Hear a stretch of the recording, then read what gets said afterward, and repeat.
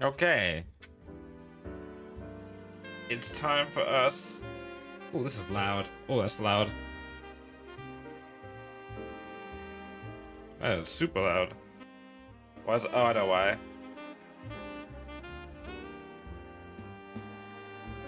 There we go. It's like super loud, but I forgot I put my system volumes up really high.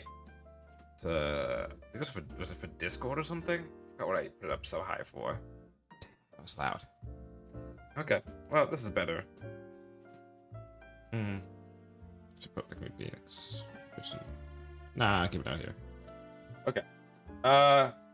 Today might be the final day of Tyrion Cuthbert. I think we're on the final case and got enough done. We're on the second part of like another investigation. Usually you have less an investigation or trial. This is like Ace Attorney. You only have like 2 days nowadays. So we'll see how this goes. It's gonna be a late stream too. Oh boy, a late stream. Oh boy. Watchy machi.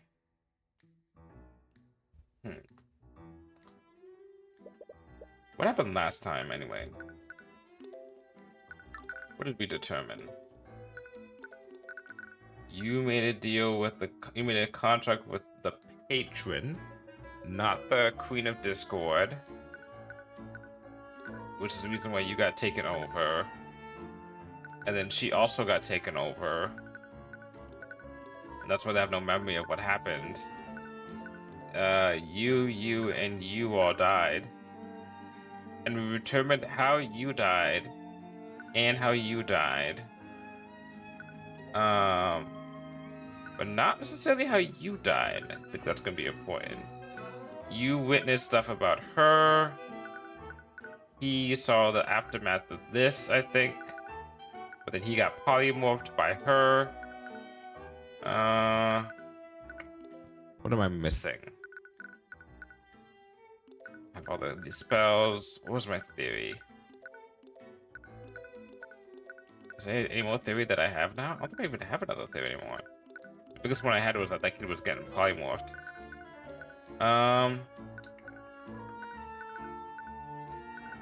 We know she's behind stuff. She has been nowhere to be seen this whole entire case. Oh yeah, these two being the same people. That was insane. That was fun.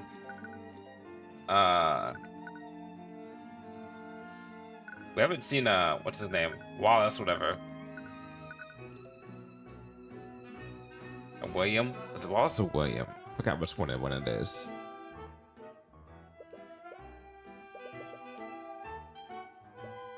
Sir, we'll be heading first.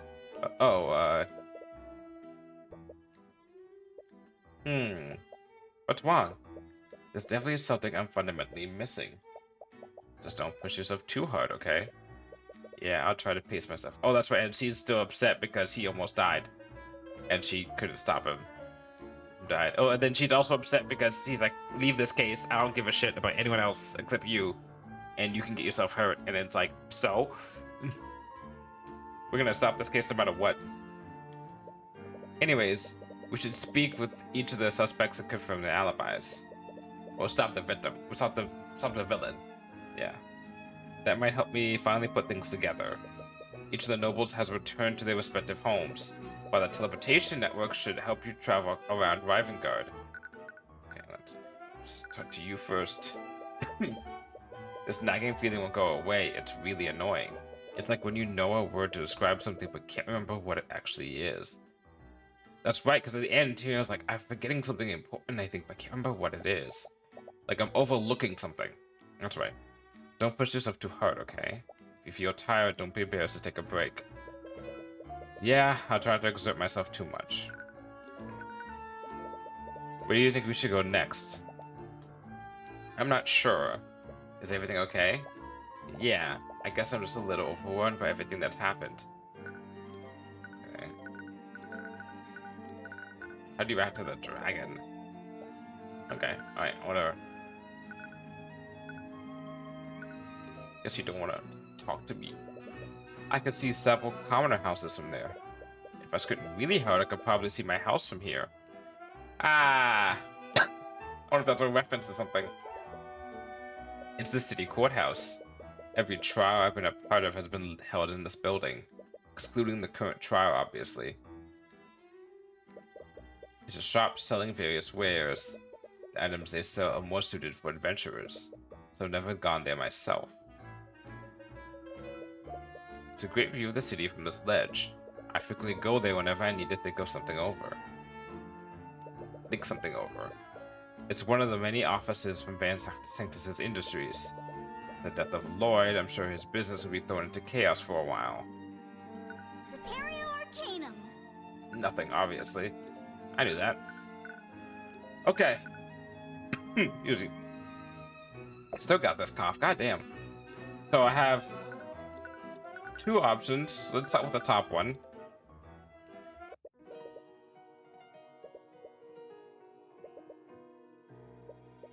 Sir, I was speaking with the groundkeeper.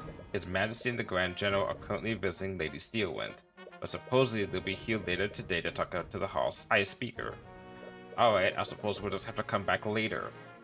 That's right, the High Speaker also has this piece of evidence about him, about his soundproof room, and I feel like that's going to be important. Ooh. Make this a coughing stream, like an ASMR stream. No, yes.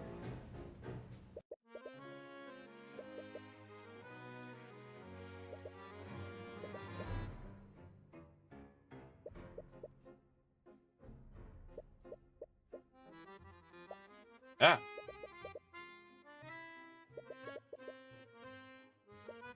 Oh, hello, friends. Sorry for Borks. Tracker thought he smelled something bad. Oh, Mr. Cuthbert. Oh, she not happy. Oh. Sorry for barging in, Laffy. No, it's not a problem at all. I'll skip the pleasantries. Do you mind if I ask you a few questions about what happened? Of course, I'll do anything to help with Lady Steelwind's situation. Should I leave? No, you were with me when everything happened. And your testimony will substantiate my alibi. Ooh. Nah, I don't think we need to look over here anymore. Prepario Arcanum. Yeah, no. I'm sure you know why I'm here. But I just want to preface this by saying I highly doubt you were behind this. No, I perfectly understand. Frankly, I'm also at a loss. I have no idea who did this. What are you talking about? It was clearly that criminal, the eye taker. Why did you go interrogate him? Make no mistake, we fully intend to, but I'd like to cover everyone else before I confront him. Let him be, Miriam. But it's his fault that our sister knew what she was doing when she gave her testimony. Don't insult her bravery by blaming Mr. Cuthbert for what happened. What? Anyways, Mr. Cuthbert has shown many times that he's acting in good faith, and he's capable of convincing the criminals that even we can't see. Convicting or convincing? Convicting. You mentioned Beatrice before. Did something happen? It happened right after she gave her testimony this morning. She fell unconscious shortly after she left the Scaled Lord's lair. She hasn't woken up since then, and Marunath has gone missing. What? It must have been the Empress of Discord. After you manifested Lady Steelwind's blood contract, we all realized why she was acting so strangely. Right, if it weren't for her, I would have never considered trying to issue a divine edict. She sacrificed herself to save Lady Steelwind. And you want me to abandon Steelwind and just run away from all this? Okay, Celeste. It seems our esteemed sister put her trust in you, Commoner. Come on, you're sad. So we will do the same. If there's anything we can do to help you, please ask. Okay. I appreciate your trust, all of you. But I have to ask, where were you all between 2 p.m. and 3 p.m. that day? Luckily, we were all together. Me, Laffy, Miriam, Beatrice, and our friend were all in the garden before 2 p.m. By around 2 p.m., my sister and Ilmatter both went missing. I can't believe we trusted her to take care of our sister. Hush now, Miriam. The Empress of Discord took control of her. There's hardly anything Miss Ilmatter could do to stop it. About that! I really do hope she's okay. She's been missing since the massacre. You mentioned that you all went to search for her. Did you see anything? No, we were originally planning to search the cathedral grounds. But when we arrived at the nave, we found Aster trapped in a force cage. Okay. Did any of you lose track of each other during that time? No, we stayed together for the entire time. But we did consider splitting up to cover more ground. But the King's Guard found us and asked us to stay where we were. Right, I suppose that makes sense. Did you see Eris at all when this happened? No, we never saw her. Okay. Okay, they're definitely, it's bolded, so that's important. She went missing at the same time that Beatrice did. That's really suspicious. You don't think it's definitely possible she was involved in this somehow? Not to mention that I take it as one of our suspects, and she's his daughter. She's his what? You didn't know? You didn't know? He says the same thing. I'd have thought that Beatrice would have told you. No, she didn't mention that at all.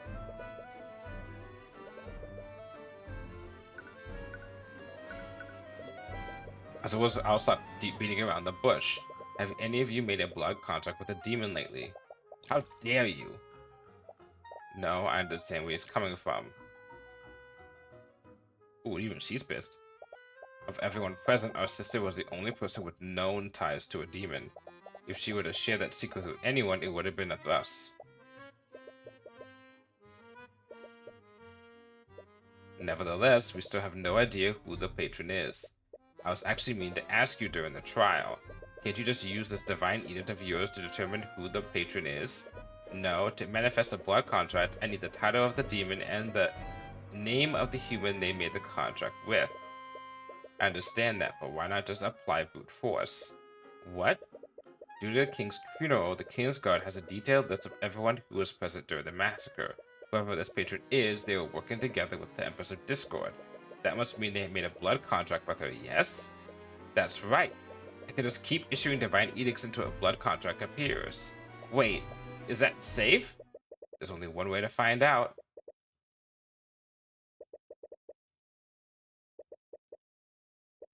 Empress of Discord, wherever you may hide, release thy guards and manifest your blood contract with Aster the Riving Guard. Oh boy! Tyrion, what's wrong? What? What's happening to him? Lazaric, use your magic to heal him. Right. Oh, you silly, silly boy. You may be half human, but you can't just go around declaring lies like that. What? And I was really looking forward to bringing you to the end of this. I haven't even started to have my fun yet. Who are you? Actually, I suppose that contract is still in effect. I guess my hands are tied. I'll save you just this once. What? Rian. Tyrion, please, wake up. Celeste? You okay?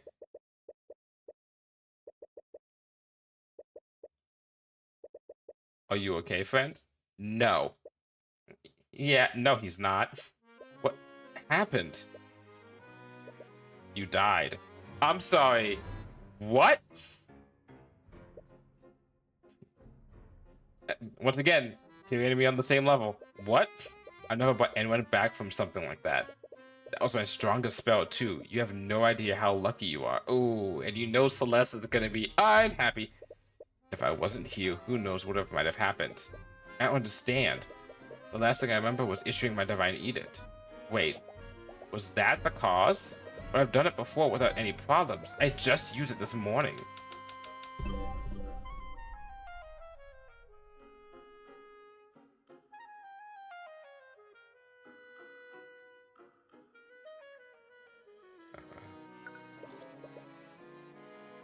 Okay.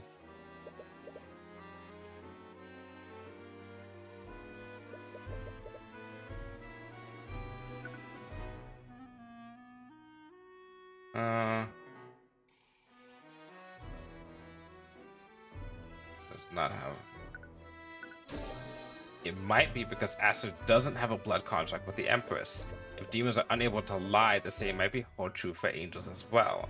The divine edict is clearly some sort of divine magic, so asking for a blood contract that doesn't exist might be considered a lie. Sorry, it's my fault for suggesting it. No, I was being reckless. Please be more careful. I don't think my heart can take this. Well, at least we know Aster wasn't behind this. He was the most obvious one.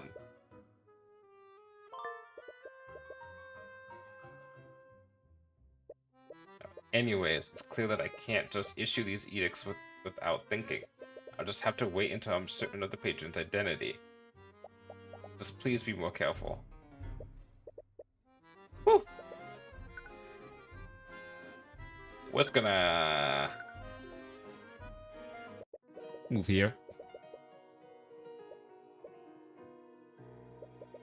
Oh, Mr. Cuthbert. How was the investigation? Are you okay?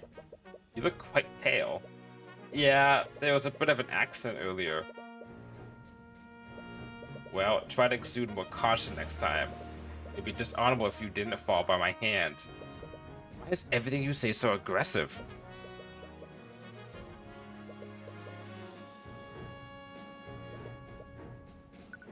Can I present what I just found out? By the way, I attempted to issue a divine edict against you. What? Why? My original plan was to issue an edict to every person I could think of, but apparently issuing them recklessly can have dire consequences. But at the very least, we know you aren't the patron. You would have had a blood contract with the Empress of Discord otherwise. Well, I suppose I'm happy I'm not a suspect anymore. Why are you looking at me like that, Cuthbert? Oh, sorry. I'm not going to attack you again. I hope you can understand my uneasiness. You did almost kill me the first time we met. What? That's not... It's because you're a Heavensborn. What? What does me being a Heavensborn have to do with this? It's difficult to explain to someone like you, but warriors such as I must hone and develop our senses to survive in battle. Eventually, we develop the ability to sense hidden enemies and anticipate danger. I'd heard that such senses are heightened when the presence of extraplanar entities. Until I met you and Beatrice Vega's familiar, I thought those stories were completely nonsense. Me and Maranath? As a Heavensborn, your blood is said to originate from the heavens. I wouldn't go as far as to say that I believe in the existence of other planes, but I admit that I still feel a certain aura from you that doesn't feel quite human. So that's why you attacked me? I was exuding a threatening aura? It was actually the opposite. Your aura was too calming and benign. I thought it must be some kind of trick or illusion. I see, that's quite an astounding ability. What about you, McCoy? What? Did you not sense a similar aura when you first met him? Is that true? Well...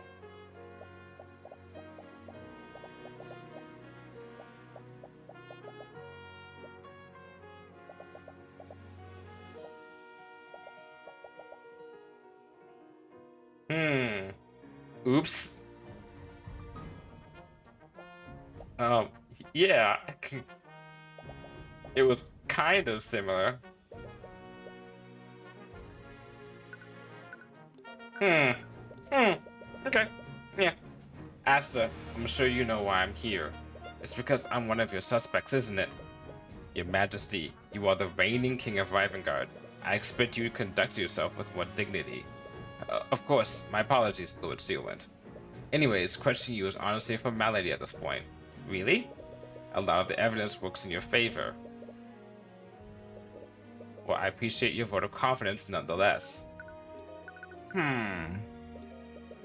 Lucy, have you made any headway in figuring out who set the trap for Aster? No, I haven't. It makes me uneasy that you let someone get that close to my father's body. Yes, I can't begin to apologize for my men's incompetence. If they were more vigilant, perhaps we could have avoided this whole tragedy entirely. So your men were guarding the late king's coffin. Yes, there wasn't a single moment when his body was left unguarded. We found traces of illusion magic at the location of the force cage, although we're still not sure about who could have set the trap. There are also members of the King's Guard that can cast Force Cage and Glyph of Contingency, and many of them fell comatose during the massacre. So we don't even know if one of them betrayed us. Do you think my men are that weak, Your Majesty? I think anyone can be made weak when put through enough stress. Regardless, we have no way of telling who may have been guarding the coffin where the trap was set. This means that we have no way of telling when that Glyph of Contingency was set. I was actually meaning to ask about that. Couldn't we wait for the 48 hours to elapse? If we make note of the exact time the traces of evocation disappear, we can work backwards to discern the exact time the trap was set. Well, normally we could. When the spell activated, I unfortunately panicked and cast a fireball to try and destroy it. Of course, it didn't even put a dent in the Force Cage. Because of that, he left traces of evocation and the exact location of the Glyph of Contingency. We can't discern which traces were left by the patron's Glyph of Contingency or His Majesty's Fireball. I'm gonna put out there that I still think this is making Aster look a lot more suspicious. I'm terribly sorry about that. But why? Why would...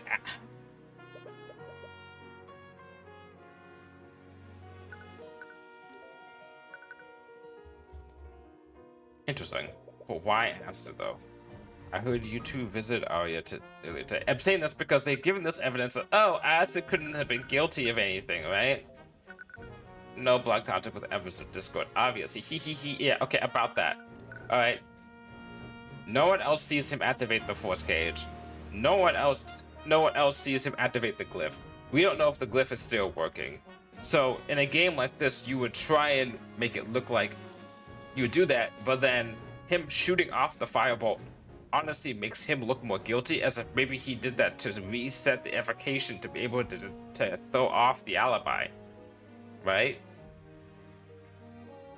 Because it's possible maybe he put down the Force Cage himself, then put down the Glyph afterwards, then shot the firebolt to make it look like he tried to stop it, and then you won't know when, right?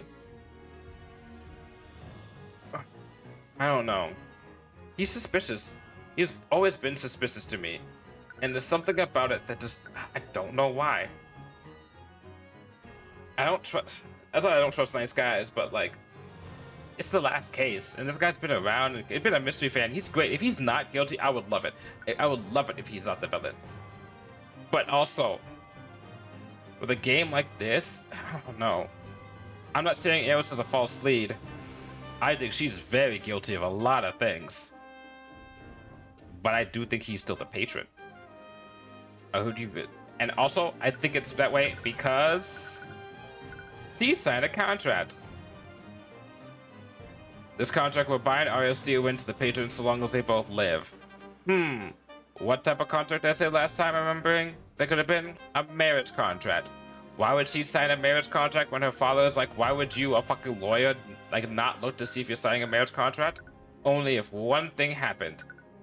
If somebody, like the person dealing with the marriage contract, or said other party of the marriage contract, had her sign, because she is smitten with this guy. To visit Arya earlier today. How's she doing? I think she's doing the best she can, all things considered. No thanks to you. What? Only in this situation because of you. Lucio, that's not me. You're the one who's heartlessly prosecuting her. She's far too weak for this. If that's what you truly think of her, you're grossly misunderstanding the kind of person that she is. She defied the role you tried to force onto her, and she instead dedicated herself to fixing a broken kingdom.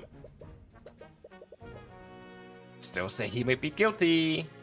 And also because he has a little bit of a motive, because of the fact that he notices that all the people of the house are kind of corrupt.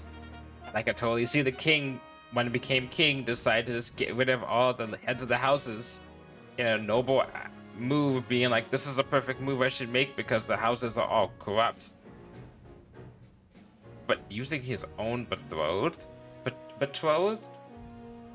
I don't know. Ever since this started, all you've done is insult her. But you know nothing about her, and she's far stronger than you realize. Despite her lineage, she's always carved her own path and pursued her own justice. Her own path. She's only become a prosecutor because of His Majesty. What are you talking about? She became a prosecutor to fix our corrupt justice system from the inside. And who do you think should put those ideas into her mind? If she wanted to fix our justice system, she could have easily done so by slowly weakening House Sybil's influence. But she knew about your strange adulation of Ruby Timora, and she knew how closely you followed each and every one of her cases. I know why she became a prosecutor. She thought that if she became like your idol and defeated her, you might finally notice her. You're wrong, Lucio. Arya Steelwind would never care about me that much. Are you seriously that dense? When you were still engaged to Lady Frigga, you flaunted your relationship in front of my daughter with no regard for her feelings. I remember each and every time I heard her silently crying in her quarters because of how oblivious you are. She's changed every part of herself in order to please you. I had no idea. My daughter is far stronger than any of us, but she's weak when it comes to you. Whew. Okay. And that's the sinker. That's the sinker. Lucio, there's no point in fighting amongst ourselves. Please stay focused on the investigation.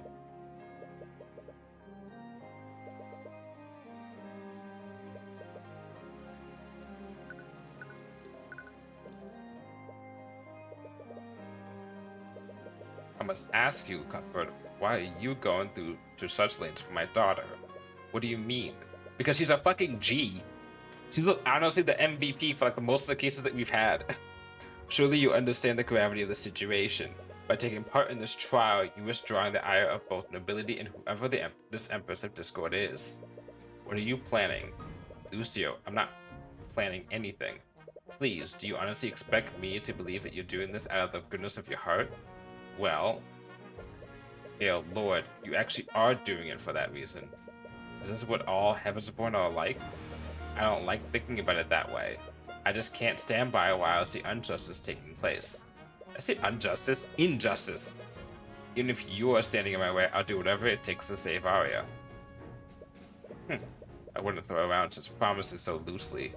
I'm not. I will save her, Lucio.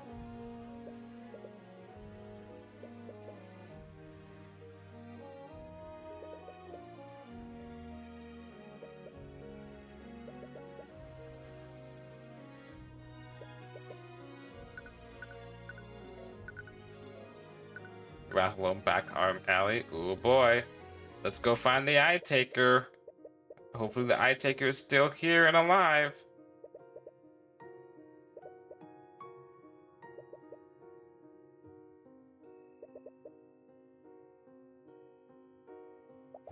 Are you ready? Yeah, let's do this.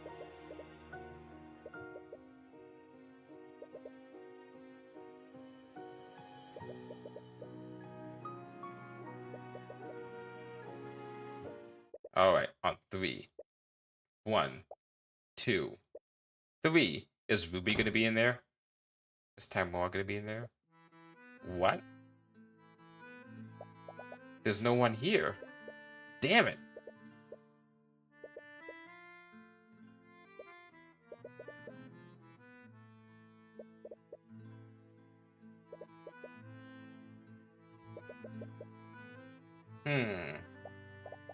I guess there's no point in staying hidden anymore.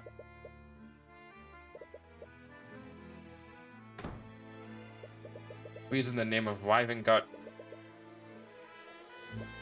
Be careful, sir. They appear to have turned themselves invisible. They're not here, you idiot. Oh. This nation's finest, people. Yeah. He had the last piece we needed. None of the other suspects had the means nor the motive to do this, but he's probably long gone by now. It's over. I'm sorry. But you did everything you could, didn't you? But it wasn't good enough. There's one person that we know who can who is buddy with the Eye Taker in a sense, and knows Eris. There's one person, Tyrion, that you can talk to. Maybe you can talk to your adoptive mother that you're still angry at.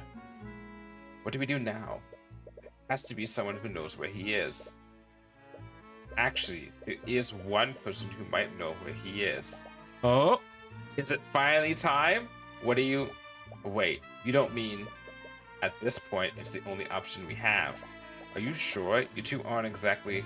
I know, but I can't let my personal feelings get in the way of saving Arya.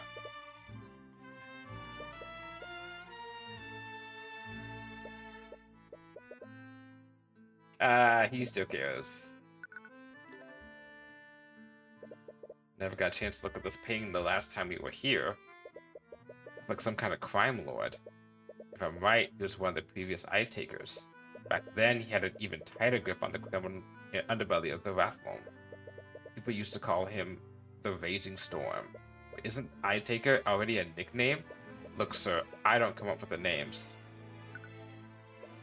It's a bookshelf filled with several fantasy fiction novels. There are a lot of books from the series I have read. Hey, you have things in common. There are several fantasy novels stacked on the desk here. The Eye Taker must have been a fan of the genre. Looks like this fireplace hasn't been lit in a while, but I can still see the burnt remnants of some documents. It's a table that the Eye Taker sat at the time we were here. There's a thick layer of dust on it now. You can see the back alley entrance from the window. The Eye Taker must have used this to get a good look at visitors. Okay. Repario Arcanum. Nothing.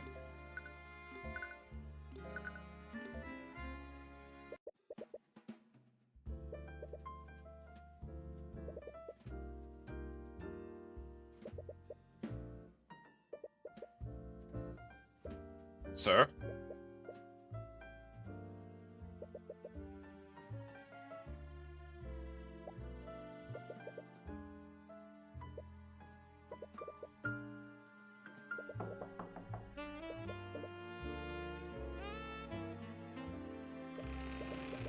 I'm sorry for the inconvenience, but I'm not currently accepting clients at... Cuthbert? Ah!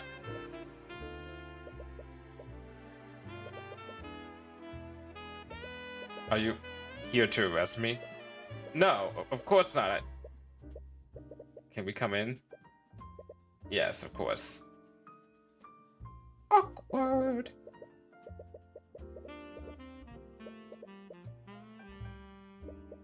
Hey, Celeste. Could you take the knights outside and do a perimeter of the building? What? But... Are you sure? I am.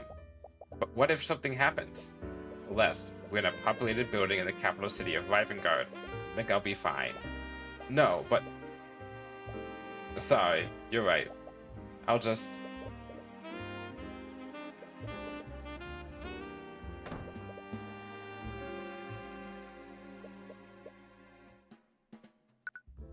Let's just look around a little bit. The painting of a noblewoman? Not quite, that's Eliza Tantivy. She was a common folk professor at the Imperial Academy, and this portrait was commissioned by one of the noble patrons. It really just shows off their wealth, though. Doesn't celebrate anything noteworthy. Why do you have this, then? I like her. And she's a good reminder that the common folk are just as competent as the nobility. It's a painting of some kind of pirate. He was a pirate that was famous for ruthlessly destroying the ships of anyone who stood in his way. During the Great Luminite War, the Rivengard Crown hired him as a privateer to protect Aranax from the Theocracy's navy. He sailed near my hometown. During the Great War, Aranax was a vital foothold for Rivengard's navy. Unfortunately, he was captured by the Theocracy and executed for his crimes. Right here, he gave them the runaround for 8 years before he was captured. And he found the One Piece! It's starting to get dark outside.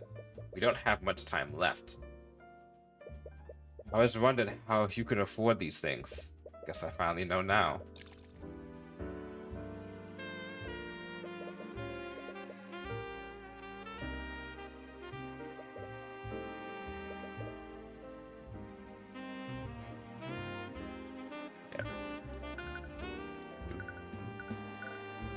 Yeah.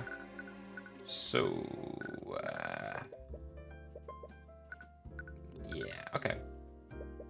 Is Celeste okay? She seems to be a bit on edge right now. Yeah, I think she's just been overprotective lately. I don't really blame her. I did almost die a few times in the last few days. What? It's a long story. I don't think I'm even allowed to talk about it, especially not with you. I received your letters. Oh, did you? I haven't gotten the chance to read them yet. Of course, whenever you're not busy.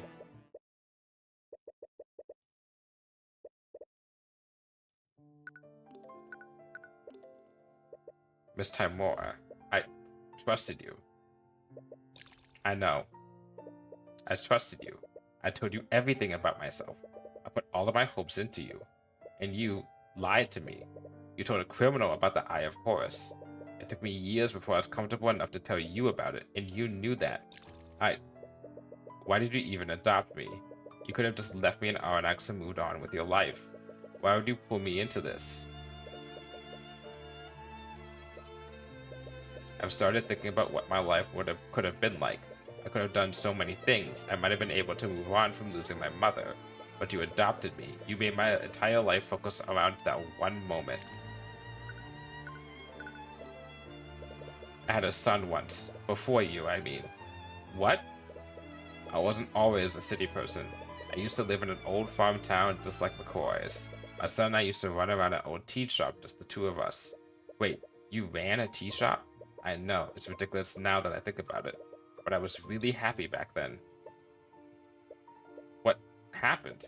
One night, a local nobleman had too much to drink at the local tavern. He barged into our shop and started destroying it with his magic. My son tried to stop him, but the Inquisition swept the entire case under the rug, obviously. They said that the nobleman felt threatened and acted in self-defense. What was his name? It was Ryan. It's almost like saying it was Paul in a fantasy setting. Oh. What did you do after Ryan died? I thought long and hard about what I wanted to do. I was hurt and blinded by rage, so I decided I would take justice into my own hands. Wait, you didn't... No, at the time, I thought that killing him would be too easy. I broke into his manor and found every incriminating document I could find. I found everything from records of legitimate children to plots he was making against other noble houses. I released everything to the public. It absolutely ruined him. That's when I realized that there was a way to make them pay. You didn't have to harm or kill anyone. You could just beat them at their own game. You could use the rules and laws they made against them. Just like an attorney. Yeah, just like an attorney. When I realized that, I moved to the city and started studying law. I read every book there was to read about Ravengard's laws, and I learned how to work the system. I started with representing clients who were clearly being framed by the nobility, but I really didn't care about saving them. I just wanted to see the look on each noble's face when I implicated them with irrefutable evidence. But it got more difficult. As I started punching higher, the nobles got smarter and more influential. I continued to acquit my clients, but the trials got closer and closer each time. But I was arrogant, and I felt invincible. I thought that no matter what happened, justice would prevail. And then your mother's case happened. I've never met someone that remarkable before. She had this way of making you feel happy, no matter what kind of mood you were in. Yeah, I remember. But I failed her, and I failed you. Miss Timora, I never once blamed you for what happened. I know, but that doesn't change the fact that I couldn't acquit her. She was executed because I didn't do enough. When you asked me to train you to be an attorney, I was blinded by my desperation. I felt so alone and helpless. I wanted someone, anyone, to carry this burden with me. So how pathetic must I have been that I looked for that in a grieving 10-year-old child? When I looked at you, all I wanted to see was myself. I saw a hurt and broken person who wanted revenge on the nobility. Ah, she's like Batman. She's like Batman who saw after Batman took in Robin. Except Batman made the mistake. Batman's, thing is like he doesn't want the Robins and all the other proteges that he has to be like him. He wants them to be better. But she just wanted them to be him. She wanted Tyrion to be her. That was the biggest mistake that she's made. I was too self-centered to realize that you are nothing like me. You care about people, and you cared more about saving your clients than harming their nobility. I think I knew that all along, but I refused to see it. Maybe you were right about me. What? Maybe I was just using you to make myself feel better. I took you from your home and forced you to dedicate your life to my dream. Maybe I never really cared. If I did care about you, I would have never pulled you into a life like this. I'm sorry, I can't begin to apologize for doing that to you.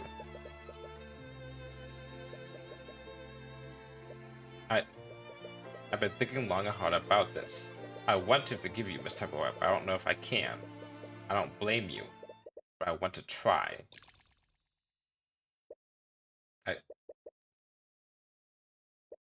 Miss Tamura, no, don't call me that. What? You can truly find it in your heart to forgive me. I want things to be different this time. I'm not your superior nor your mentor anymore. We're equals now, so call me by my first name. Okay, Ruby.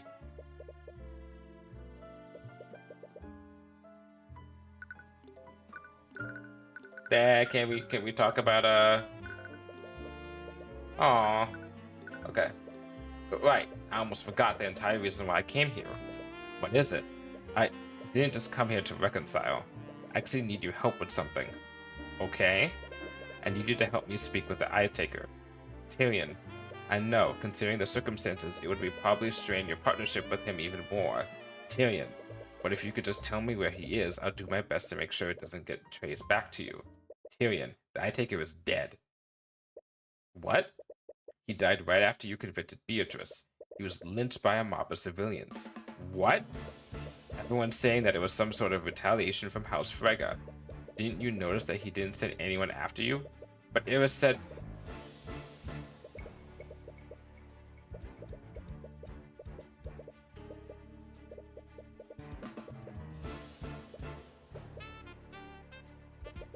Then why would Iris say that? Iris? Who's Iris? What? You've met her before. She has long black hair and she wears a black dress. I suppose she really likes black. But anyways, she's the Eye Taker's daughter. Tyrion, the Eye Taker's daughter has red hair. What? She was there when we spoke to him during Beatrice's trial. That's right. What are you talking about? She was never at that meeting. Oh, fuck, Eris. Oh, you can't do anything here. But wait, why couldn't you do anyone here? She was never at that meeting. What? What the fuck? Eris tried to interrupt that, but she couldn't. What the fuck's going on?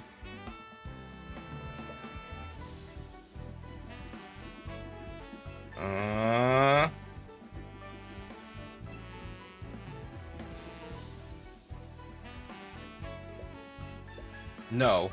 Tyrion, what's wrong? Why are you looking at me like that?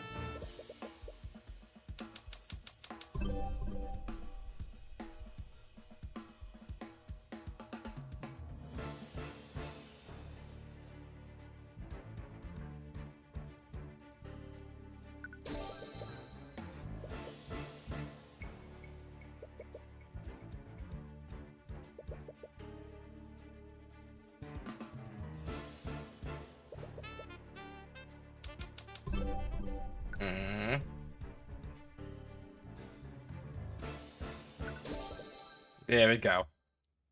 Clutch. Oh. Oh.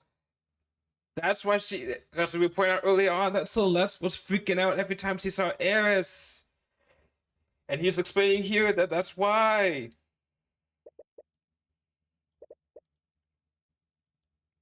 Yep.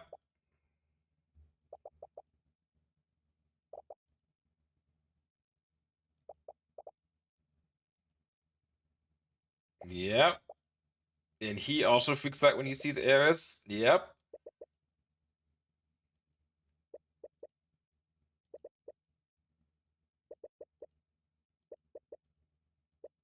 Tyrion, talk to me. What's wrong? Ruby, I'm about to do something stupid. If I fall unconscious, I need you to call Celeste and tell her to contact Lord Acephalus or the Archduke. What?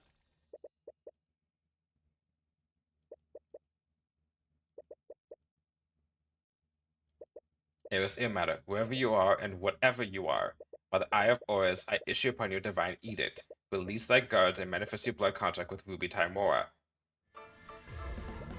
So, you finally figured it out, my dearest Tyrion. So, you finally awakened. Got you trying to cross the border. This entire time, I've been chasing you. It's been so entertaining watching you scramble around. You've been making contact with people across Rivengard. You took control of Arya and Beatrice. But why? Why would you want to do any of this? Oh, I can't possibly reveal all my secrets. This isn't the proper stage to have our final battle. I suppose that you've come this far, so how about I give you a little gift?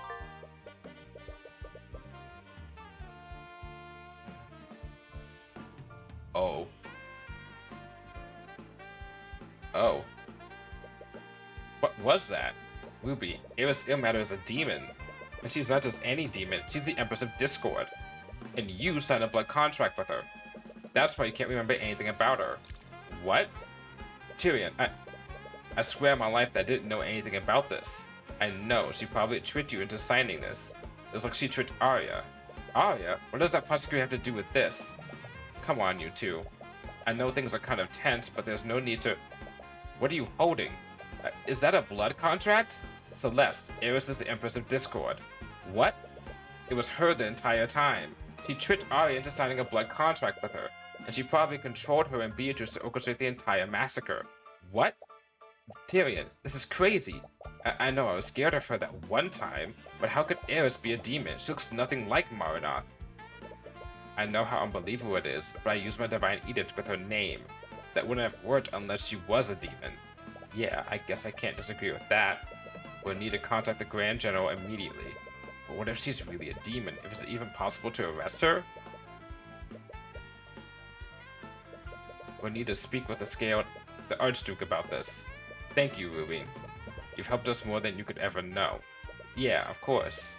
Let's meet up with everyone. We need to discuss our next course of action. Right. Tyrion, have you been using the Eye of Horus lately? Yeah. I can't say much about what I'm doing right now, but I am in the middle of a case. It's just that... What's wrong? Never mind. I don't think it's my place to say anything. I think I'm just being a usual paranoid self. I'm not the one with the ability to read minds anyways. So if you are not seeing it, it's probably nothing. Okay?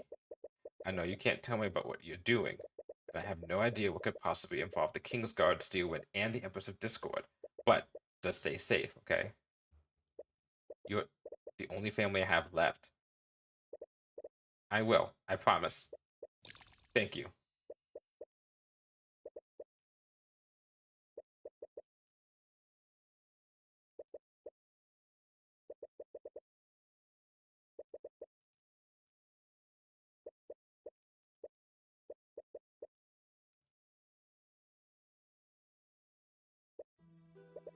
Is something wrong, Commander?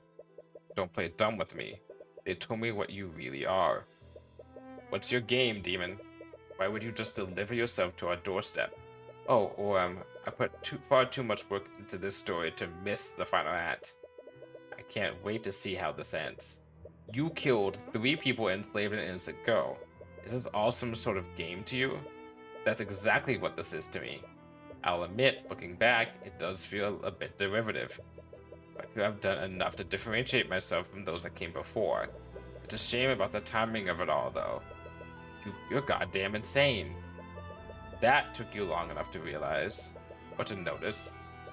I guess the Office Inquisition Commander does have some observational skills after all.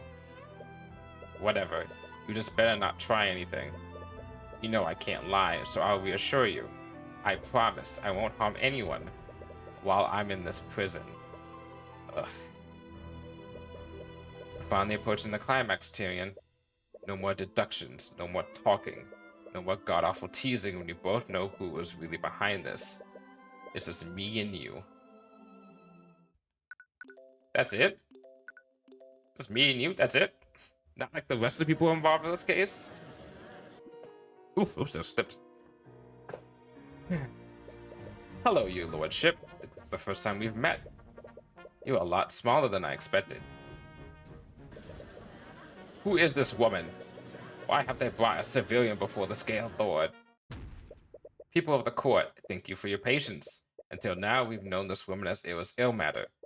And ever since the massacre, we've been trying to determine who orchestrated this. We only know that Arya Steelwind signed a blood contract with a demon called the Empress of Discord. We still know very little about this demon. We had no idea who they were or what they even looked like. But we know the truth now. People of the Rivengard nobility, the woman on the witness stand isn't a civilian. She is the demon known as the Empress of Discord. Gasp! Gasps! Are we safe here? I have no idea how, but her form is that of a human. Using this disguise, she entered the Ganthet Cathedral, posing as Beatrice Frega's guide. She then aided the patron by using Beatrice Frega to help Arya Steelwind massacre members of the nobility. Objection! Why are we continuing with this? She's already admitted to taking part in the massacre. Let's force her to tell us who the patron is and be done with this. Ah, how typical. The Grand General thinks he can solve all of his problems with violence. But let me ask you this, why are you assuming that the patron is a human? What? In Arya's contract, it says the patron is the individual who gives the contract to her. How do you know that I am not that individual? I go by many names, the Empress of Discord is only one of them. If that's what you're trading is true, then that makes this a simple matter. We simply need to execute you for the crimes against the kingdom. Haven't you forgotten what my underlings said during Frega's trial? As a demon, I can never truly die. If you destroy my body, I'll simply reform in the abyssal hells. I wonder what might happen to your daughter if you were to draw my ire. You're prosecuting her and playing the villain. If I know the truth, you secretly care about her, don't you? What nonsense are you spouting? You fucking Tsundere, shut the fuck up, we know, everyone knows. When you thought she had Mage Blade, you had to prosecute her. You held onto the little hope that you could convince her to take a plea deal. As a king's wife, her position might have been salvageable. And you did this all so she can be with her beloved Aster. What? But then it was revealed that she signed a blood contract with me. That changed everything. Mageblight is one thing, but a demon owning her soul? She can't very well be a queen like this now, can she? You had to find out who the patron was before her trial ended, didn't you, Lucio? Otherwise, your beloved daughter would never be free. She just checkmated you, dude. And you did all of this because you feel bad for what you did to her. Everything I've done for the good of House Steelwind is for the good of House Steelwind. Oh, is that what you were doing? Because the way I see it, you abandoned her for her entire childhood. You felt so guilty about killing her mother that you couldn't bear to face her. No, Eris, stop this. And you know what that did to her? You didn't just take her away from her mother, you took away her father too. You starved her of any affection. She couldn't help but latch onto the first person to show her any kind of superficial kindness. Interesting. Why are you saying superficial? Eris. She didn't fall in love with Aster, she became obsessed with him. She thought being her own person, and she clings to him like a parasite. She changed everything about herself to suit his likes and desires. And you know deep down in your heart, you know that if he is ever taken away from her, she will fall apart. Since I pity you so much, I'll let you in on a little secret. Killing me won't save your daughter, and you don't have the means to confine me. Even if you know who I am, your daughter will never be safe from my influence. What? I suppose there's one possible way to break my contract. What? What is it? My contract will bind Arya Steelwind to the patron so long as they both live. If you truly want to free your daughter from my control, all you have to do is kill her. Do the poor thing a favor and put her out of her misery. You little wretch! I will hunt you till the end of... That's enough now. Come on now. Thank you, dragon. Enough. Lucio, you cannot antagonize her if you want to find out how this happened.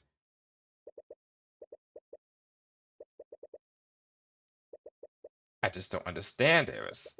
Why are you doing this? You're not a noble. You're probably not even a citizen of Rivengard. Okay. Why would you go through the trouble of doing any of this? Tyrion, why are you here?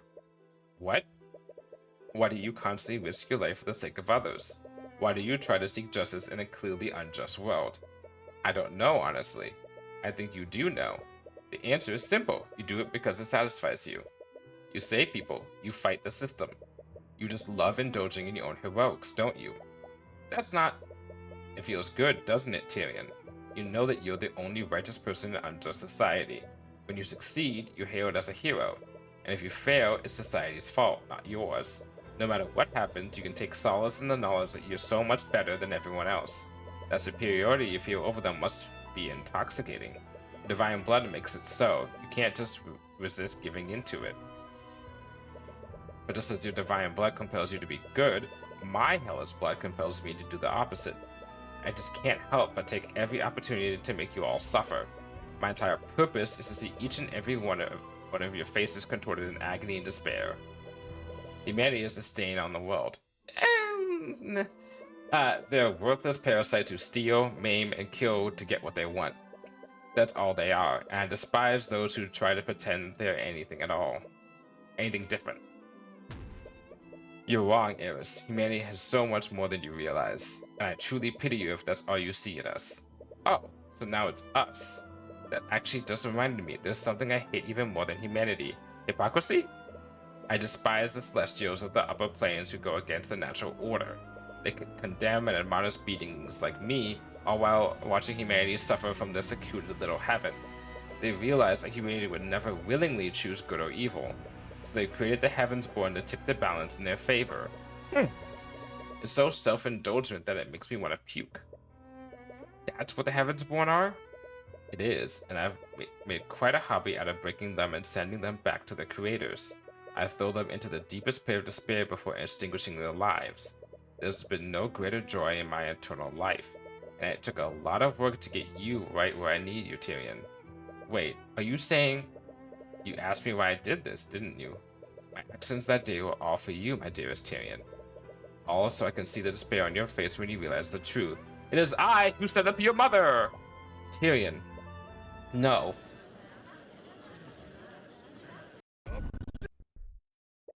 Why is it fucking up? Why is it fucking up right now? Come on now, game. We're in the final act. You can check through this. Come on now, we're almost at the finish lap. Alright, that's enough out of you, you witch. Lucio? Cuthbert, you promised me that you were going to save my daughter together. I'm sorry, You said those words to me with such conviction. Yet, here you stand, quivering like a grunt in his first battle. Bitch, you were the same way like 5 minutes ago. Cut me some slack. Are a few meager doubts enough to force a retreat from you? Is that all it takes to defeat the infamous Tyrion Cuthbert?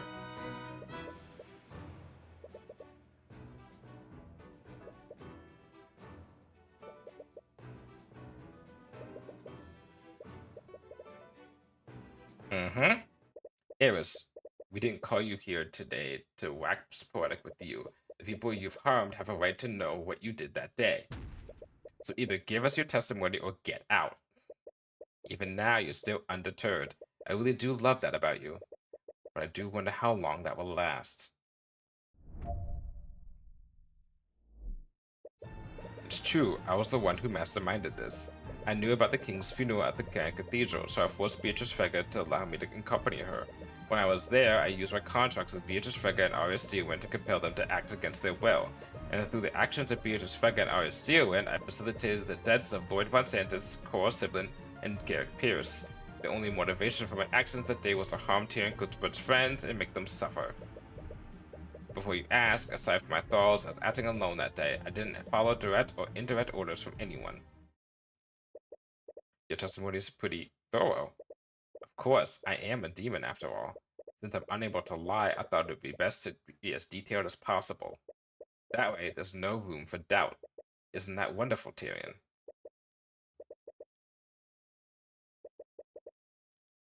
Okay. Okay, so we gotta press everything. So you completely carried out this plan yourself. Well, I clearly had the help of Beatrice Vega and Arya Steelwind, so I wasn't truly acting alone. But she's not saying if she had anyone else helping. You know what I meant. Yes, I just can't help myself sometimes. To say things plainly, no human willingly helped me with my plan that day. Let's go, Aster! You're off the... You're off the...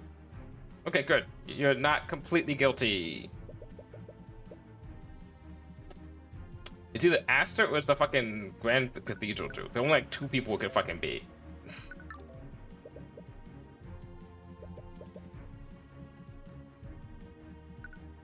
Okay. How did you find out about it? It was supposed to be a closely guarded secret. Oh, Tyrion, I can't tell you all of my secrets now, can I?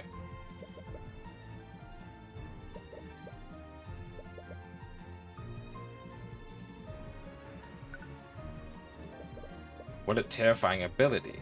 Thank you for noticing. That wasn't a compliment. I find it all quite sickening how you demons prey on people. Prey? People know what they're signing up for when they sign a contract with a demon. You can hardly blame me for collecting what was freely offered. Please, we both know that Arya didn't knowingly or willingly sign that contract. Aren't you just assuming that? What? How do you know that she didn't knowingly sign a contract with me? My client would never willingly sign a contract with you, Eris. Really? What if I were to threaten her dearest fiancé? You may see Arya as a paragon of justice, but everyone has their breaking point. If that's true, tell us under which circumstances Arya signed that contract.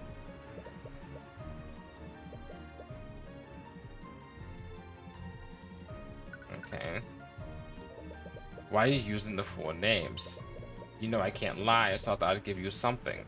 For example, I could have easily referred to another Steelwind or another Frega that I enthralled. That list is very long, you know. Oh.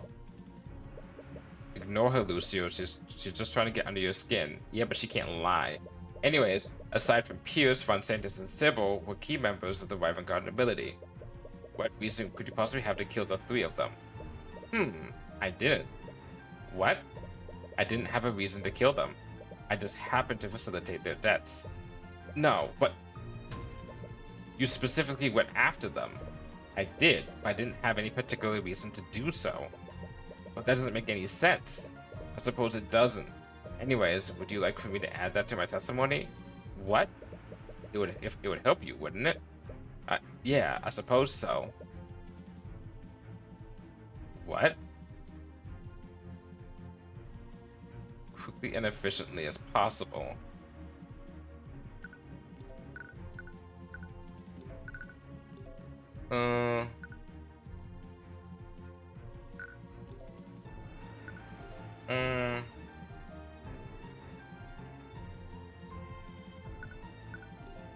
Something about this is...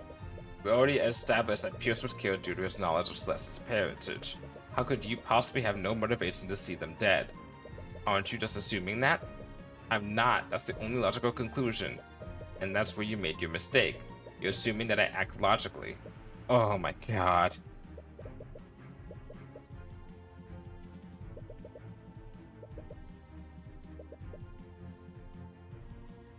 This actually is kind of hard.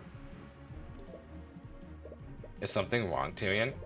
I went through all this trouble to get your attention. The least you can do is appreciate it. Objection.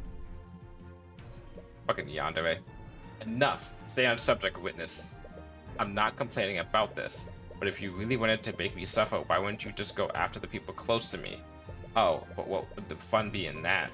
Killing people is such an easy task to accomplish. Even a child can do it. There are much more effective ways to make someone suffer. Okay, alright. Why do you find the need to specify that? To leave less room for doubt.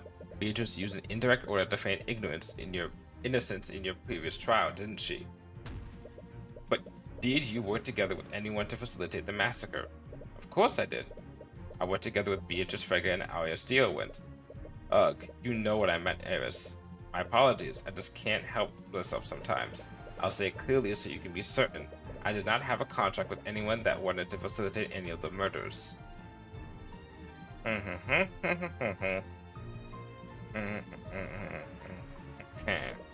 I was acting of my own free will.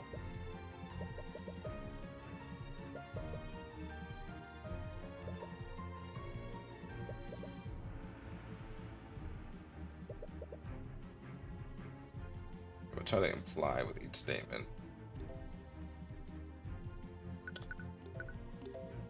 Okay. Instead of examining the wording of her statements, focus on what she's clearly trying to imply with each statement.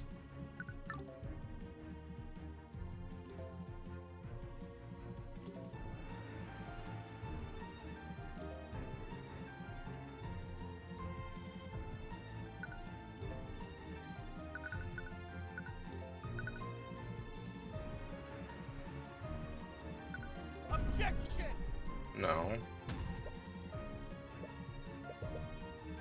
Oh, what? Did she just fourth wall break? Oh, God, no. Oh, that's scary. Hmm.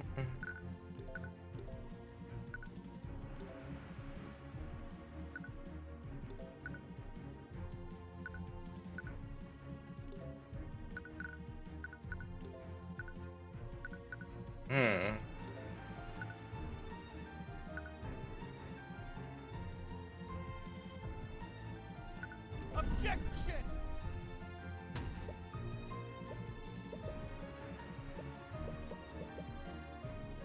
Okay, alrighty. Uh...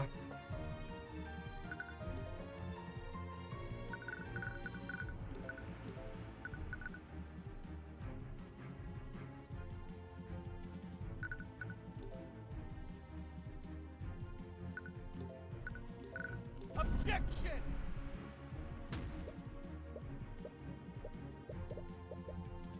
Hmm. Maybe she's not trying to... What's that too? Hmm.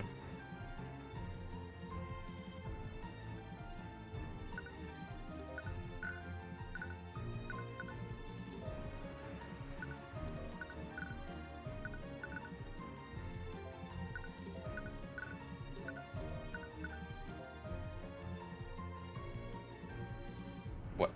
What? Objection! But we don't care about, like, everyone who died. We don't... Because we take his friends and make him suffer. Yeah, but, like... Why would killing these fuckers give... We don't give a shit about them.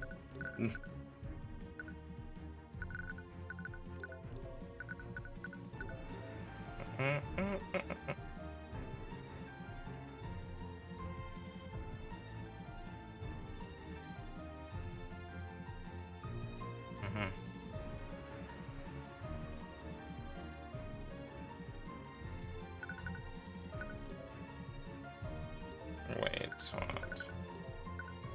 Objection! No.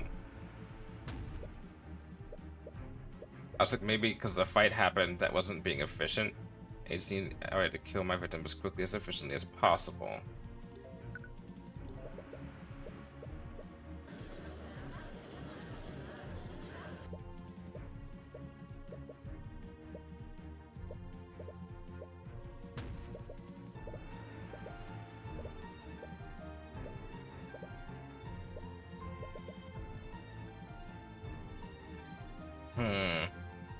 I have a reason to kill them specifically.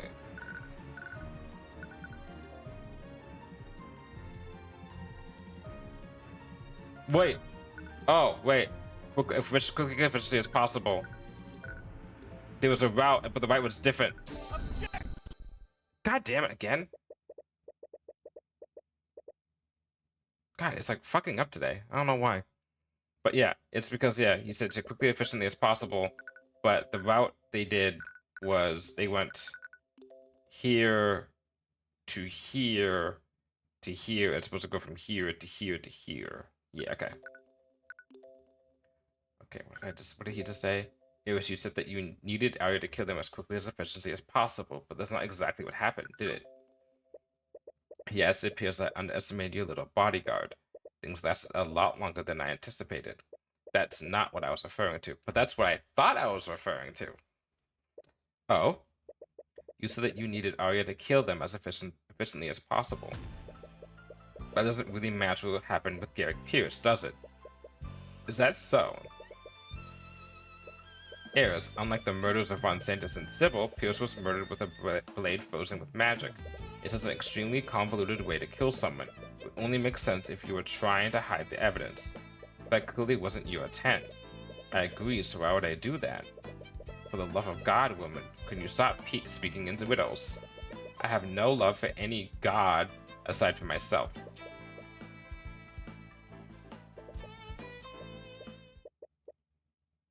Yeah, let's think about this.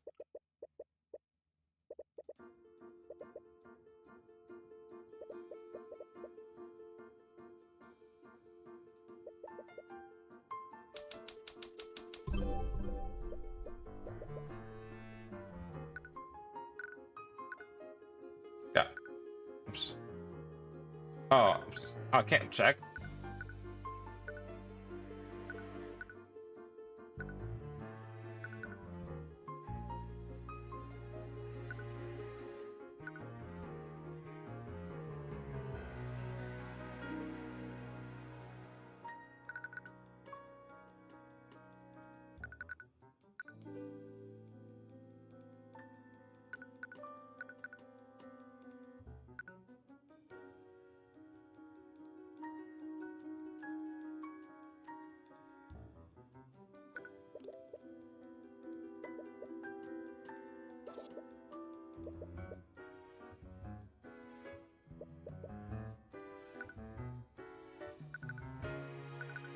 Hmm.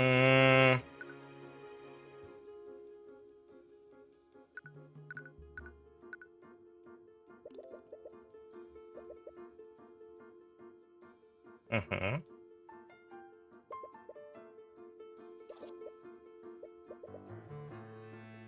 Did it have a reason?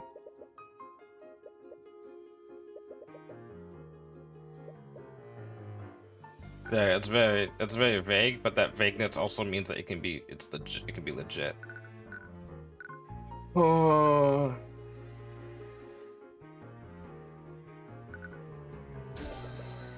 Her victims instead of the victims.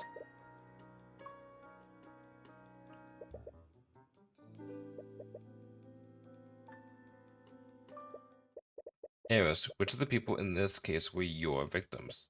Well, considering what happened, you could say that everyone at the cathedral that day was my victim. Yes, but who was killed directly by Beatrice Vega or Arya Steelwind? I knew it. You're hiding something, aren't you? If that's what you think, it's definitely possible.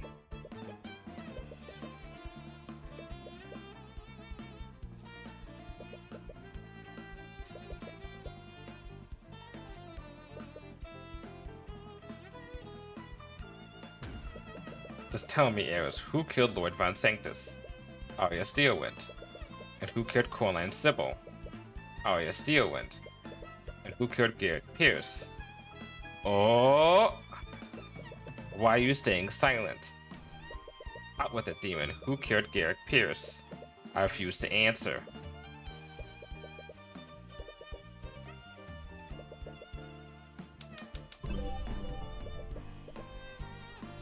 Then, the only reason why she would be one of us to find out who killed Garrett Pierce is that it would be something that would fuck us up if we knew. Oh, I didn't even, I just accidentally, I didn't see the options. I just hit, oh, okay. All right. Eris, you're not the patron described in Arya's contract, are you? Who knows? I've never confirmed or denied that. Are you serious? I go sick of your games, demon.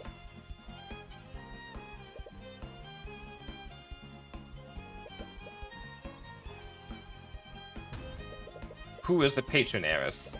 Who is responsible for all of this?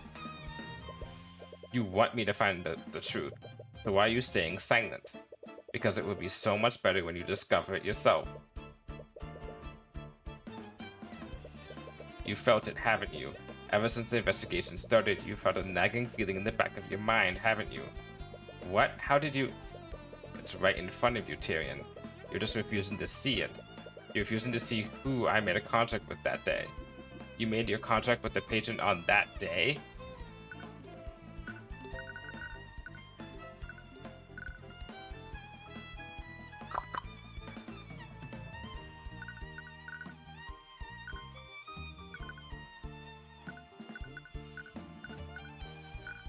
No way.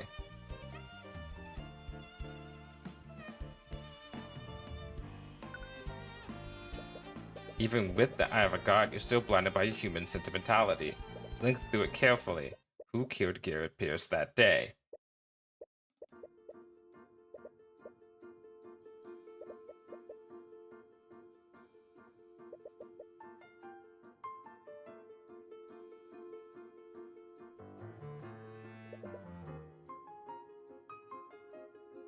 Okay.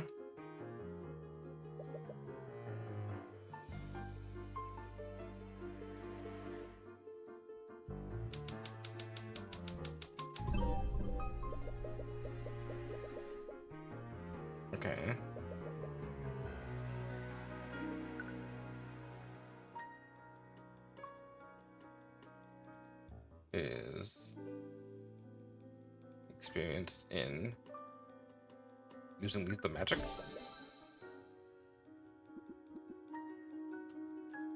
How?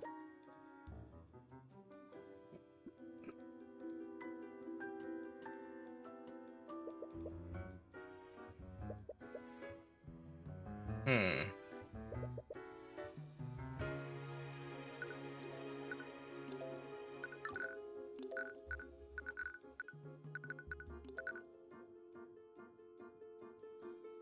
But impossible. Shatter.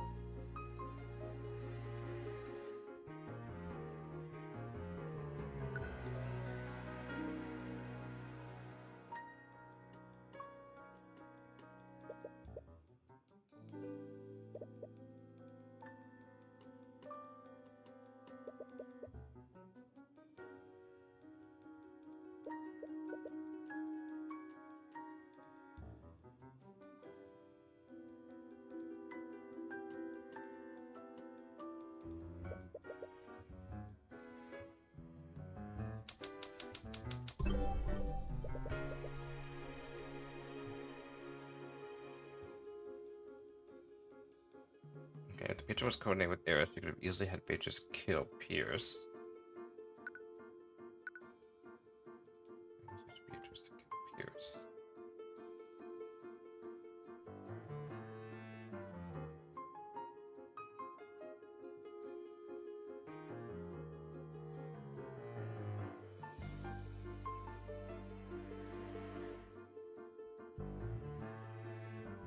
Wasn't able to.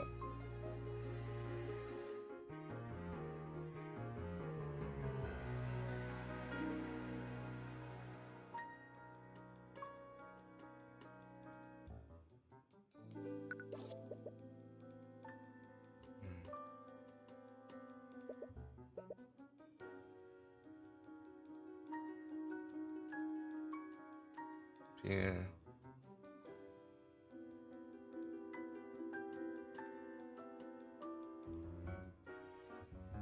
Able to kill Pierce.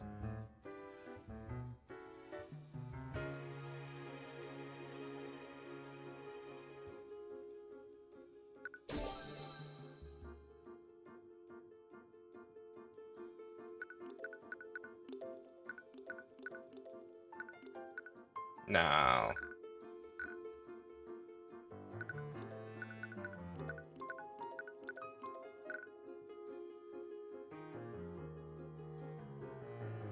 Oh, wait.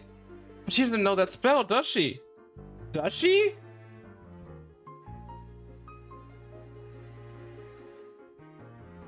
Oh, God. No.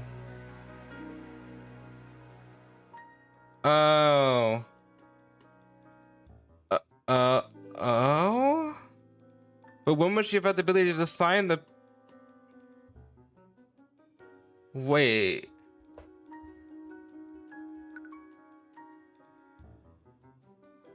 When would she have had the ability to sign it? Because that would have been... Okay.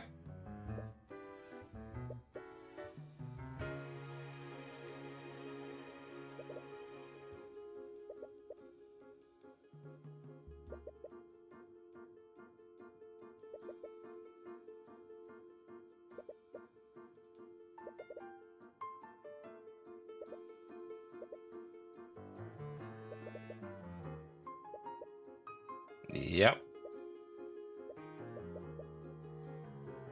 The only two people who she could possibly be.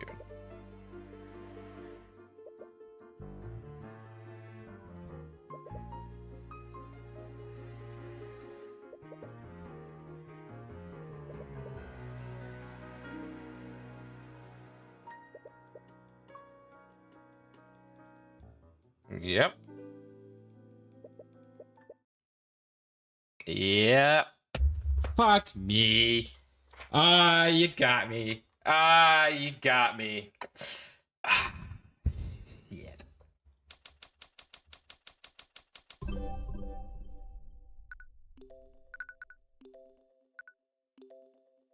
This game go from a 9 to a 10. What? No, that's not.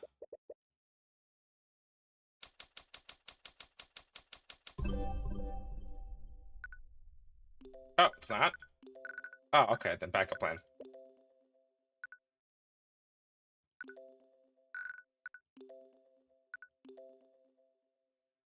What?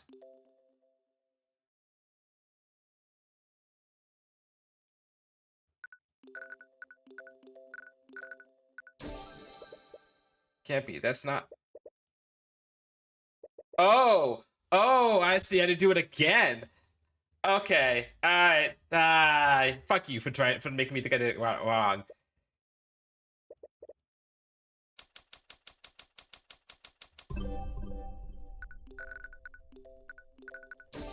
Stop it. It has to be someone else. She would never.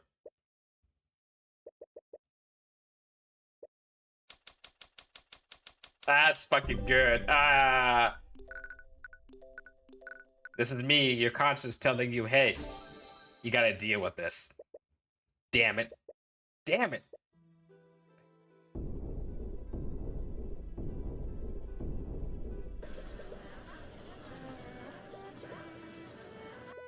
What? What is it?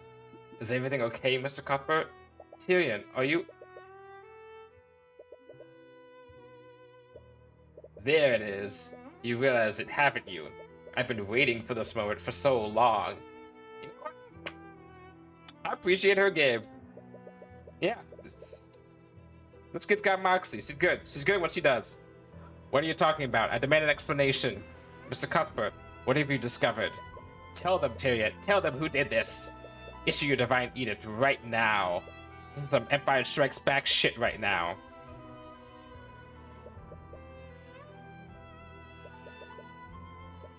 It was a matter. Empress of Discord. Tyrion Cuthbert, Attorney of the Arcane. She said the title! By the Eye of Horus, I issue upon you a divine edict. Release thy guards and manifest your blood contract with... Say it! Say her name so that everyone can hear it. Release thy guards and manifest your blood contract with... Celeste McCoy. Think! Oh boy.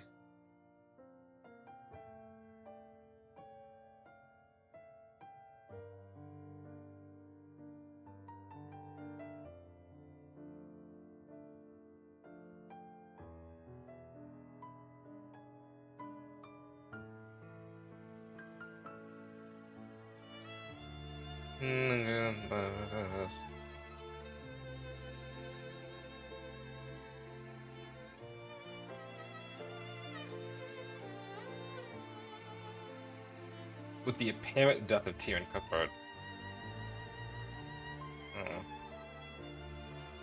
So when would I have died? Huh. I mean, she could have just killed me at any point. Gone as Celeste and been like, I killed him. I'll bring her back. I'll bring him back then if I wanted to. I'll kill him. I'll bring him back if I wanted to. And I would not remember that. Huh. The dragon has no shocked face. Come on now. I died? Tyrion, I'm sorry. What the hell is going on? Demon, what is the meaning of this? It's exactly what it looks like. The patron you've been looking for has been right in front of you the entire time.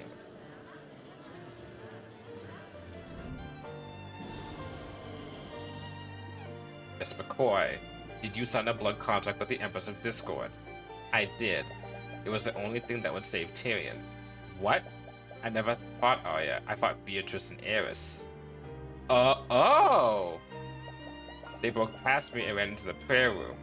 That's why she's so sad and she's like, I failed to get you back because she actually did fail and I actually did die. But the person they killed wasn't Pierce. It was you. Tyrion, you... Oh, so that's why I saw Beatrice. Ah, that explains it. Do you realize now, Tyrion? Stop it. Celeste McCoy is the most important person in your life. She was the last person you thought you had that had betrayed you. And she signed away her soul to me, also so that she can save you.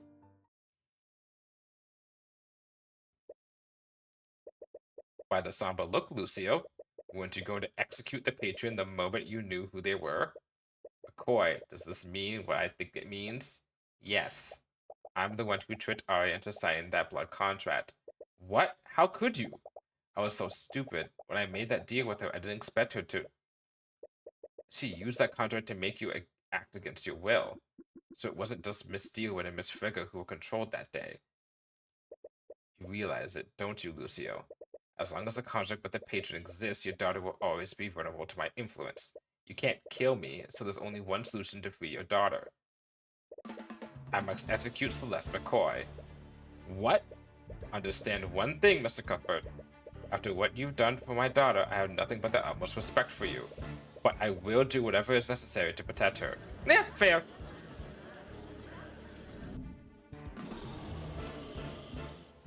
Lucio, we can't act rashly. I'll let you all in a little demonic secret. It doesn't matter if you confine her within a prison. The patron will be able to take control of Arya no matter where she is. But if you kill her, Arya will finally be free from my control. Do it. What? What are you saying? I should have done this from the beginning. When I realized what happened, I should have just come forward and admitted to what I did. But I kept holding onto the hope that it was all some kind of trick. Are you kidding me? I prayed and prayed for the patron to be someone else. Tyrion, I was hoping you'd find something that would prove that all of this wasn't my fault. So that's why she's been crying this whole entire time.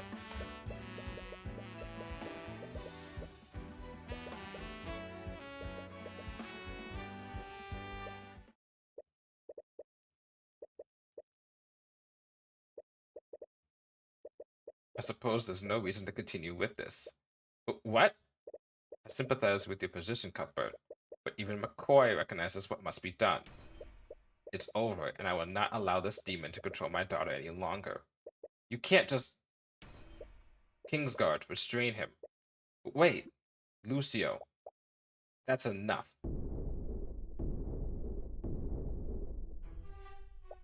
What kind of court is this? It's a kangaroo court?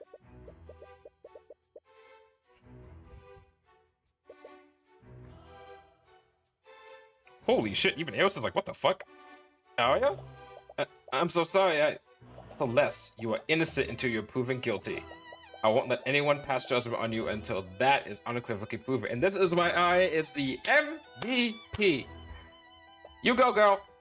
But Arya, I did this. Arya, what are you doing? How dare you, father? What? How could you possibly think that you have the right to decide who lives and who dies? If you were actually a prosecutor, I would file for your immediate disbarment.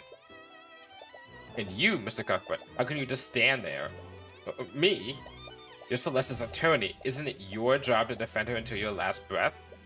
I didn't see the truth because I didn't want to believe it. I almost let it slip away because of my own personal feelings. I almost put you at risk. As much as it pains me to do so, I need to approach this objectively. Tyrion, to hell with that. What? Justice may be blind, but it's not heartless. I see in her eyes whenever she's with you, Tyrion. You mean the world to her. She consigned her very soul to the hell to protect you. If you abandon her when she needs you most, I will never forgive you. Tyrion, Celeste, can you testify about what happened? What? But... Arya's right. We need to do this properly. I agree, and I will not pass judgment until we've determined exactly what happened. It's a good thing we have a judge that's not a fucking idiot.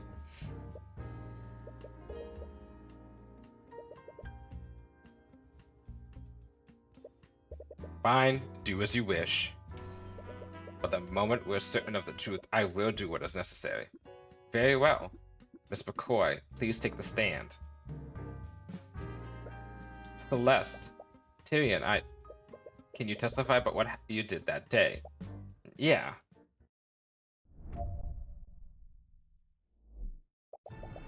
Woo-hoo-hoo. She was influenced right there. The truth of the Eros rewrote your memories, Tyrion. You were actually knocked out at 1:45 p.m. We went to the prayer room a lot earlier for a meeting, and that commotion we heard was actually Beatrice and Eris attacking the guards at 1:40 p.m. They tricked me and slipped into the prayer room. After that, Beatrice killed you. I didn't know what to do. That's when Eris told me she would resurrect you in exchange for killing Pierce. I know I shouldn't have done it, but I just wanted you back. I didn't care about what happened to me. I didn't realize that she'd used my eternal servitude to take control of my body. She used me to trick Arya into signing another blood contract. After that, I followed through with my end of the deal. I killed Pierce so that she would bring Tyrion back. Well, on with it then. Begin your cross-examination, Cuthbert. Gladly.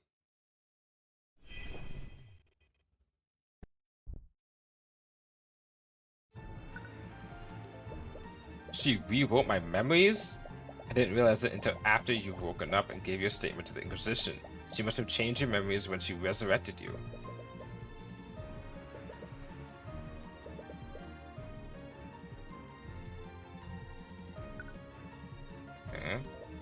Right, I suppose you didn't have control of Arya until then. Does that mean you never even fought her? I'm sorry for lying, but I had to create an alibi. Celeste, the Inquisition arrested her because of your testimony. The testimonies of Prince Alaric and High Speaker also implicated her. Miss Stewin also already knew she was compromised due to finding the purple mark in her pocket. I'm sure things would have ended the same way regardless of her testimony. What did Frege and the demon do when you found them, McCoy? How did they trick you so easily? When I went to see what was going on, I only saw Eris and Beatrice standing over the guards' bodies. They acted like someone else had killed them. Then they lied to me and said they wanted to go into the prayer room for protection. That's when Beatrice, How did Beatrice kill me? She hit you with some kind of necromancy spell, but I didn't visibly wound you. When I checked your body, it was already cold. Your heart was stopped. I think she used necrotic blight. So that's why Lord Asiflius said it had some traces of necromancy on me. Wait a second. Wait a second. Wait, where's that fucking spell? Not this. Not this bullshit. No.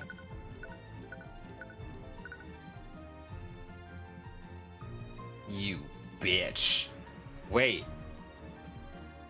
Beatrice, you smart motherfucker.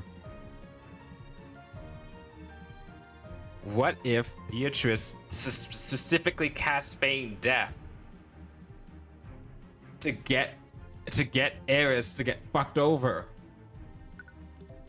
What did you do after I died? Because if she did that, right? If we can convince them that Eris made Feign Death be the spell, then that means that the contract that she has with the apparent death of Tyrion Cuthbert shall revive him, contingent on the eternal servitude, which means that she's not in eternal servitude if we prove that I never actually died, right? What did you do after I died? Now what to do? That's what Eris told me she would resurrect you. I'm sure that was her goal from the very beginning. She wanted you to make a deal with her. It was also she can make me suffer. Tyrion, I'm so... Stop. Just don't.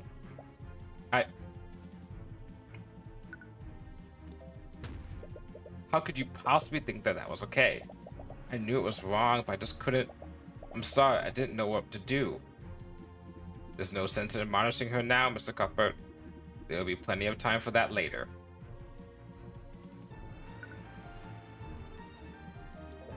Right, that part was written in a slightly misleading way. She must have thought that the Empress would whisk her away to serve her in hell, but instead she took control of her immediately after. You should have known better than to trust a demon. Anyways, how did you trick Arya into signing that blood contract? Yeah, I didn't have full control of my actions, but I remember what happened.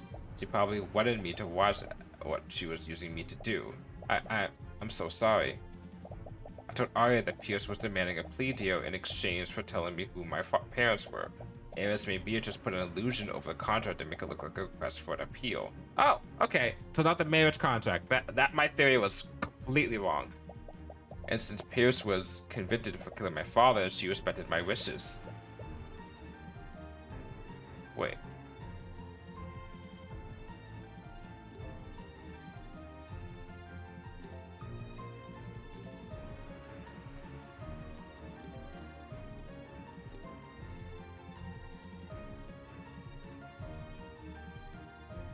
going on?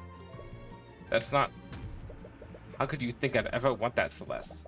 I knew you wouldn't want this, but it just wasn't fair. Why should a person like him get to live instead of you? It was an easy choice.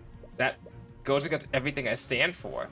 I know, and I don't care if you hate me after this, but even now, I would still make that same choice. I don't hate... Perhaps we should stay focused on what happened for now.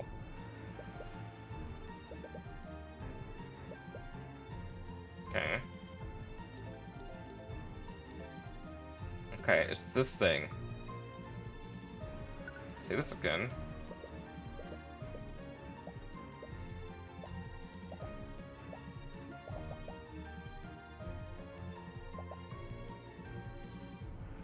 Illusion over the contract. It was me. Beatrice put illusion over the contract.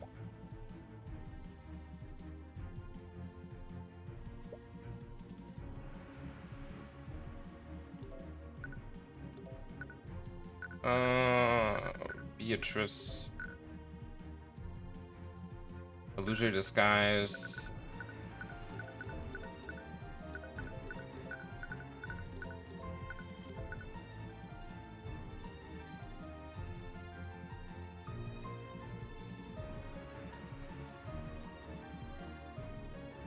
Objection! Okay, I can't use that.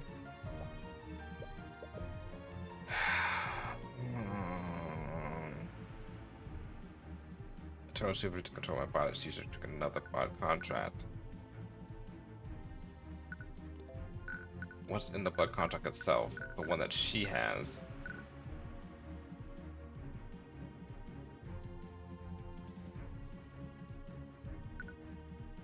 Objection! Okay, so it's not that. Okay, it's the contract itself. It's the, I think something also about the times is throwing me off. I died at 1:45 p.m.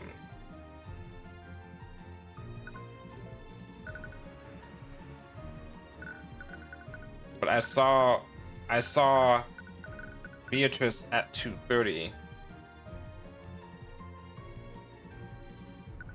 Objection! But that must have been overwritten. Because I'm saying that my memory has been...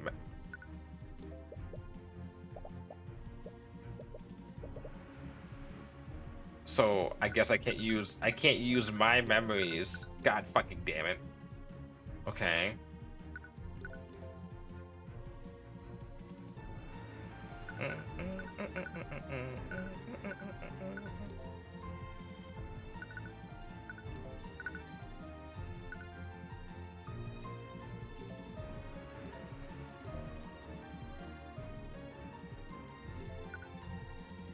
Well, it's Pierce.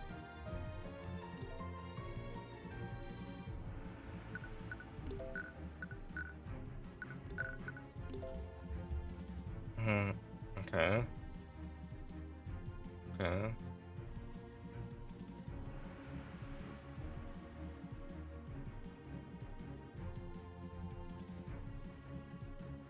It was maybe you just put Legion over the contract to make it look like a request for appeal.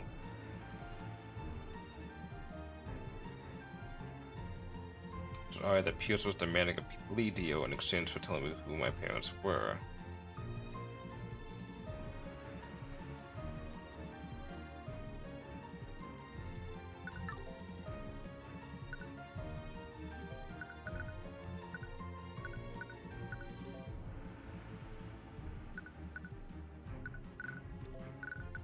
Objection! So it's not about her trying to do that. Well, demons can't lie.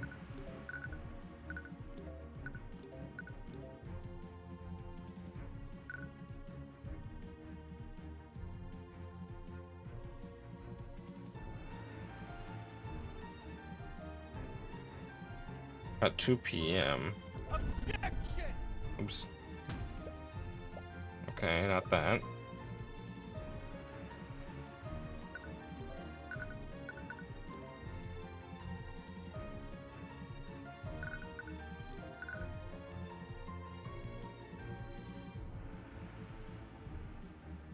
That at 2:45 p.m. But That makes no sense.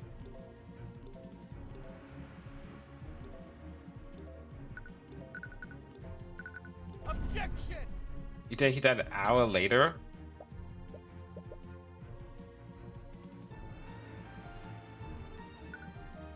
Something's not right here. 245, 205. So if I was at that 145, that means I was immediate, and within 20 minutes, she was under control and then went off to kill Lord Von Sanctus. Okay.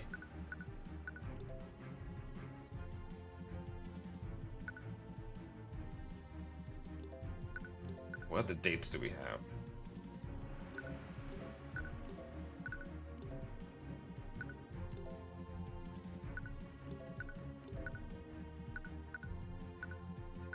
Okay.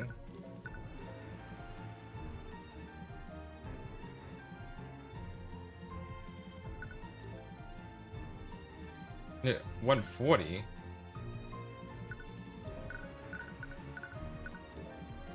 Objection!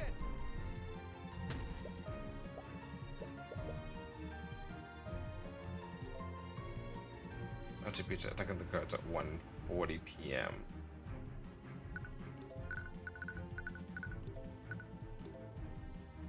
But okay, so she heard the. Maybe she says she heard the guards. Something wrong against that.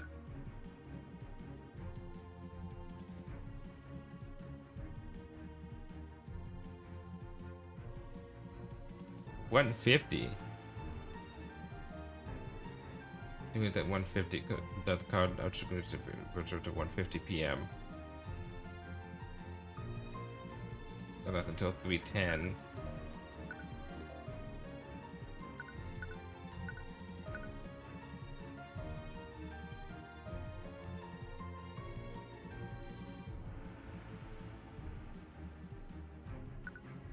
Well, the sequence testimony.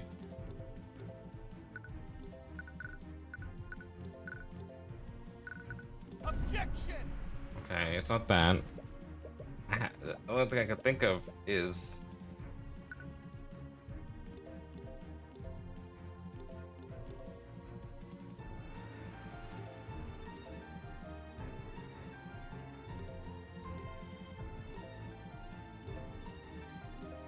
Beatrice killed you. Dude, that's when Eris told me she would resurrect you in exchange for Dylan Pierce.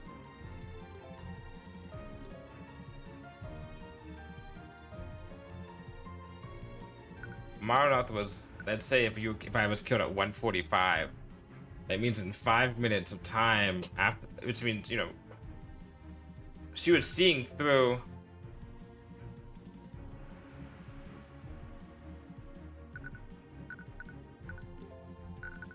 Objection! Okay, no, that's not the case.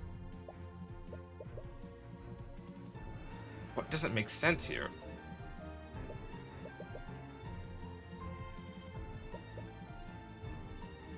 Examiner statements was closely, okay?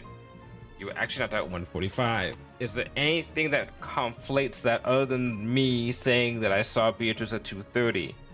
No, because my memories have been altered, so there's nothing I can do with this statement. I went to the prayer room, okay. Other than our meeting.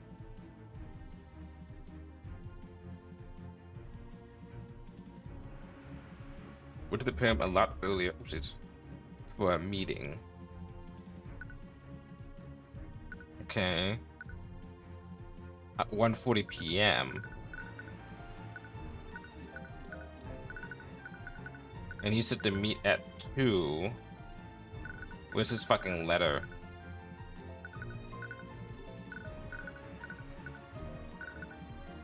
Objection! Okay, but I guess we said we went there earlier than 2. Okay, so we can't prove that even if his letter says that meet us at 2, that we didn't show up like a little bit early.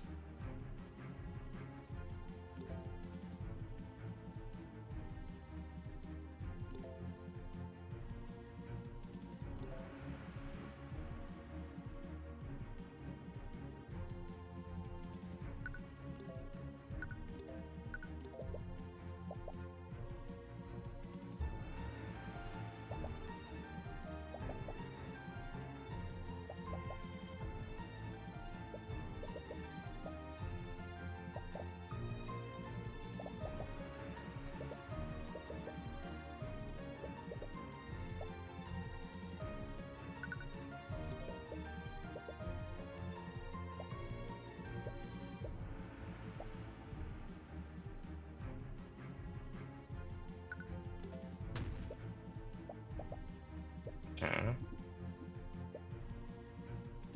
So that's bullshit. That's bullshit.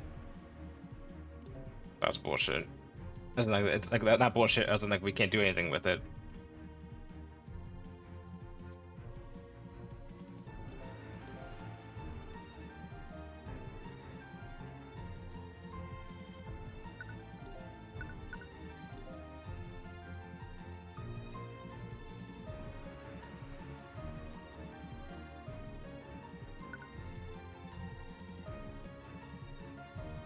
Objection!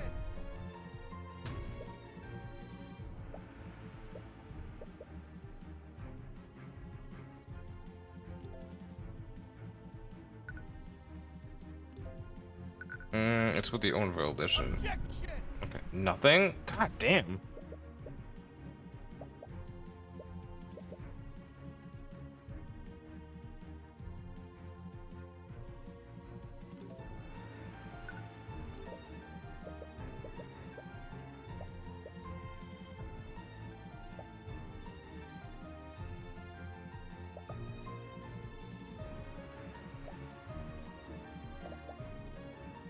Told Arya that Pierce was demanding a plea deal in exchange for telling me who my parents were.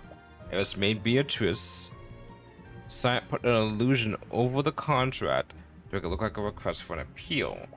And since Pierce was convicted for killing my father, she respected my wishes.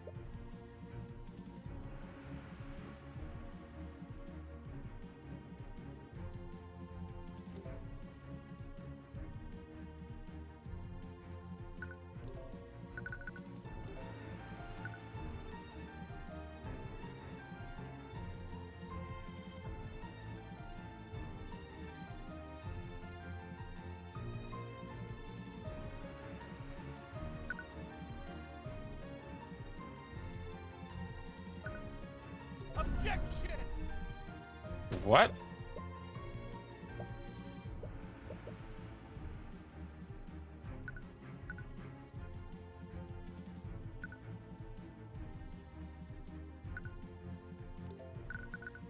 What is wrong with this?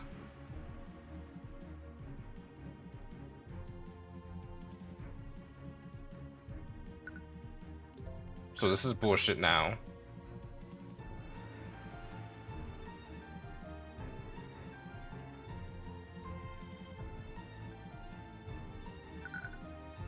I don't even have Celeste Compendium. Son of a bitch. Okay, this is nothing.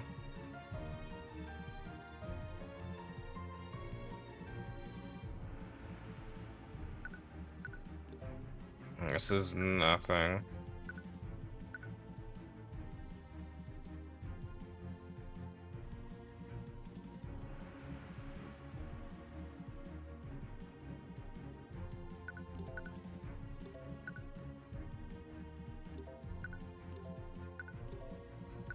Objection! No.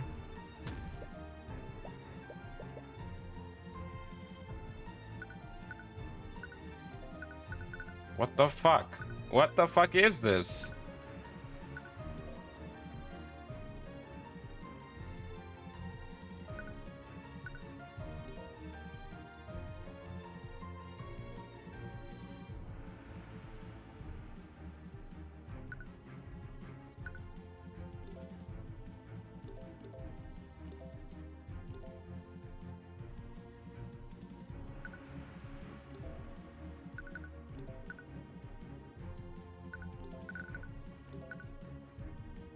Objection! No.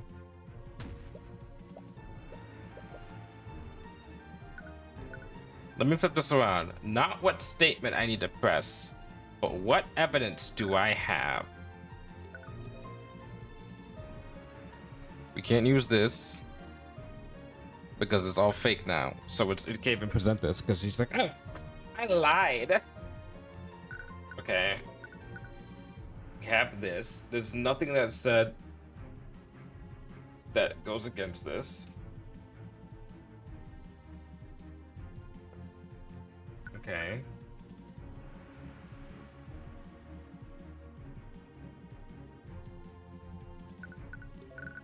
Wait, hold on.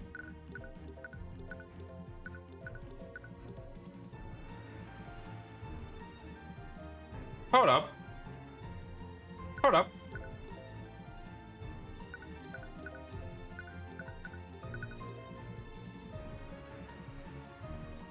There was no...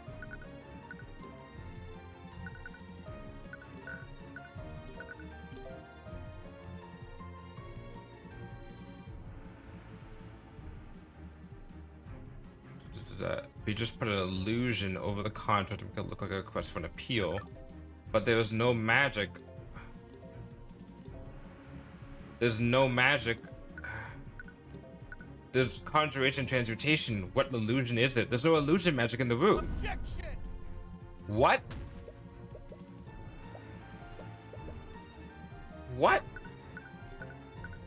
But it makes sense.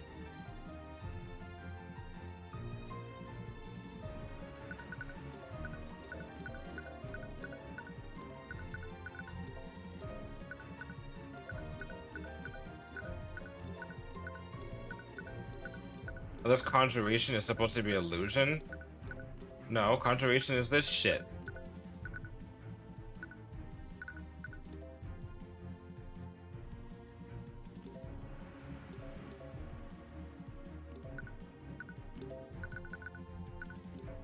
Okay, let's keep on going then. No. No.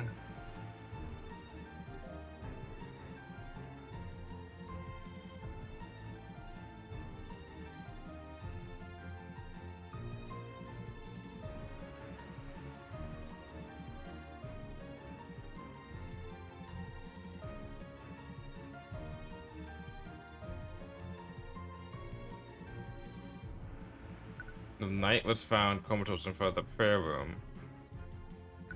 Okay. We've already established.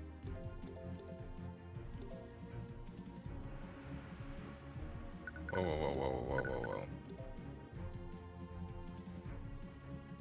whoa. You found comatose in front of the prayer room. Went to the prayer room like earlier. Question was heard was spiritual errors. Attacking the guards at 140. So if they were with the guard, he would have knocked out by them. Okay. Alright, so that makes sense. That doesn't do it. That no. What would she have done on the man?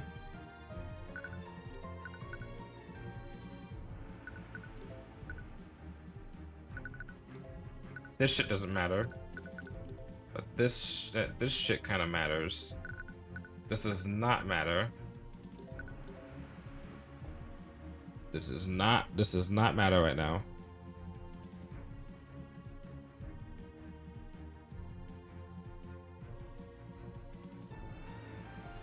Wait. Wait. Wait. That makes no sense. Wait, no, hold on, that makes no sense. 140, 2 something, 218, tries to go to the prayer room, but it's turned away by knights guarding it.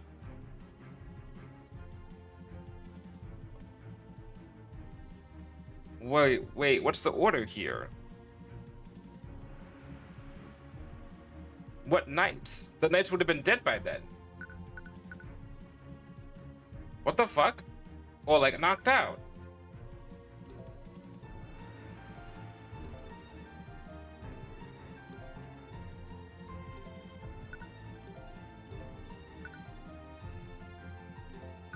Bullshit. What a... Objection! That makes no sense, still. How does that make any sense? He claims that he saw... He must have seen... There's so many things that make sense. He saw Arya Steven throwing off something off of the balcony, right? So he saw Coraline Sybil's fucking... whatever that damn spell was. Stone skin thing being thrown off by her. Which we've confirmed she killed Coraline, right? So that would have had to happen at like say 218, 215, or whatever the fuck it was, right? We were in the prayer room supposedly at 2:30, right?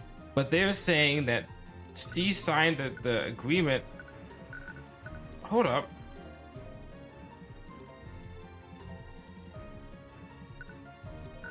impossible. The order doesn't make sense.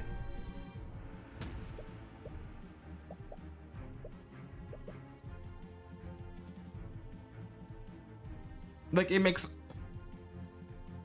Hold up.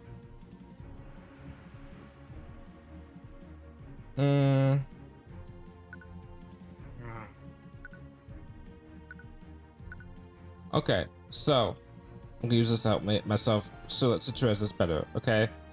I'm not gonna be able to hear. Oh, I'm not gonna be able to hear anything from the game when I do it this way. Well, unless I activate desktop audio, but that's fine. Okay, so I can see with the game, but like chat won't be able to. All right, so we know from what we originally had, we had the idea that Arya killed 3. Well, already killed 2.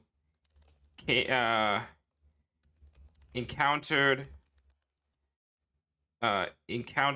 the oh, sorry, no, say witnessed by, let's make this bigger. No, it doesn't. Okay, this was okay, witnessed by whatever that guy is, priest guy, right? And then priest went to prayer room and saw guards there alive, okay? And then left, okay? So this is the order that happened originally, right? He's like, oh, and she was confirmed to have killed at least Sybil by like 2:18 p.m. Okay? According to this, let's go back here, right? There's a 2:18 p.m., right? So that is a confirmation of death. And she killed this guy at the very least by 2:05, right? So let's say 2:18 to 2:05, right? At that point, she already had been under blood contract. Oh, fuck. Undo. Okay. Well, I'll just make another text box, okay? So, but now we're finding out, supposedly from Celeste, that Celeste fought the, so prayer room was attacked. Tyrion died, right? Arya, so Celeste tricks Arya. Okay. And then Arya goes and kills. Alright. Alright. So this technically should lead into this. Right? I'm gonna fucking just draw. Okay, where's the fucking just... Let me draw. Here we go. This should lead into this, right? And this last thing should go into this, right? So if the order is that we came in here at 1:45, and this is when I died, right here, right? She goes and kills 2:05, 2:18. Let's say the priest goes to the prayer room and then sees the guards there alive. What guards did he fucking see that were alive? They should have been dead at that point. Who the fuck was he seeing at the prayer room? Because the prayer room was already attacked and the guards were already knocked out. So what the fuck was this guy doing? This guy's lying. Anyhow, I don't say it. I don't give a shit. Back to game. Is it gonna play music? Okay, let's play music. All right.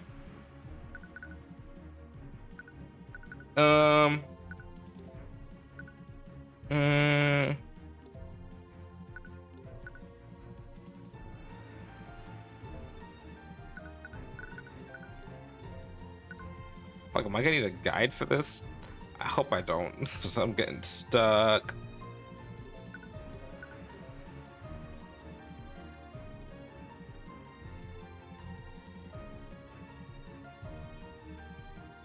Wait. We just freaking ill somebody who accounted for the garden until 2 p.m. What? Oh.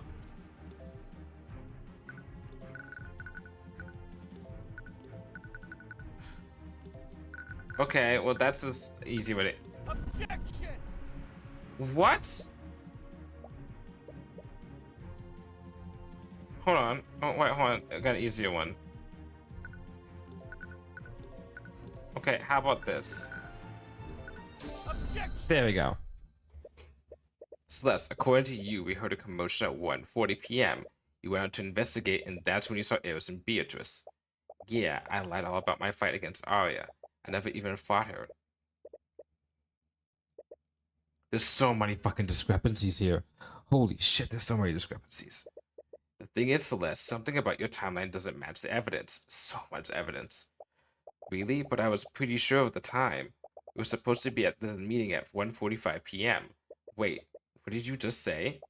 Our meeting with the peers was scheduled for 1:45 p.m., right? What's wrong, Mr. Cuthbert?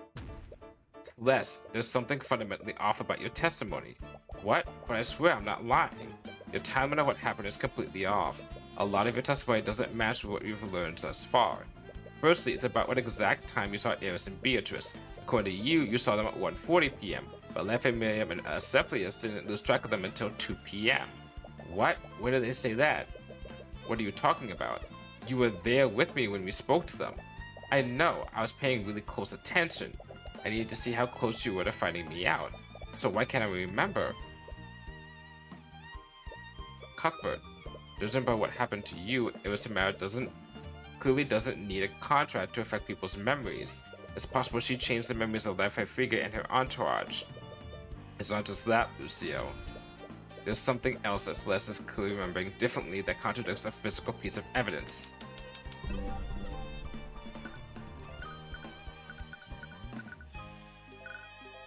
"2 p.m. Celeste, this letter from Garrick Pierce told us to meet him at the prayer room at 2 p.m. What? Eris may have changed my memories, but changing a physical piece of evidence is a different thing entirely. But we don't know what the full extent of her capabilities. Can we really rule that out? You were unconscious. It might have plenty of time to access your body and your belongings. That's true.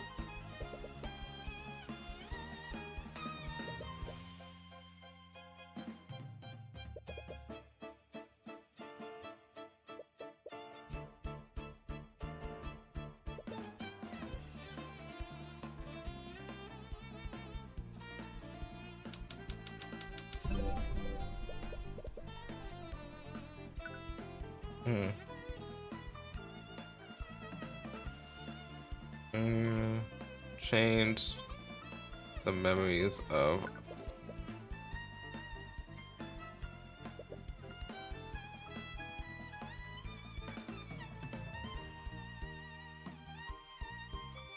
the crime scene. She remembers that the time happened at 1:45.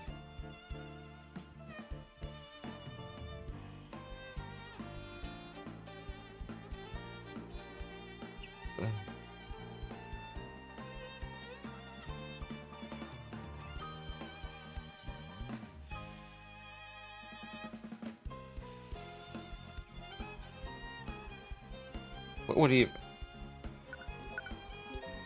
saying good thing about Eris changes element to the crime? 1:45. This is that she could have walked over to every witness to a crime. She could have manipulated the crime scene whenever she wished. If she had done so, she would have been logical inconsistencies. Until Celeste was revealed as that hatred, every piece of evidence you found or deduced has been logically consistent. The contradictions in what Celeste is saying could be explained by Eris changing several members of the crime. The time?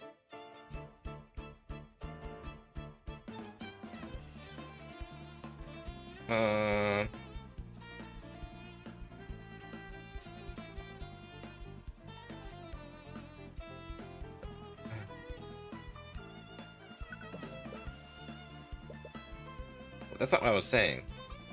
Change. No.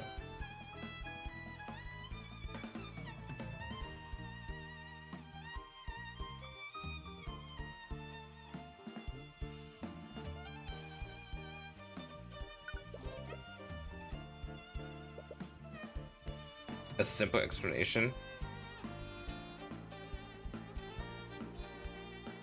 destroyed the evidence left by Sliss McCoy.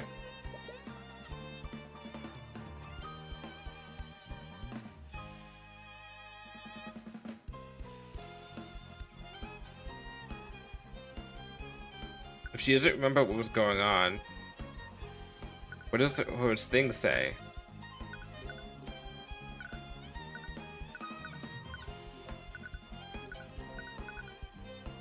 What does her actual contract say?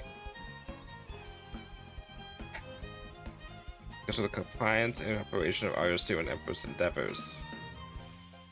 This is a core of relation to the. Okay.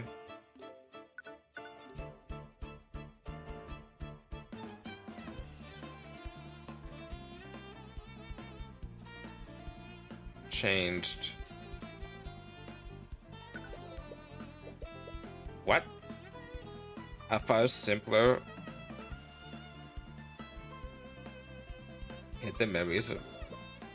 What do you mean? She didn't.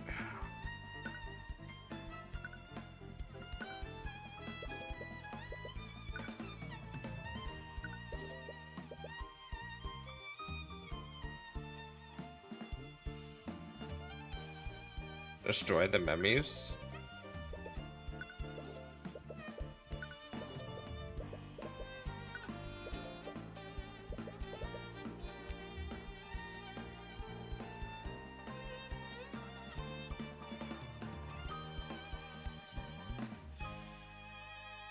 Did Beatrice do anything? No. Did Eris do something? Probably.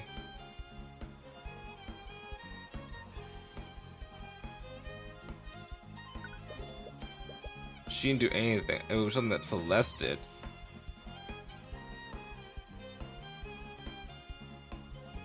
Chains destroyed, revealed, and hid.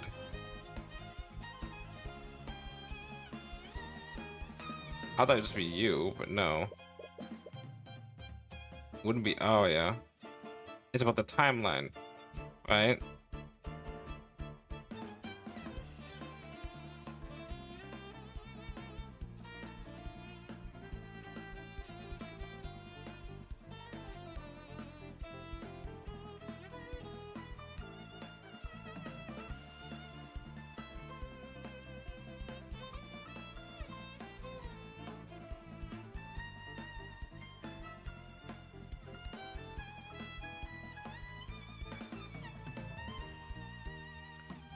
Something destroyed the crime scene of no.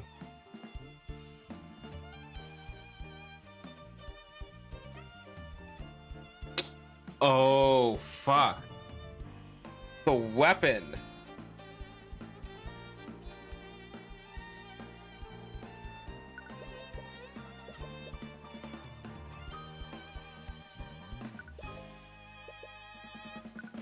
Someone changed her weapon.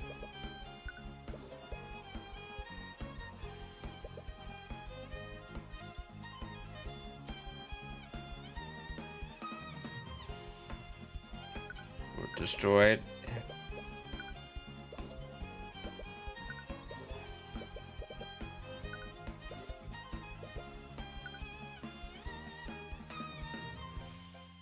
Destroyed, revealed.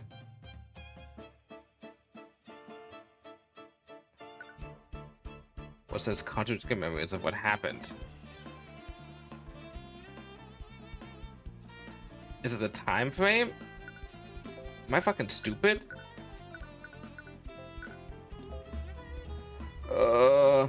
So it's at 145. What's wrong? It's doing 42. When did they say that? You were there with me when we spoke to them. You found out you're close to finding me out. So why can't I remember? She can't remember because if she can't remember if she was still under the control,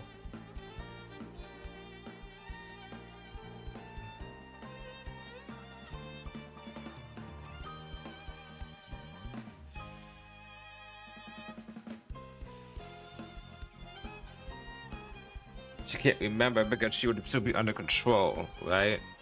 He doesn't remember her memories.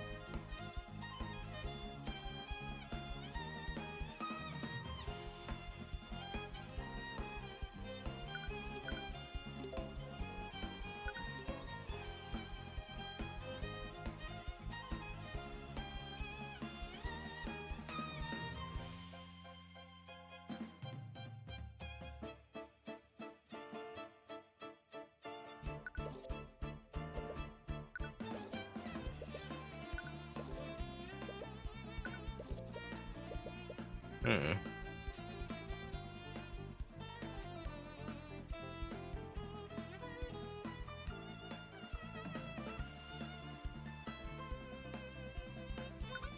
Oh, that did happen.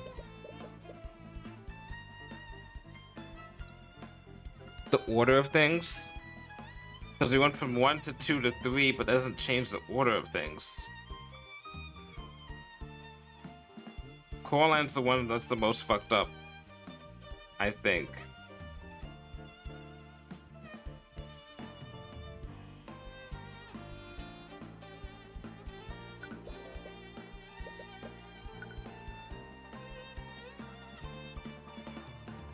Oh my god.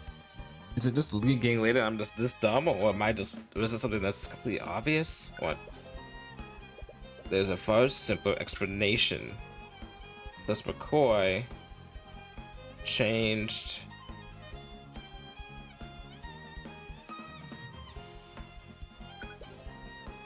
It's possible it was some kind of omnipresent, able to change details of the rim.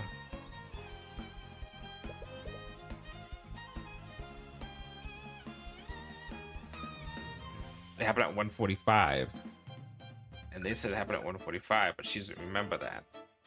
So if she can't,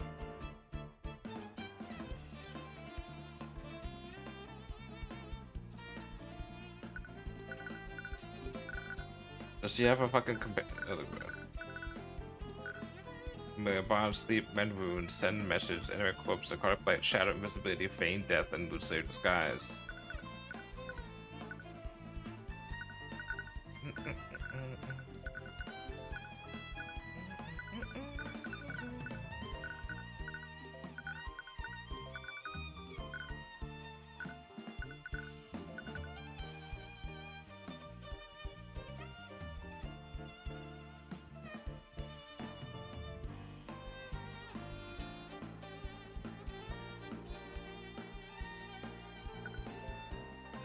Oh man.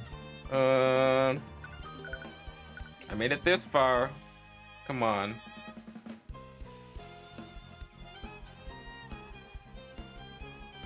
Hid. Would Celeste McCoy even hide something?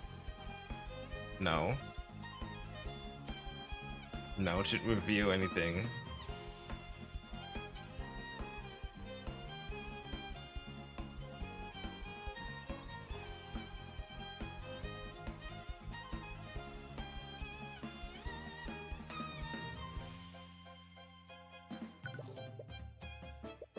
It's not that? How is it not that she destroyed her memories?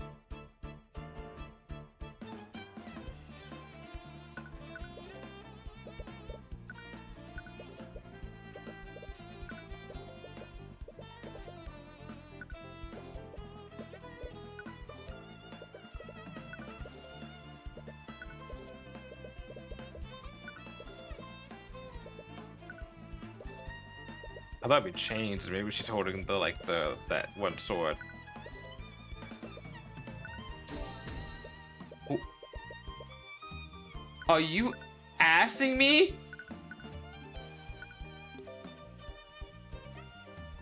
What? I thought I picked that. Oh, fuck me. I thought I picked that Eris changed her memories. Did I not? What? What? It's one of the first things. Oh, whatever. Eris changed the memories of Celeste McCoy. Yeah, that's supposed to be the obvious, simpler thing. I could have sworn I fucking picked that. Oh, whatever. Celeste, Eris currently has eternal servitude. If she can manipulate my memories, what's to say that she's not manipulating your memories right now? I guess that's possible, but why would she ever even bother doing that? She wouldn't need to do that unless she still had something to hide. Are you serious? What more is left for her to hide? Whatever it is, it was important enough to make drastic changes in Celeste's memories. Wait, if that's true, that means Celeste's true memories will tell us exactly what we need to know. But even if you're right, I can't remember what really happened. She has full control of my mind. That doesn't matter, it's just like every cross-examination we've ever done. If you keep testifying, she'll keep changing your memories to tell more lies. If you keep pointing them out, we'll eventually arrive at the truth. Celeste? It's really obnoxious how resilient you are. What? Why can't you all just give up already? Eris, is that you? What are you... Unfortunately, your little interrogation ends here. Kingsguard, what are you doing? Destroy Amada's body. Too late, Lucio. I win. Celeste? Damn it. Eris, what did you do to her? I put her to sleep, just as I did with Beatrice. You... Why would you do such a thing, Amada? What do you mean?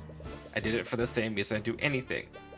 What would make Tyrion suffer more than putting his love in an eternal sleep? If you wanted that, you would have just done that from the beginning. You're hiding something, I know it.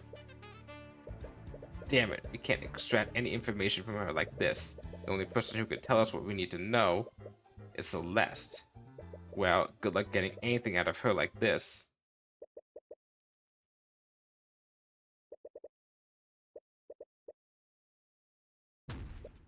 Eris Irmata, what is it? What would happen if I nullified Celeste's blood contract? Assuming there's anything to dispute, everything granted by the contract would be reversed, and I don't think you fully understand what that means. Lucio, what is it? Your men know where Ruby Timbora's law office is, right? They do. Where are you going with this? You'll need an attorney to cross-examine Celeste's testimony. She owes me, and should be able to finish this on my behalf. Wait. And tell her, I'm sorry I couldn't keep my promise. You're not serious, are you? Mask off, baby! Yeah, we got you unnerved. I'm one of the eldest evils that's ever lived. I would never create a faulty contract. Eris Irmata, Empress of Discord. Wait, you know I can't speak lies, correct? By the Eye of Horus, I demand the opportunity to dispute Celeste McCoy's blood contract. I'll state it plainly then, there'll be no room for doubt. I don't care. What? Celeste sacrificed her life to save mine. How could I ever face her again if I didn't do the same for her? You're insane. You're just risking death for nothing. Why are you so nervous? Maybe this is pointless, but I will never stop fighting for her. Stop this. I can't help myself. I'm only human, after all. I'm only human, after all. Once you pass this point, you'll not be able to save your game for a while. It is recommended that you make a save file now. Ooh, boy! I've killed people. They were usually criminals or bandits, but it still frightened me how unaffected I was by their deaths. It always came so easily to me. I was good at it, a little too good. People told me that taking the lives of others would be hard, but I never felt that uneasiness, not even once. It made me think I was some kind of unfeeling monster, and maybe I am. The time I spent with you, it filled me with more happiness than I could have ever dreamed of. Instead of taking lives, I could save them alongside you. It felt good to protect you. I felt needed when I knew you were relying on me. It made me feel like I was actually worth something to someone. This is what they said at the beginning of the case. Whenever I saw the light in your eyes, it filled my heart with a warm feeling that I've never felt before. Is it love? But it was too good to be true, wasn't it? In the end, I failed you. I couldn't protect you, just like I couldn't protect my father. I don't understand. What did you ever see in someone like me? I really don't understand. Why would you go this far for me? It's good to see you too. Ow, what was that for? You know what it's for, you jerk. I literally had to sign my soul away to hell to keep you alive, and you just threw your life away. What else was I supposed to do? Should I just let Lucio kill you? Yes, that's exactly what you should have done. It's a lot better than gambling away your life. I was never going along with that. Do you even know me? Oh my god, this is why I can't tell you the truth. because I knew you'd do something stupid like this. You know I always get to the truth in the end. All you did was make that process extremely frustrating. Could have gotten away with it. You can't even beat me at chess. How are you going to hide a murder from me? Oh, you... Tyrion, I killed Pierce. Yeah, so, I mean, he killed your dad, so I don't give a fuck. I know. At first, I tried to justify it by saying he would die in 1 month anyways. And what's his life compared to yours, right? But when I looked at him just lying there unconscious, I just got so angry. So I woke him up. What? I wanted him to experience a fraction of the pain that my dad felt. Someone like him didn't deserve a peaceful death. So Celeste, you hate me, don't you? This time, I'm the disgusting murderer you've been looking for. You killed your dad's killer, so what? So why couldn't you just let me die? Do you honestly think I care for you that little? What? You are, and always will be, extremely important to me. One betrayal won't change how I feel about you. Tyrion, So you're not getting rid of me that easily. I'll always be there when you need me, even in hell. No matter where you go, we're going there together. Well, I think we might be heading to a pretty bad place. Well, I'm not one to celebrate a victory prematurely. But if you're already admitting defeat, I won't look a gift horse in the mouth. Eris, I can't believe you brought me here. I would never hear the end of this from my father. Where are we? The courtroom of the gods, the place where truth and reality are determined. The court of Azathoth. I'll give you one last chance, Tyrion. You made a rash decision, but I could still send you back. You're nervous, aren't you? Is that so? There's a reason why you didn't want me to bring you here, and I'm going to find out what. Your persistence is endearing at first, but now it's honestly really annoying. I suppose we'll have to do this the hard way then.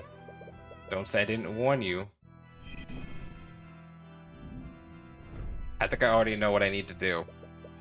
You should have taken my offer when you had the chance. The only way to nullify my contract is to unequivocally prove that its conditions weren't fulfilled. Oh! Bam! We're good.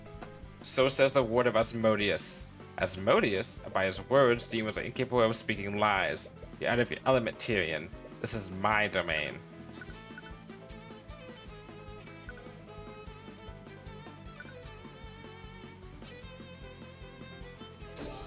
If disputing a blood contract was truly impossible, there'd be no need for this court to exist. Demons are powerful, but they aren't omniscient. They can't possibly be aware of contradicting circumstances that may be created when they make a contract. You're hiding something that you desperately need to keep hidden. You even went as far as to knock out Celeste before we can get that information from her. Oh, really now? You try to confound the investigation by manipulating Celeste's memories, but the contradiction in her testimony proves one thing. She didn't see you and Beatrice enter the prayer room until 2 p.m. at the earliest. Your so-called contradiction is based on the testimony of Life Frega. How are you so sure that her testimony is reliable? It's supported by the testimonies of Miriam and Lord Acephalus. They were all together at the time. The testimony is sound. Oh, really? It looks like you made the contradiction. What?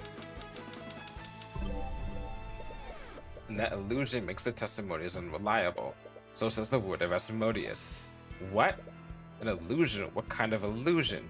Who knows? My statement still stands. You can't just expect us to accept your claims without any evidence. I can't speak lies, Tyrion. Every statement that comes out of my mouth has to be true. I don't need any proof.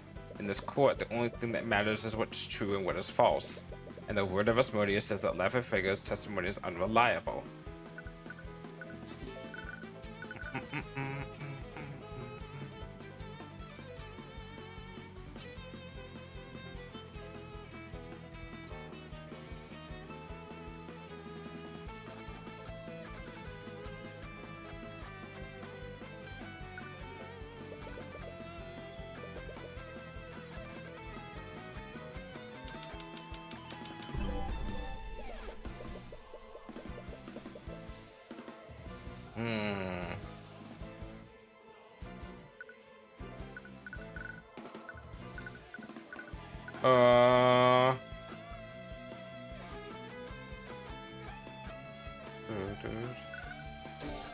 Regardless of when it happened, Life and her party went to search for Beatrice after you two went missing. Do you confirm or deny that? I won't deny it. Perfect. Whoever set that trap, they set it to trigger whenever Aster approached his father's body, and it didn't trigger until 2 p.m. Life and her party were about to search for Beatrice when the Kingsguard informed them of what happened. And mind you, the Kingsguard did this immediately after the trap was sprung. Since Lafayette was about to begin her search when this happened, Beatrice couldn't have gone missing until that time. And once again, you're predicating that on Aster's testimony. Not just him, Eris, several members of Kingsguard witnessed this. True, and that is why I was spawned with this. So says Word of Asmodeus. Activated force case did not trap Aster deriving guard during or after 1:50 p.m. But how? That testimony came from multiple people. Are you saying that the trap was sprung earlier than that? Don't you remember, Tyrion? I can manipulate the memories of people who have a blood contract with me, but I'll give you a little clue. So says the Word of Asmodeus. What? I tampered with their memories. You can't trust their accounts of what happened. How many people did you make contracts with? Little Lady Steelwind has been investigating my work for the last few months, but I've had my talents and whatever gone for far longer than that. I've been preparing for this quite some time. Oh, that's why they are so incompetent. But even the Kingsguard, no one is safe from temptation. Everyone has a price. Your little girlfriend should know that better than anyone. Still, there has to be something. I still have more evidence. Oh, really? Whose testimony will we be relying on this time? You can present all the evidence you want. Most of what you have is based on eyewitness accounts. Even so, you can't have possibly made a contract with everyone there. Let's check that again, shall we? So says the Word of Asmodeus. Are you kidding me? But you only said it's possible. You never said it actually happened. You're the one disputing my contract, Tyrion. The burden of the proof is on you. That's completely ridiculous. How could I possibly verify a statement like that? It's simple.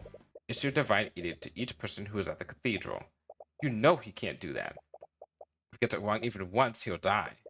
That sounds more like your problem than mine. Damn it. Nothing to say, Tyrion?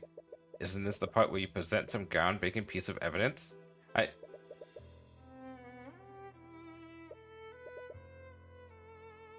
No.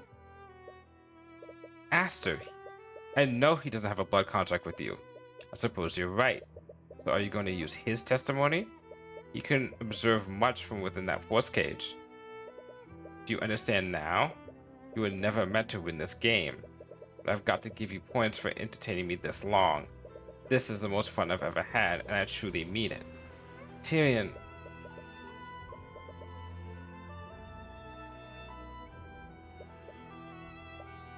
Tyrion, you have to say something. If we go from what Aster says, and from his testimony about her leaving, right? We can work our way backwards. Okay. Okay. This has always been a contest of willpower. I think he's finally run out. No.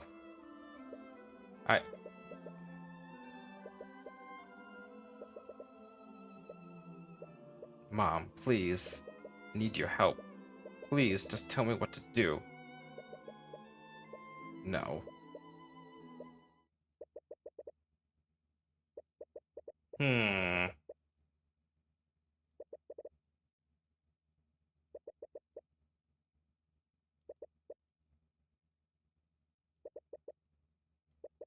It's not fair. It's not fair, Miss Tamora. Not even bothering to investigate the crime properly. Well, of course they're not. If they did, they'd be forced to admit that my client is innocent. How are you so calm right now? Is this what it's always like? How are you supposed to win like this? They can just keep changing the narrative however they want. They can, and that's exactly how I'll beat them. What? Look, Cuthbert, almost every part of the system is against us. But there's one advantage we have over the prosecution, and that's pure and objective logic. Hey, baby, let's go! Logic?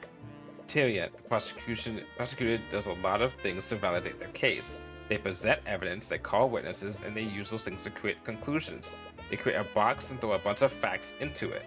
They tell the court that everything within that box is the truth. And conversely, that makes everything outside of it a lie. But how does that help us? You point out contradictions in their case. That makes them throw more and more facts into that box to keep their case consistent. But if one fact in that box is false, the entire thing falls apart. But surely they realize what you're doing. What if they play dumb and refuse to add anything to this box? Well, you can force them to. What? You can present your own truths, and you can force the prosecution to either accept them or deny them.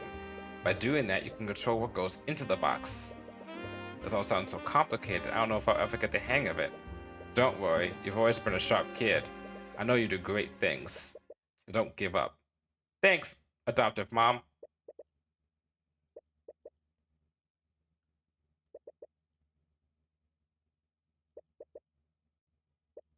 Beatrice figure did not go missing before 2 p.m. What was that? I said, This is far from over. let's go! Villains have their mask off. We have our mask on. Beatrice figure did not go missing before 2 p.m. So says the Ward of Horus. What the hell?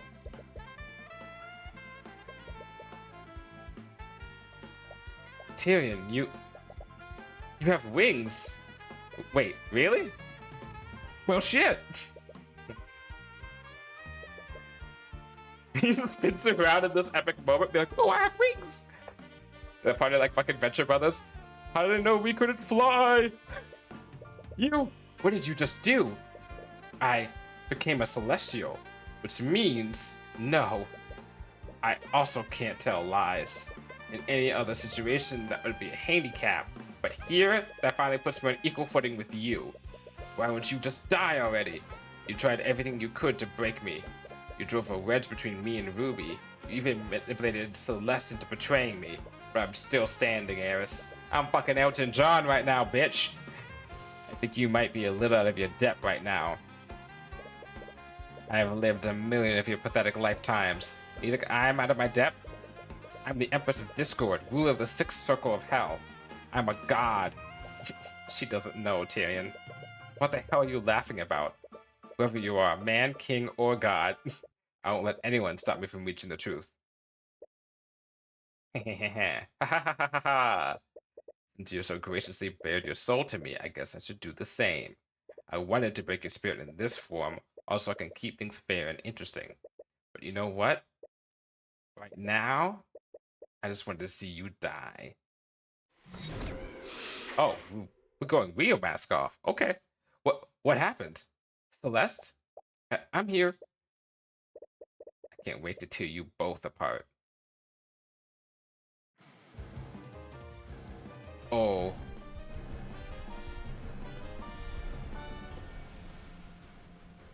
Oh, how cute. What? What is that thing? Did you honestly think my true form was that of a teenage girl? No. No, I'm an ancient one. I'm older than time itself. It feels liberating to break free from that weak mortal shell. So, this is what you really look like. Well, it doesn't matter. Whatever you are, I'm taking Celeste's soul back. Kick her ass, Tyrion. I'm gonna carve out your souls and mount them in the fields of Malboj. Fate challenged. Get Eliza's form even accidentally? Why don't we pick up from where we left off? I've established that Beatrice didn't go missing until 2 p.m. I wonder, why would you go so much trouble to make me doubt that?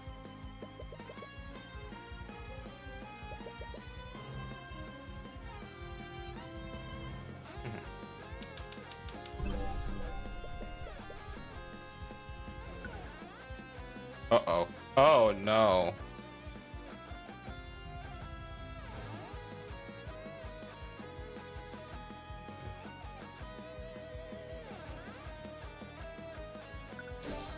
I believe you needed Celeste to think that the events happened much earlier.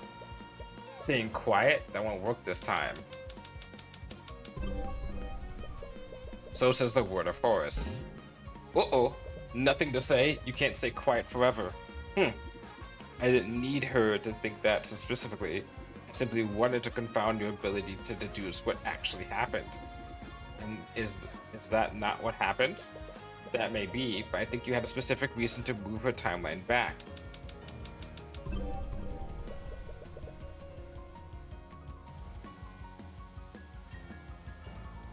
So says the Horde of Horus. I think it was... If you're moving the memories back, it was this guy going to the prayer room, right?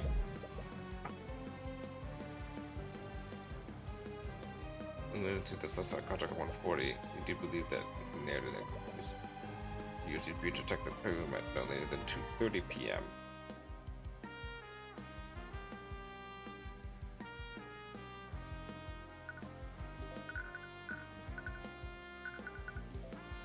Hang on.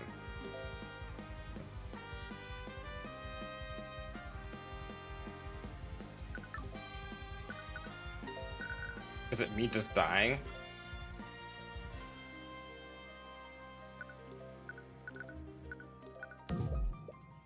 It was when you do believe that Celeste signed the contract with her at 1:40 p.m.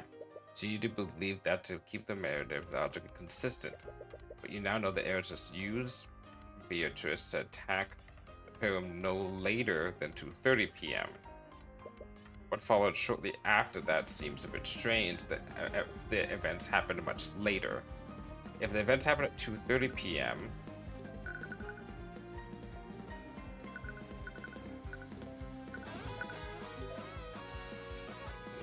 attack the Pyram no later than... So no later, which means it had to be...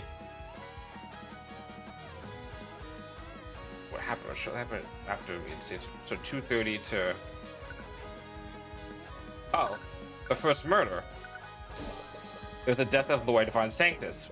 Oh, which I was saying before. I was pointing out earlier on that the times make no sense. When I opened with that paint thing and I was like, the times make no sense and how they would have been killed. This is why. You needed Celeste to think that she signed the contract much earlier than 2 p.m.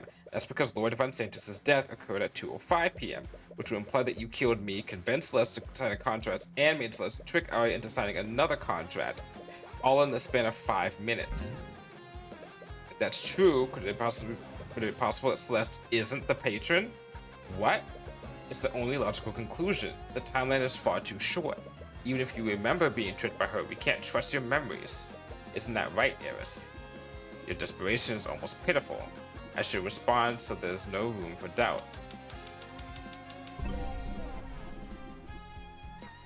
So says the word of Asmodeus.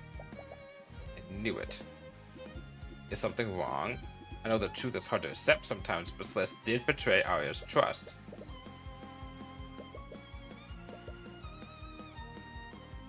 This is not the patron.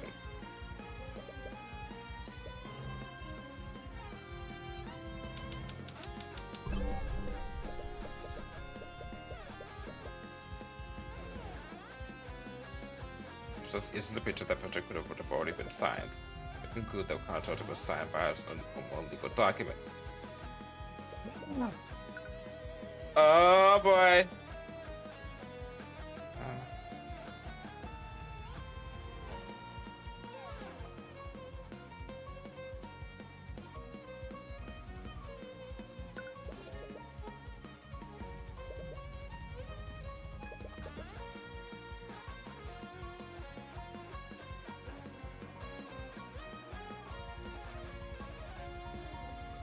No, it was Arya. Arya was the one who dropped it. She dropped that evidence.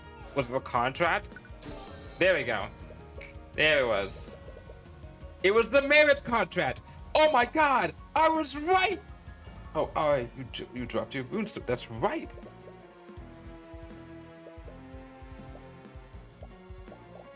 Yeah, and she says, I'm happy for you because it's the marriage contract. Yep.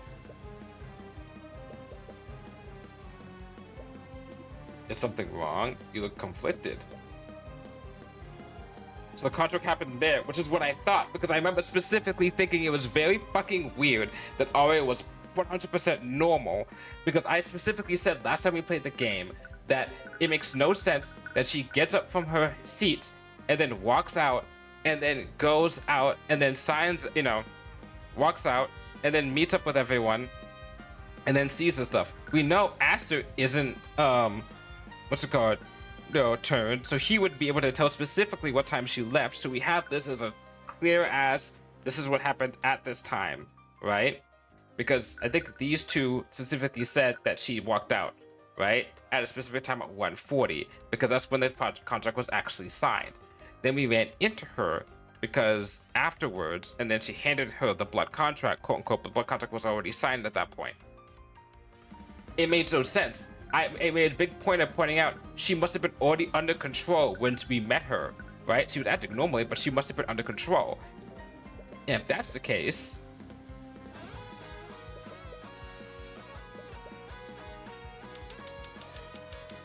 yep. So says the word of Horus.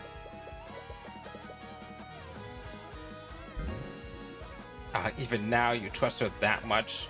Wait, but that means you didn't betray Arya, Celeste. She only manipulated your memories after the fact. She wanted to make you think that you did. So, it's not my fault? It isn't.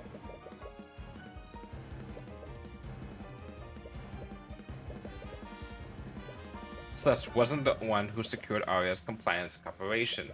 Doesn't that make your contract flawed? Please, I thought you were an attorney. The contract states that Celeste would engage in acts deemed necessary to secure the compliance of cooperation of Arya Steelwind. No further actions were necessary. She was already under my influence by then. But that means none of this was her fault. Oh, I wouldn't go that far. So says the word of Asmodeus. Ooh. Right, there's still the death of Pierce. Doesn't matter who's responsible for the massacre as a whole. All that matters is the validity of my contract.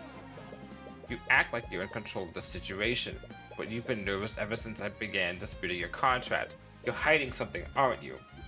Who can say for sure? The second paragraph is vague, but what about the first and third paragraphs? Something is off here. Wait, is it possible that I didn't die? Let's go! Are you still in denial?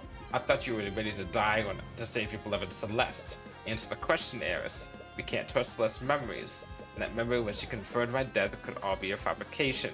You're still holding on to the hope that she survived this. Let me state it plainly for you. I did not alter that memory. So says the word of Asmodeus. I'm sorry, Tyrion. How did you revive me, Eris? Do you even have the power to resurrect people from the dead? Who do you think you're talking to? Of course I do. But if you doubt me, why don't you declare that Tyrion Cuthbert never died? If you still doubt that I resurrected you, I'll state this. So says the word of Asmodeus.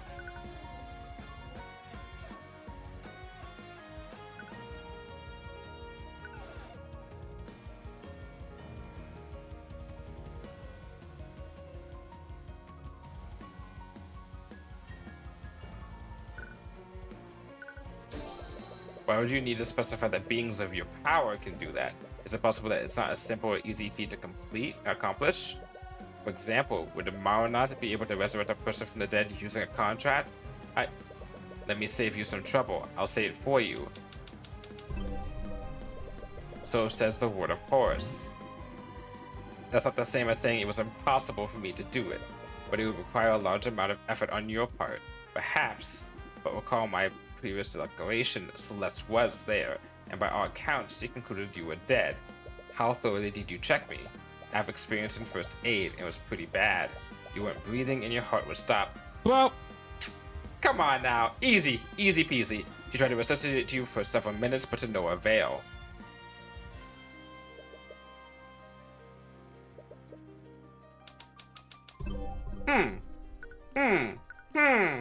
What could have caused this? You may have had the ability to resurrect me. You may have been able to resurrect me, but you had a far easier way to create that scenario. And luckily for you, Beatrice was there and under your control. Are you saying that Beatrice can resurrect people from the dead? No, the opposite is actually true. Yep. So says the word of Horus. What? I'm sorry, Celeste. You've been had. I was never dead. She just used a spell to trick you. No. For everything I did, it was for nothing. But that means you never resurrected him. He was never dead in the first place. The contract only said that he was apparently dead. All I did was revive him by making Beatrice release a spell which allowed him to wake up. Something happened with Pierce, didn't it? What are you hiding? Whatever could you be talking about? The contract says that Celeste must bring about the demise of Garrick Pierce by her own hand. Since you have wrote that contract, it must have been your intent from the beginning. So why are you so nervous? Something went wrong, didn't it? If you want to stay quiet, I'll just...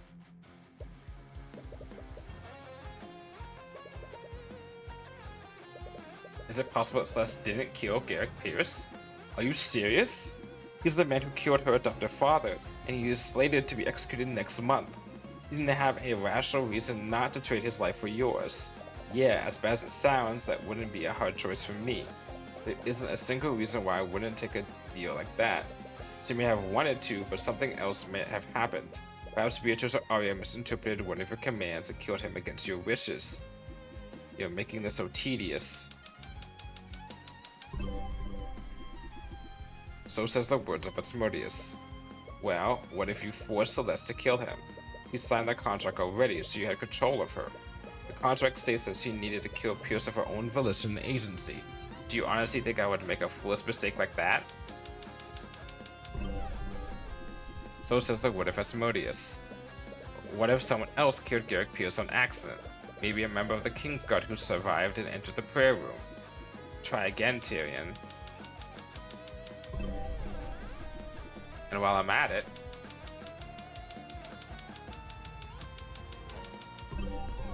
Oh, then Garrick Pierce killed himself. So says the word of Asmodeus. No. Do you understand now? I can refute any possible explanation you have for Pierce's death. But the truth is, Tyrion...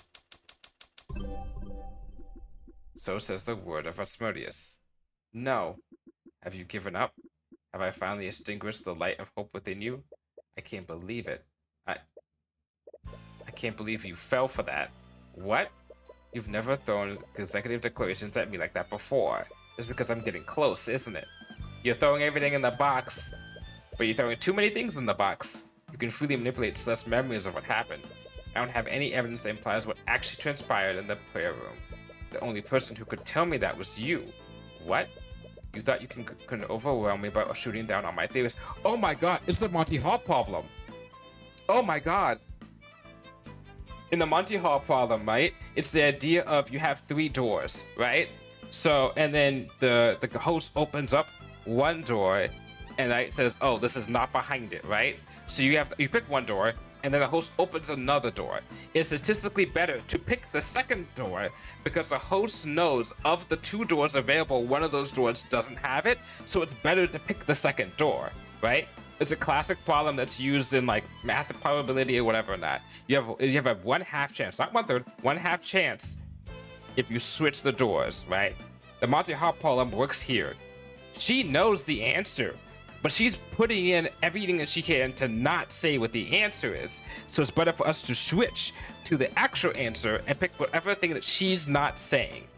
We have to pick, if we picked door A and she opened door B, we have to open door C.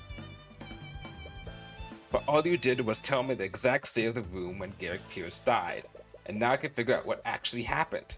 Wait, who killed Garrick Pierce? Oh geez, I wonder who could have killed Garrick Pierce. It was Ilmatter, Empress of Discord. No, stop this. I'm not sure what would possibly drive me to do something like that. Fucking dislike, fear, hatred, whatever. But when he was in the prayer room, Garrick Pierce chose to take his own life. What? You know what that means, don't you? But for the sake of it, I'll state it in a way that makes it abundantly clear. Stop this right now.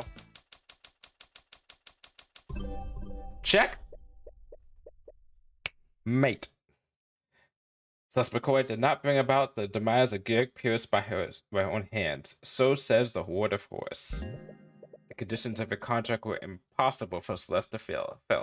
That renders it logically invalid. If he says checkmate, ooh, that's checkmate, Eris. Nice.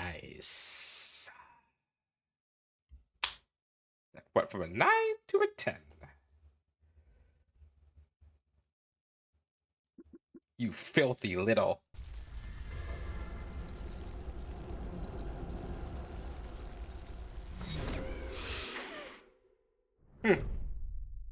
Get fucked. You're back? Does this mean you... I successfully nullified Celeste's blood contract.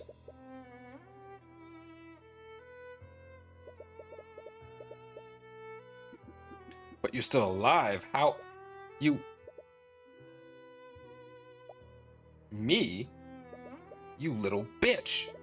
I could have accepted losing to a Heavensborn, but you? What are you talking about? Tyrion's the one that beat you. Wait, I remember what really happened now. Tyrion, please wake up. You can't die. It appears that he's quite dead. You should be more careful, Celeste. You might hurt someone if you swing that dangerous thing around. I was right about you all along.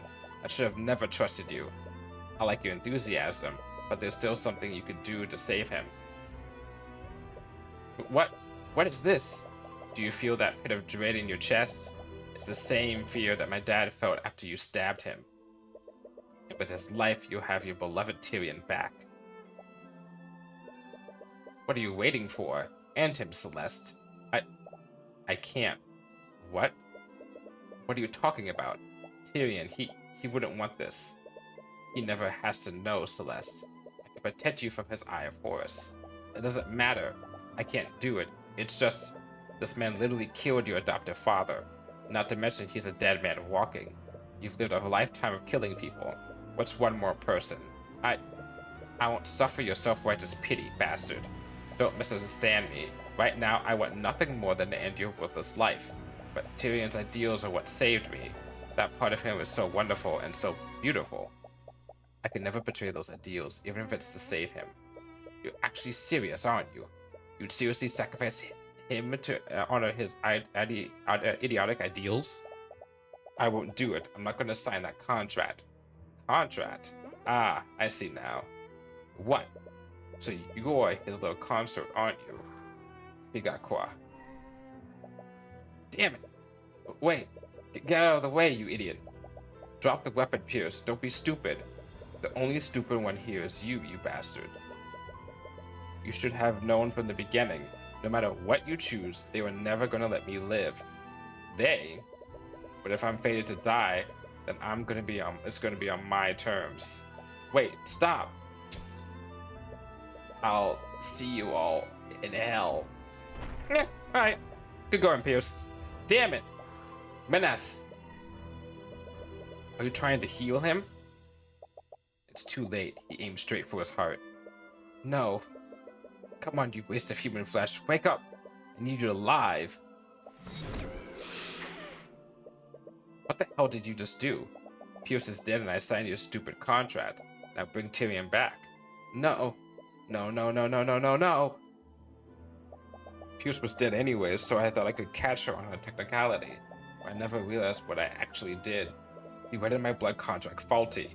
You ruined everything. And where do you get off acting like you're any better than his thumb? What? Ideals? Righteousness? Don't give me that bullshit. I could have accepted losing to a Heavensborn, but you're a human. You're a goddamn killer. All of you are rotten to your disgusting course. You would all tear each other's throats if I gave you the smallest reason to. Tyrion is the only person here with a trace of Celestial's self-righteous morality. If that's what you think of them, you really don't know anything about humanity.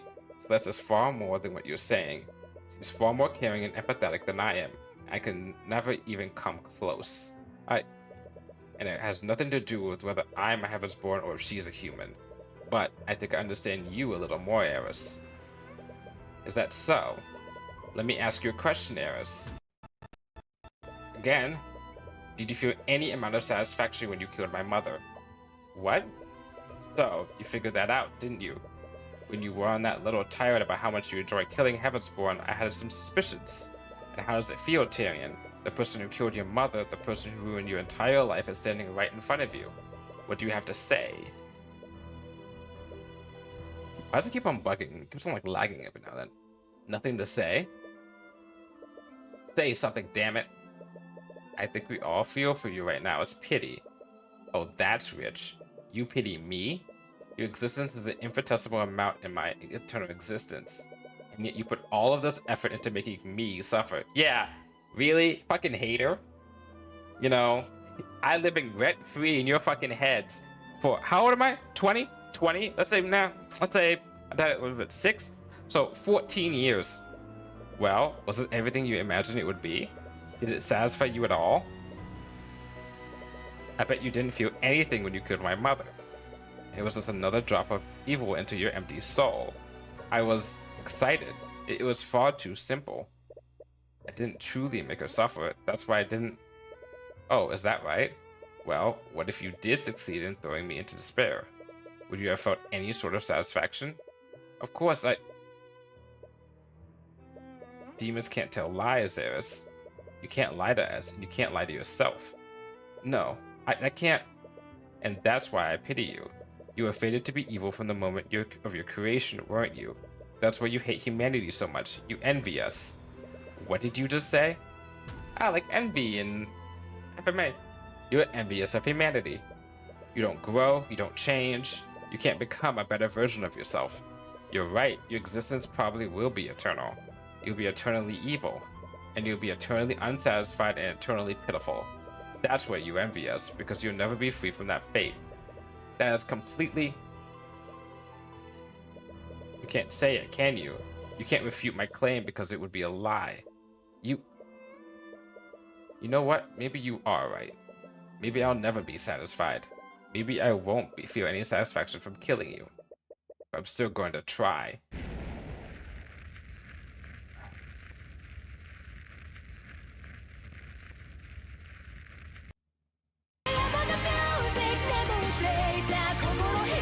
Oh, hey, Pyro. Haha.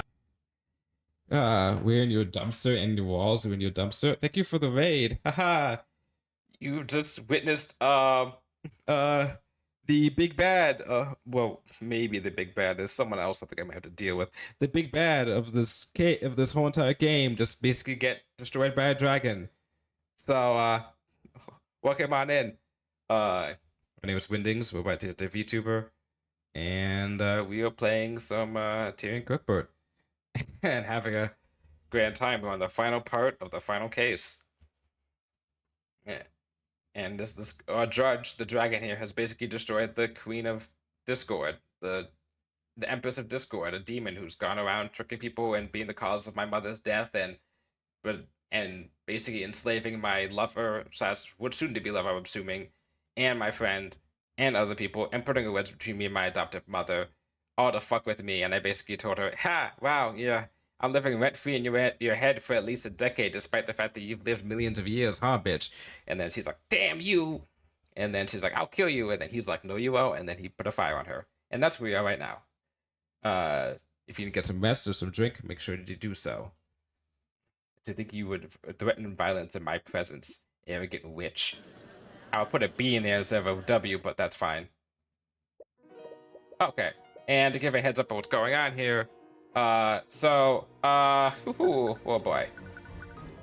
This is a place where we have magic. Magic exists, and there's also a royal family, and there's a four pillars of a family. Of them, there are these guys, and the father of her, and this is right.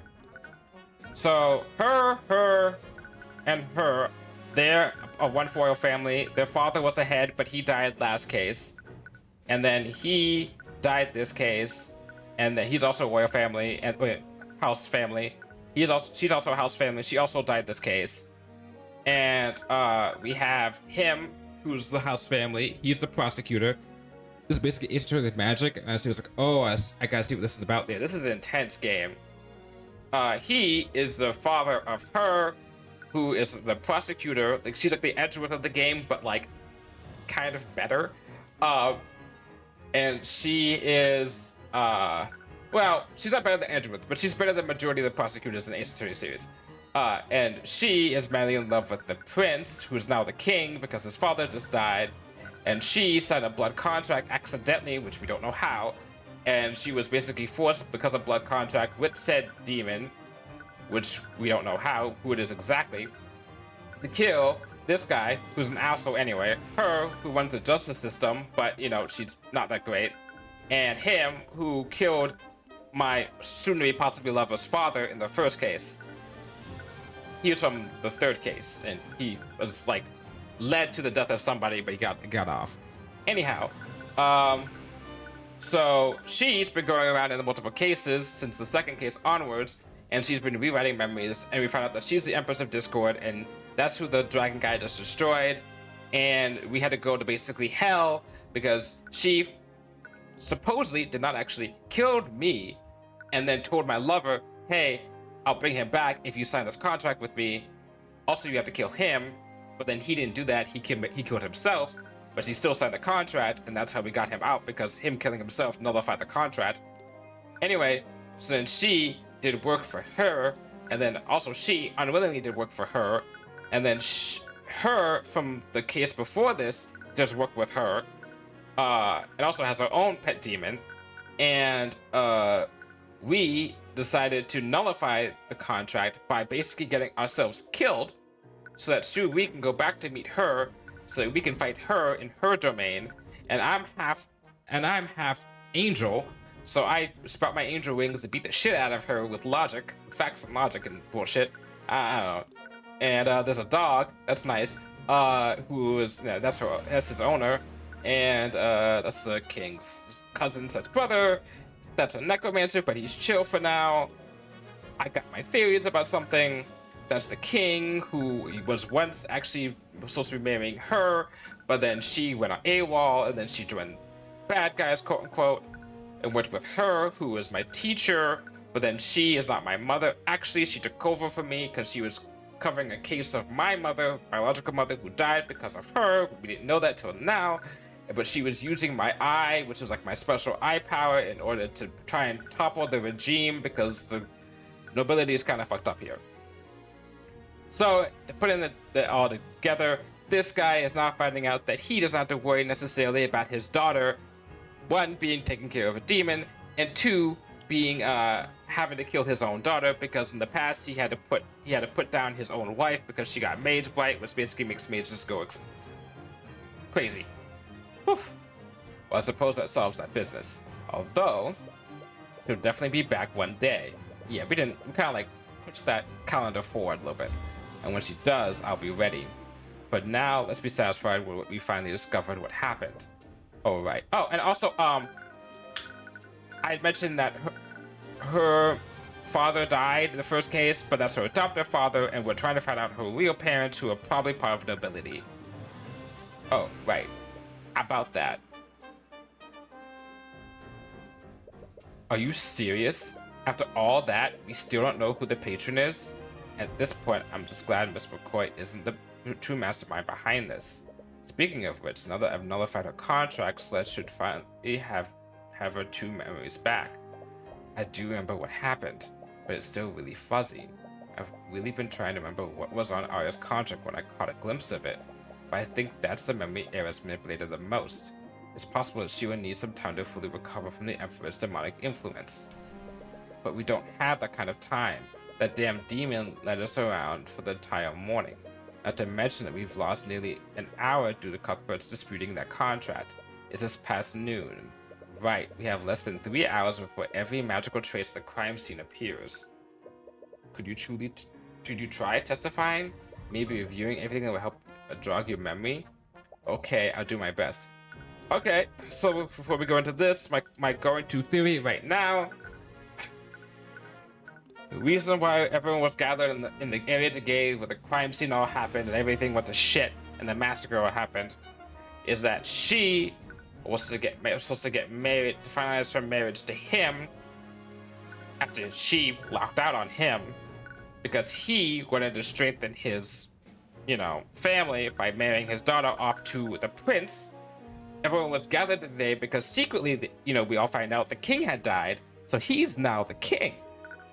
He has been very much a fan of us, but also has been very much, very for the people, more than the house families like to admit, you know. So my go-into theory since I met this guy is like he's a happy-go-lucky guy and we can read his emotions, but I still don't trust him completely.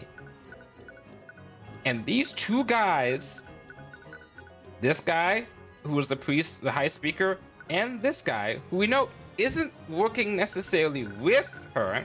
He doesn't have necessarily a blood contract with her, but I don't think that doesn't mean he's not innocent. And I think that because she is madly in love with him, that she willingly signed the contract, because the whole thing is she's a lawyer and her dad's like, you're a lawyer, why would you just fucking sign a contract? She is anime girl, shoujo level, in love with this motherfucker. And I think that he is the patron that they're looking for. Or it's the high arch guy, whatever, the priest dude. I'll do my best. Okay. Crack knuckles. We're probably at the final part of this. Miss McCoy, can you try to remember what happened during your business with the Empress of Discord? I'll try my best. Whew, this has been a long case. I think I remember now. You went to meet with Pierce at 1:50 p.m. and we heard that commotion outside at 2:20 p.m. I saw Arya attacking the guards there, and I fought her for about 15 minutes before she spoke past me. When I followed her into the prayer room, I found her there with Beatrice and Eris. They knocked Arya, Tyrion, and Pierce unconscious. I checked Tyrion's body and thought he was dead, but now I realize now that Beatrice has feigned death on him. Anyways, Eris offered her deal to me, but I couldn't go through that without killing Pierce. With killing Pierce, I think you know the rest. A few minutes after Pierce died, I asked her the Inquisition and the Kingsguard showed up to arrest Arya. Okay. Aside from a conversation with Ilmatter, that seems to match up with what we already knew. It appears we simply need to wait for Celeste's memories to return. Even if there's nothing apparently significant, I had to still cross-examine her. Okay, I said earlier in this case, there's something about the priest's testimony of seeing, of when he saw Celeste that makes no sense. Okay. What appears? Okay. I know for certain that the meeting was at 2 p.m. Yeah. She only changed my memories so she could trick all of us. Considering that my memories... Also, yeah, this demon can manipulate memories, which makes a lot of the testimony and a lot of the stuff you've heard to this point not necessarily the truth. Considering that my memories were intact, she must have not had the power to change them. Yes, she never actually used her demonic powers to revive you. She merely had Beatrice release the feigned death spell that she wished to cast. I still can't believe I fell for that. Anyways, who did you see attacking the guards? Was it Arya or Beatrice? So Arya attacking the guards, okay. Originally, you said that you fought her for a lot longer. Yeah, I had to account for the time I spent speaking to Eris. I had a feeling something was off about that. I knew Tyrion would be really meticulous about the timeline of the murder, so I had to make my testimony match up with the time of Pierce's death. I'm really sorry. We'll talk about this later. Okay. So you weren't wrong about Beatrice sneaking past you during the fight. Yeah, now that I look back on it, I was probably a distraction so Beatrice could sneak past me. What is it, Cuthbert? If the patron was working together with Eris, why would Eris use Beatrice to knock out Arya? I never thought about that. Frankly, I find it hard to believe that patron willingly went along with the Empress's convoluted plan. They clearly needed Pierce to die, and relying on McCoy to do it seemed foolhardy. Huh. Anyways, what happened after you saw me unconscious? Okay, yeah, we knew about this. Can't believe you thought it was such an obvious deception. I know, I was just so scared. I thought Tyrion was dead. I wasn't thinking clearly. I'm glad you care about me that much. But what you did almost destroyed Arya's future. Perhaps it's best to stick to the facts for now. So you signed a deal with the devil in her mind to save you, dude. To think one blood contract could have such an effect on the investigation. I should have known he was up to something. But I was too desperate to realize it. You were put in a difficult situation. Take solace in the fact that you stuck to your ideals despite that. Okay. This must have been after they went to investigate the fire in the common room. I'm surprised Asta went to the prayer room as well. I would have thought the Kingsguard would have kept him in a secure location. Those were my orders. But His Majesty demanded that they secure the cathedral for the safety of everyone there. He's always been an altruist. Interesting. Each piece of evidence at the time of each event that day. Okay, so we know 1:50, 2:20 p.m. Arya attacking the guards. Commotion outside 2:20. We know for a fact that she was killed at 2:18. On the map, we know he went. Arya went from here to here. From here to here to here.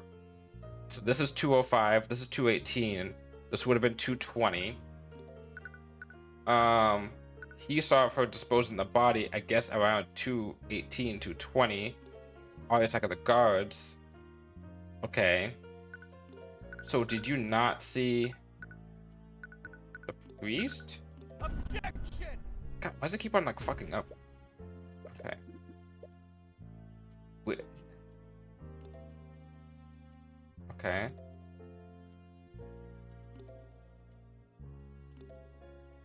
Pierce died. What about this guy?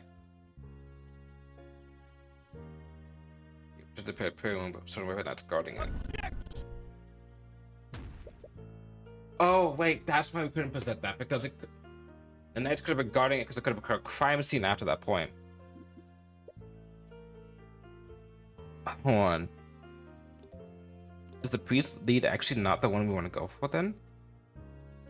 I went to the prayer room, I saw her there with Beatrice, and then not Arya and Tyrion appears unconscious. Found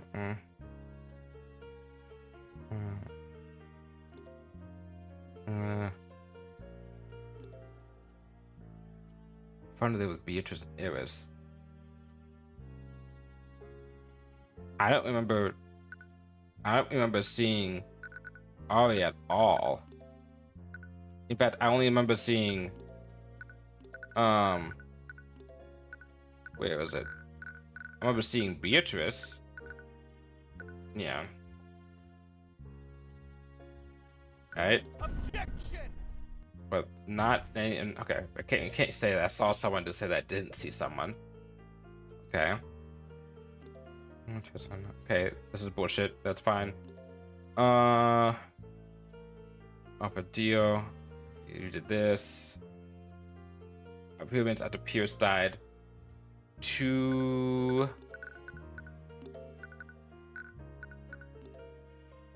Wait, hold on.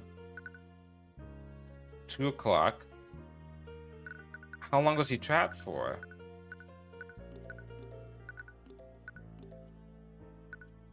No, 2 o'clock. How long does the spell last for? How long does Force Cage last for? An hour? Wait. A few minutes after Pierce died. What time did Pierce die?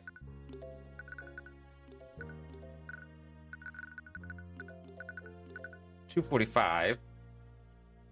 Yeah. Wait. With commotion outside at 2:20. For 15 minutes, it's 2:35. Okay. A few minutes after Pierce died, 2:45, so to 2:50. A few minutes, let's say it's 2:50. After the Christians show up to his Arya. Wait, no. Force Cage would have still been up, would it not? Objection! Oh, that wasn't a good one. I guess they're saying a few minutes is like a legit, like maybe like 15 minutes, right?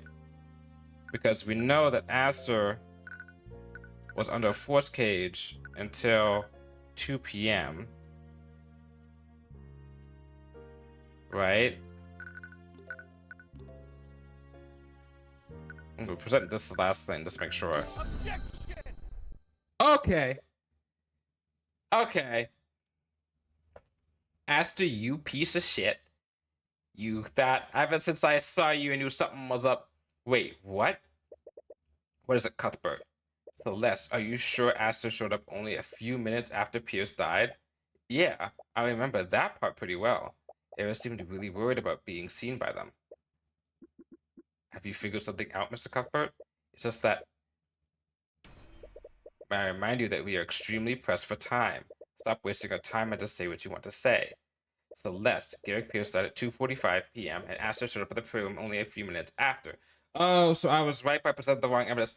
And he'd be like, oh, yeah, where are you? Wait, that raises a big question. How did Aster enter the prayer room around 2:45 p.m. when he should have been trapped in a force cage until 3 p.m.? Wait, you're not serious, are you? McCoy's memories are clearly unreliable. My men all reported His Majesty led him to the pyramid after he exited the force cage. Normally, that would be more concrete when compared to Celeste's testimony, but we can't trust their testimony. What are you talking about? While I was disputing Celeste's contract, Eris declared that she made contracts with multiple members of the Kingsguard. What? They were working together with her, and if those contracts are structured similar to Celeste, she must have had the ability to manipulate their memories. This means they could have intentionally or unintentionally lied during their questioning. To think, even the Kingsguard have been compromised. How could I have let this happen? And if you assume that he somehow escaped an inescapable force cage, how did Aster know to head to the prayer room? I understand your point, but do you understand what you're implying? Oh, thanks for the alert, Pyro. Get some ma'am. I'm not trying to imply anything. I'm just stating the facts that we know. We know that a human, whether willingly or otherwise, worked with the Empress of Discord to orchestrate this massacre. He was deeply trusted by Arya Steelwind, so much that she didn't even think twice about signing a contract that he gave her. A marriage contract. There's only only person that meets those criteria. Aster de Wyvegard, the reigning king of our kingdom.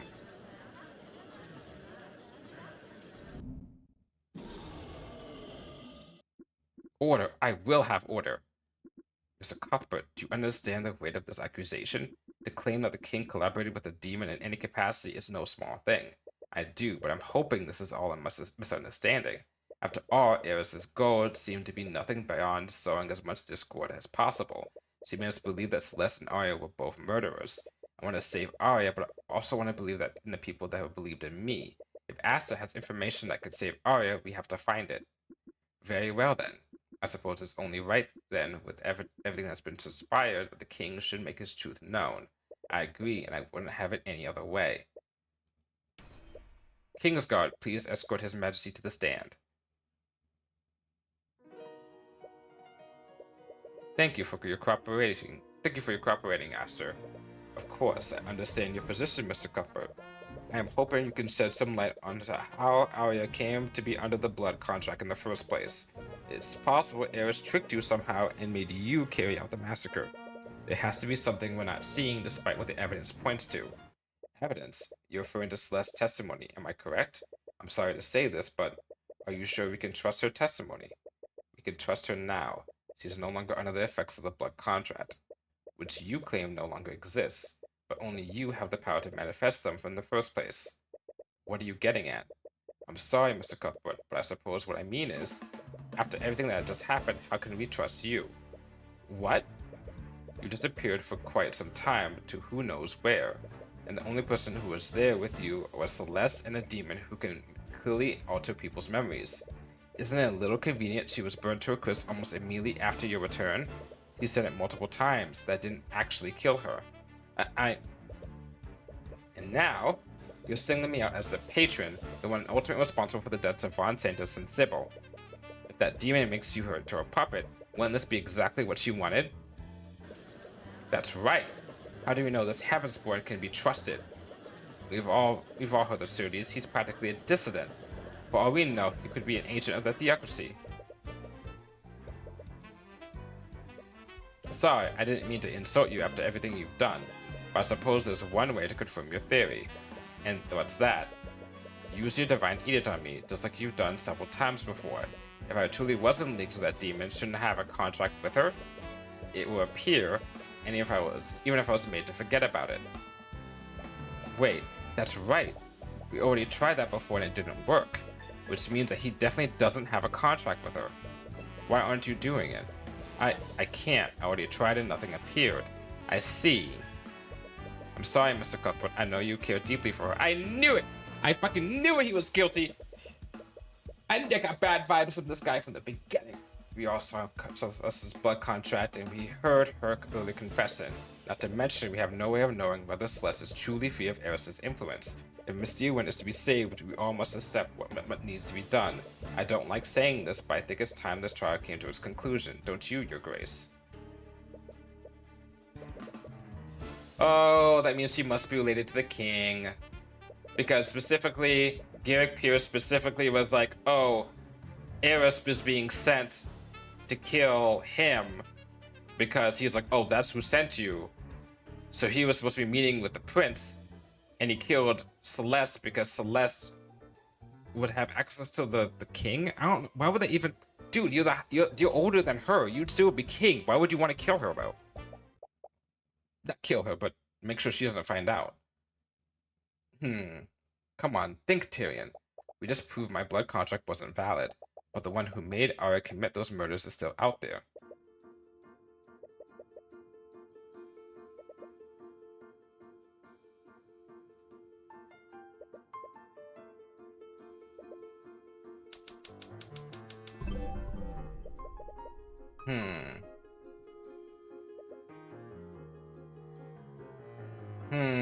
What part of the plan requires Aster's physical involvement? Oh shit, Pyro invaded Winter. Yes. Oh, hi MJ, welcome on in. Welcome on into Magical Ace Attorney. Make yourself comfortable. Although this is probably not gonna go on for much longer because I'm almost done with this. Aster. Let's see. Aster was tricked into signing the blood contract.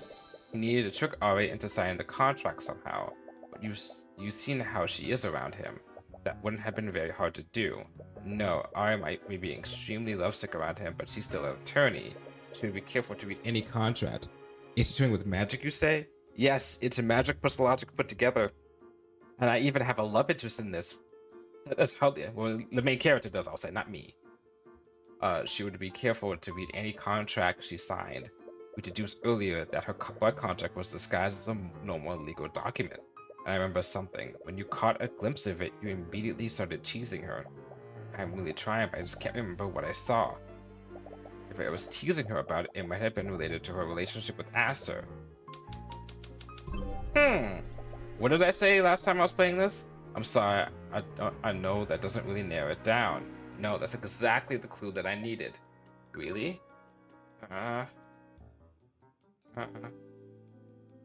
Signed. A marriage. License? Oh, license. Oh yeah. Aster, there's one piece of physical evidence that proves you were involved in this. Really? The patron controlled Arya and committed each of the murders without having to do anything personally. But this is all contingent on tricking her into signing that contract in the first place. I recall that you went to a meeting with the High Speaker right before the massacre started. It was to discuss your marriage to Arya, wasn't it? Yes, that is correct. Aster, the blood contract that Arya signed, needed to look like a normal legal document. But I just realized something while reading it. The language used would have made sense under a different context. In that contract, Arya gave you her mind, body, and soul. It would bind her to you so long as you both live. Wait, are you saying no? In other words, till death do you part. Objection! That's a big leap in logic even for you. Whoever tricked my daughter would have surely destroyed the evidence by now. That demon went out of her way to destroy the memories of signing it. I doubt they would have left any copies of the marriage license to be found. Indeed, bringing such a heavy accusations against the High Speaker or the King will require more than just speculation. First she dares call the King to testify. Now he's trying to indict the High Speaker? He's a traitor to the nation. I have more than just speculation, Your Grace. I have a copy of it. But your divine edict only creates the terms of the blood contract, not the material that it was written on. The original document wouldn't be visible on your copy. That wasn't the copy I was talking about, Aster. What? Don't you wonder how I knew about that blood contract? Every attorney has a magical runestone. They let us take pictures of crime scenes and write down notes magically. Yes, I'm well of them. And did you know Arya took a picture of the marriage license he signed? Ah, there we go. Mask off. What? She was so happy to finally have your union codified that she took a picture of your marriage license, even though it was technically illegal to do so. Why would she? Because she's in love with you, you fucking idiot. The moment she regained consciousness, she thought she was in danger to others. She had no memories of what she did that day, but she knew something was wrong. That's why she locked herself in a cell with an anti-magic field. She was being rightfully conscious, but she had simply left any of those anti-magic fields and checked her runestone, she would have found a picture of a marriage license with the exact same words as her blood contract. So I ask you this, Aster. Who gave that marriage license to her? Was it you or the highest speaker? Is he gonna throw the highest speaker under the bus? If you don't want to answer, we can drag the tooth out of both of you. Don't bother. No, so it really was you. Tell me, Mr. Cuthbert, do you know what the best kind of lie is? The kind that's hardest to disprove. No, not quite. It's the kind where you won't even try. The best kind of lie is the one you want to believe in. The truth can be right in front of you, but it will make you look away. If I recall correctly, McCoy made you experience that firsthand today. Your Majesty, what are you? I'm done with this farce. I'm sure if we brought the high speaker to the stand, Cuthbert would just deduce what happened anyways. It was always going to end this way, I suppose. Perhaps I was just lying to myself. No. Aster, you whelp. Are you saying that it was you? You used my daughter to commit mass murder? I did, Lucio. What of it? How could you? And what right do you have to judge my actions, O great-scaled lord? I was only cleaning up the mess you created. And if it weren't for the heiress's little games, I would have done it in a much cleaner manner. Pardon me? No, I think I'll be pardoning myself. You can't be serious. I am the king of Rivegard, am I not? Is it not my right? Oh, god damn it. You're insane. Tell me, does this terrify you all? To know that I could do whatever I please but no one could stop me? Is this not what you've all been doing to the rest of this country? Oh, good god. Nah. Do you seriously expect to get away with this? I do. Who has the power to stop me? The Scaled Lord? Yes, exactly him. That's why he hosts this trial in the first place. His authority is above yours. I didn't ask who could stop me, Tyrion. I asked who was going to. What? Why aren't either of you saying anything? Yes, Mathalion, have me arrested. Put my 7-year-old brother on the throne. I'm sure his history will tell you exactly how a kingdom fares when a child sits on the throne. Or would you take the throne for yourself? You spent all those centuries huddled in this ruined city. And I'm certain you know exactly what problems this nation is facing and what needs to rewrite itself. Mathalion, I'm sorry, Mr. Cuthbert. I came to do what was best for my people. I may not know the best course before me, but I know with painful certainty that it is not to seize control of this nation. Okay. I will not take that responsibility again, nor will I thrust that responsibility onto those who would not have it.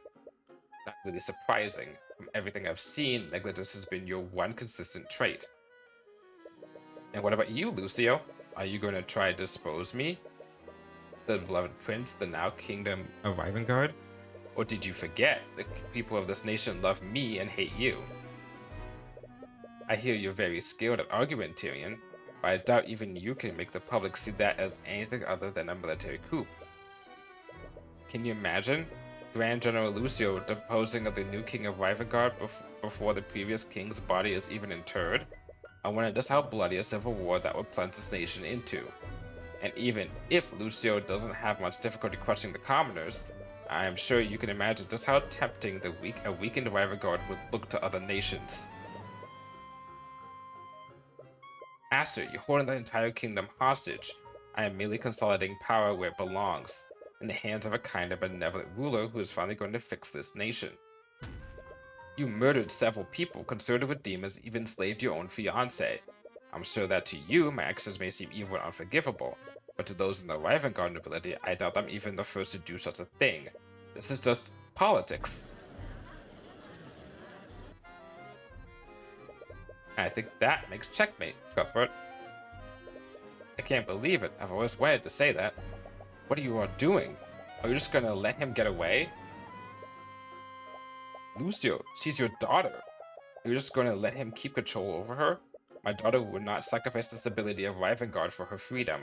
You know that to be true. He killed so many people and enslaved an Arya.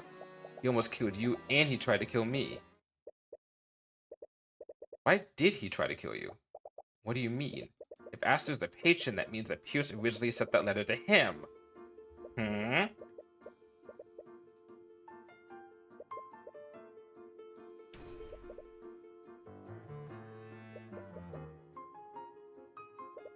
If you were his half-sister, you wouldn't have a claim to the throne.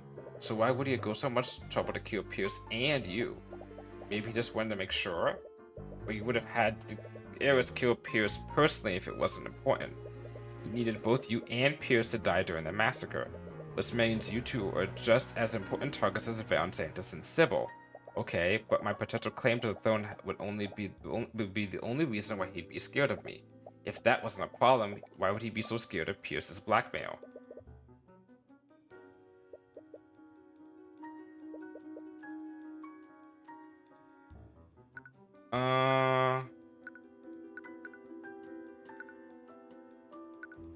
Is the Church of Bahamut or the Theocracy of Lumina? It's not this. It's not this. Yeah,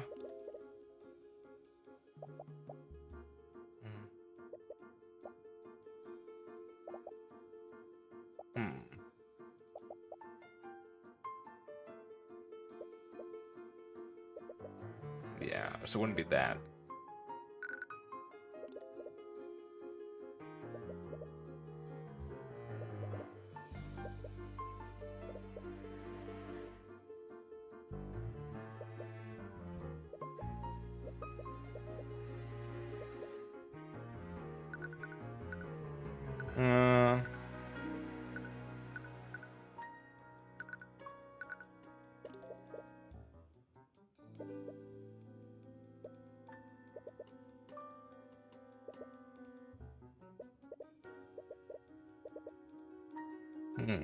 No.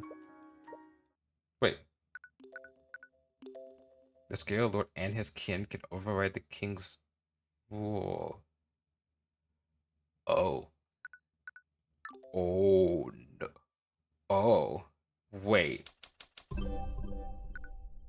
Oh. Girl. You're a dragon. Celeste McCoy, by authority of the Rivengard Crown, you're under arrest. Okay. I know more than one spell now. I actually learned a few new spells today. Spells is in plural. How long does it take you to learn these spells? A few hours, I think. So you come from the same humble beginnings that I do. Which spells have you mastered? I haven't really mastered any of them. I know about 7 spells, though. 7?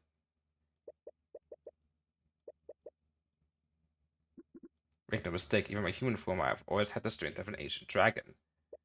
This can't be real. What? What is it, Tyrion?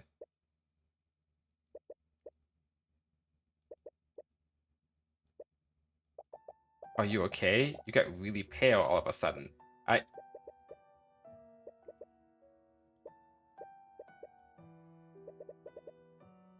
She's a Dragon King? That's fucking kick-ass! His girlfriend's a Dragon King. Well, shouldn't be girlfriend probably. I'm sorry, Celeste. What? Why are you apologizing? What I'm about to do could change your entire life, possibly in a way you don't want it to. It will place an unimaginable responsibility on your shoulders, but it's the only way to save Arya and stop him. So I'm sorry, please forgive me for doing this. Do you think one little life-changing event could ever change how I feel about you? Are you sure? I owe you and Arya for what I did. But this is... You need to do this to save Arya, right? It's partly my fault she's in this situation. But if my life is really going to change because of this, just promise me something. What is it?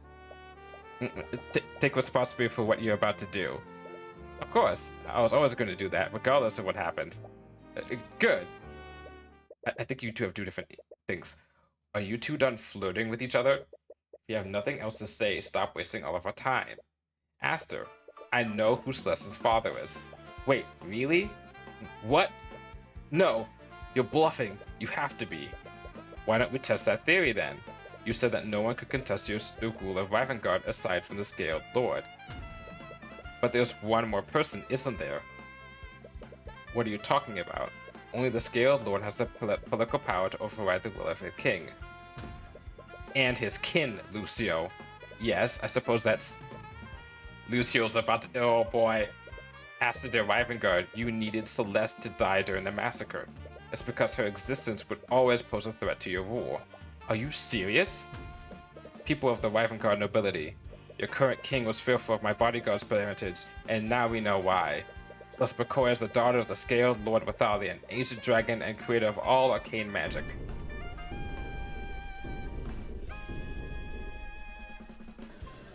Wait, Dad's right there! Hey, Dad!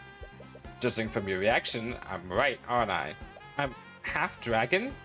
Well, I'm apparently part angel, so you're in good company. Oh my god, their kids are gonna be insane! So that demon was speaking the truth. Acid de Rivengard. As the Scaled Lord's kin, Celeste has the authority to pass judgment on you and override your rule. And when you're gone, she will take your place as the ruler of Rivengard. Miss McCoy, think about this.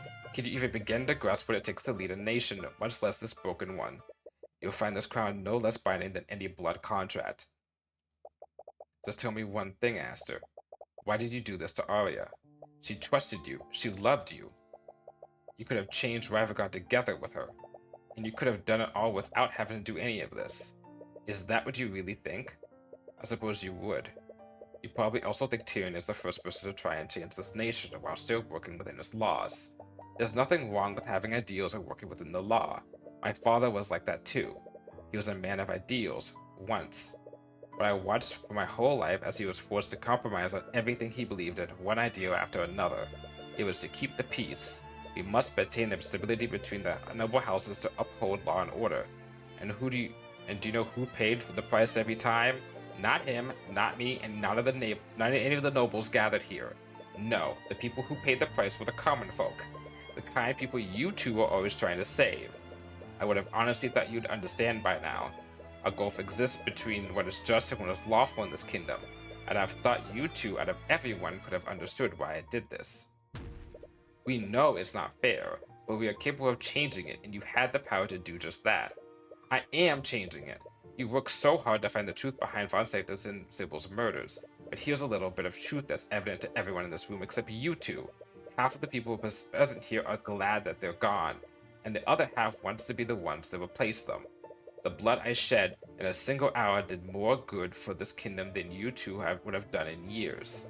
So that's how you plan on fixing this country's problems? By working with demons and killing your way to a brighter future? If I have to, why not? Every day across this nation, commoners are killed and oppressed by the hands of the very nobles gathered here. They bleed this country dry and feed on its people like carrion. I don't know. I kind of agree with this guy. I am merely returning a much-needed sense of equality. Do you really think any of you are in a position to judge me? All of you who came running at the news of my father's death? Also, you can be the first to fill my ears with your sycophant praises. Do you know what the difference between the Empress of Discord and all of you is? The demon was just a bit more honest. Arya wanted to change that. She would have helped you. Arya is too stupid and too naive to do anything. Okay, now I disagree with you here, there, Sonny. She loved you. How could you? She loved her idea of me. She loved a weak and an ineffectual prince who would have borne watching his kingdom rot with a damp smile. She loved your kindness, Aster. This is kindness. The blood I will spill will be the greatest kindness this kingdom has ever known. And once I am done, Rivengard will be better and stronger for it. Aster, McCoy, I don't care what you are. The Scaled Lord's daughter, the rightful heir, none of that matters to me. I will save my kingdom and its people, and I will carve the rot out of its heart, peace, and by bloody peace. Nothing will stand in my way. I am Aster the Rivengard, King of Rivengard, and consort to the Lord of the Sixth. It's funny because he's doing the exact same things that my teacher was doing. She was working with criminals in order to get the clients off, the defendants off, and these innocent commoners off for free, just because she hated the nobility. But she and him were both operating on two sides of the law, both wanting the same thing, kind of, for commoners to be better off, but they were doing it both the wrong way. I am nothing but a dead man. Volnus.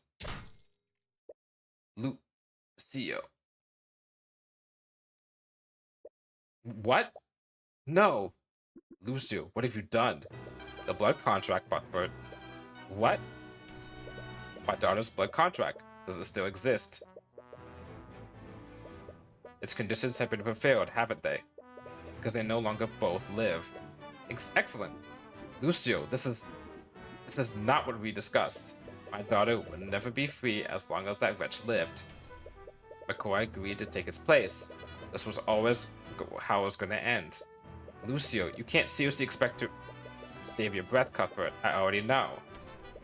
Kingsguard, what are you standing around for? Arrest me? The Grand General has just committed regicide. Arrest him at once. Let's go, man! The king is dead.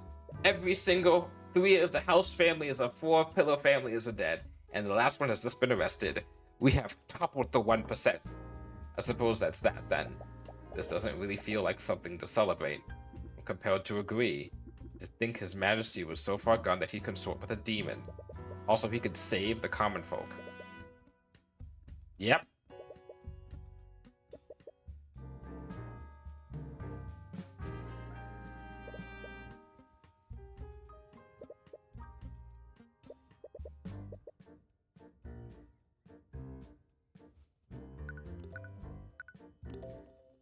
Yeah, it was able to get under his skin. Nevertheless, it's apparent that there's no need to continue this trial, although it's clear our work is only just beginning. We've just created a power vacuum! Court is now adjourned for the time being. You're all free to return to your homes. However, I'm sure there's still each of us to discuss. Many things have changed here today, and I'm sure many of us will need to make arrangements to adapt. Until then, please refrain from discussing the events of today outside of these halls. This goes without saying, but we must keep today's events a secret from the public, at least for now. So what are we going to do about Aster's death? Also, how's Eris feeling? Because she's probably not that pleased.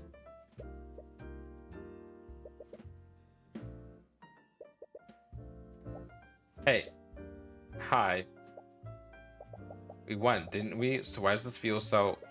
Yeah, I feel the same way. He was a terrible person. He killed people. He tried to kill us, and he used Arya like a puppet. But I really wish we could have changed his mind. Yeah. Sometimes people are beyond saving. And I think he made up his mind a long time ago. He knew what he was doing to Arya, and I can't think of any other way we could have truly freed her. I know, I just hope she's... Hello. I'm glad I found you before you left. Oh, she's doing fine! Oh, the Eye of Horus is looking and we don't see what it is? I'm so sorry. Why are you apologizing? What? If it's about your testimony, I'm afraid I will need to charge you with perjury. Ah, right. Wait, seriously? Come on, I'm basically your boss now. No one is above the law. That was made apparent when...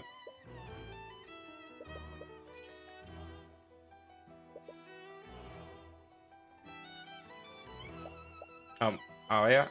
Anyways, I'm sure it's nothing to worry about. You do have a talented defense counsel after all. Right. Oh, Aster, you fucking sly dog. Oh.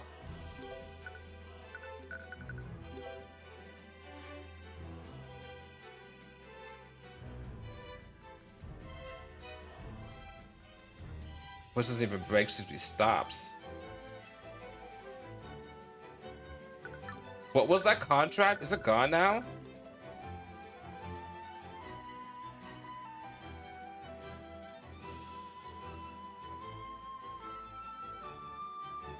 I wonder if, like, the contract also means that once he dies, he just forgets about him. Anyways, I wanted to thank you for the work you've done, Mr. Cuthbert. I truly mean when I say you have my gratitude. Yeah, of course. Anyways, I have much work to get done now that the Grand General is in custody. I'll be taking my leave. Yeah. What was that all about? Why didn't you say anything to her? I, I didn't see anything through the eye. She must have been subconsciously guarding her emotions. I guess I don't really blame her. No, Celeste, I didn't see anything. What? I looked at her with the eye. She wasn't holding anything back. Even with that, I saw nothing. There was no anger, no sadness, no fear, no joy. I used the eye to see the emotions of a countless amount of people, but I've never seen that before. It was like I was looking at a machine. But you're right, I should have said something. I'm going to... Do you mind if I talk to her? What? Are you sure? Yeah, we actually hang out a lot outside of the trials. I think she might respond better to me. Oh, maybe she's just faking it. Which is, honestly, if she's just faking it, that was a really good way of faking not having all those emotions there. Alright, I suppose I'll let you handle it. Just, you know, keep it verbal. What? Never mind, I don't know what I'm saying. Just go. Alright, you weirdo.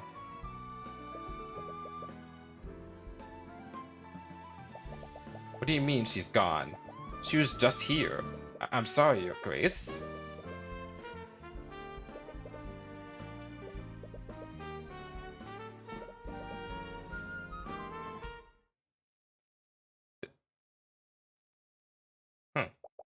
Damn it, Arya, where are you? Oh. Hello. My apologies. I didn't mean to frighten you. No, it's fine. You can talk to your daughter, dude? Hey, Otter! Thank you for the resub. Welcome on in. Thank you for coming by. Get yourself cozy for the last, I don't know, I'm gonna be streaming for the next a little bit and then going to, I'm almost done, almost. You're looking for Miss Diwan, aren't you? Yeah, how do you know? She's been sitting outside my lair for a while. Hello. Hope you're having a good day, week, and month, and year. I tried Speaking to her, but damn, almost done, huh? Yeah, I'm on the last part of the last case of this game. And if everything works out, I'm back to the Ace Attorney games next week. And I'm going to be finishing up, if I do it all right and don't skip certain days, I'll be finishing every single mainline Ace Attorney, so most spin-offs, by the end of this year. It's been a 2-year process, but it would have been done. But this is my only real break. Tried speaking to her, but yeah, I get it. I'm going to try talking to her. Of course. Athalion. Yes? I'm not mad at you, you know. What? I'm not sure why you left me at the McCoy Tavern, but because of that, I got to be raised by my mom and dad. Oh, sorry, her mom's still alive. And if I didn't live there, I would have never met Tyrion or Arya. I could have never be mad at you about you giving me a life like that. Plus, now I know that I'm half dragon. That's pretty cool, isn't it? Miss McCoy, don't be so formal. I'm technically your daughter, aren't I? Right, Celeste. So, I've been meaning to ask, how about you and Mr. Cuthbert? Are you two... Oh, wow. Look at how late it is. I better go talk to Arya right now. I'll see you later, Scaled Dad.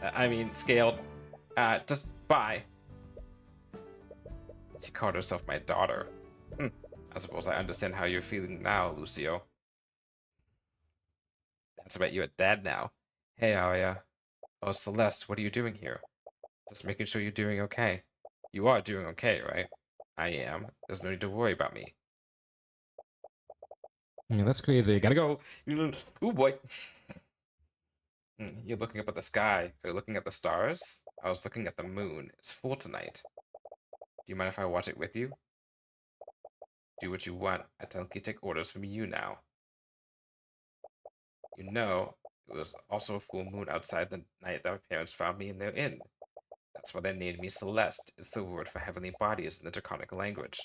I thought they did something to Arya to make it so she just forgot Aster, but I do not think that's the case. Is that so? Yeah, they told me that they thought it was a gift from the Scaled Lord. In a roundabout way, they were actually kind of right. It's a little funny when you think about it. By the way, I never got to thank you for sticking up to me for me before. What? Remember, you jumped onto the stand when Tyrion manifested my blood contract. Not that I blame him, but I don't think even he believed in me at that point. If you'd never done that, who knows how this could have ended up. I really appreciated you doing that. You're a really good person, Arya.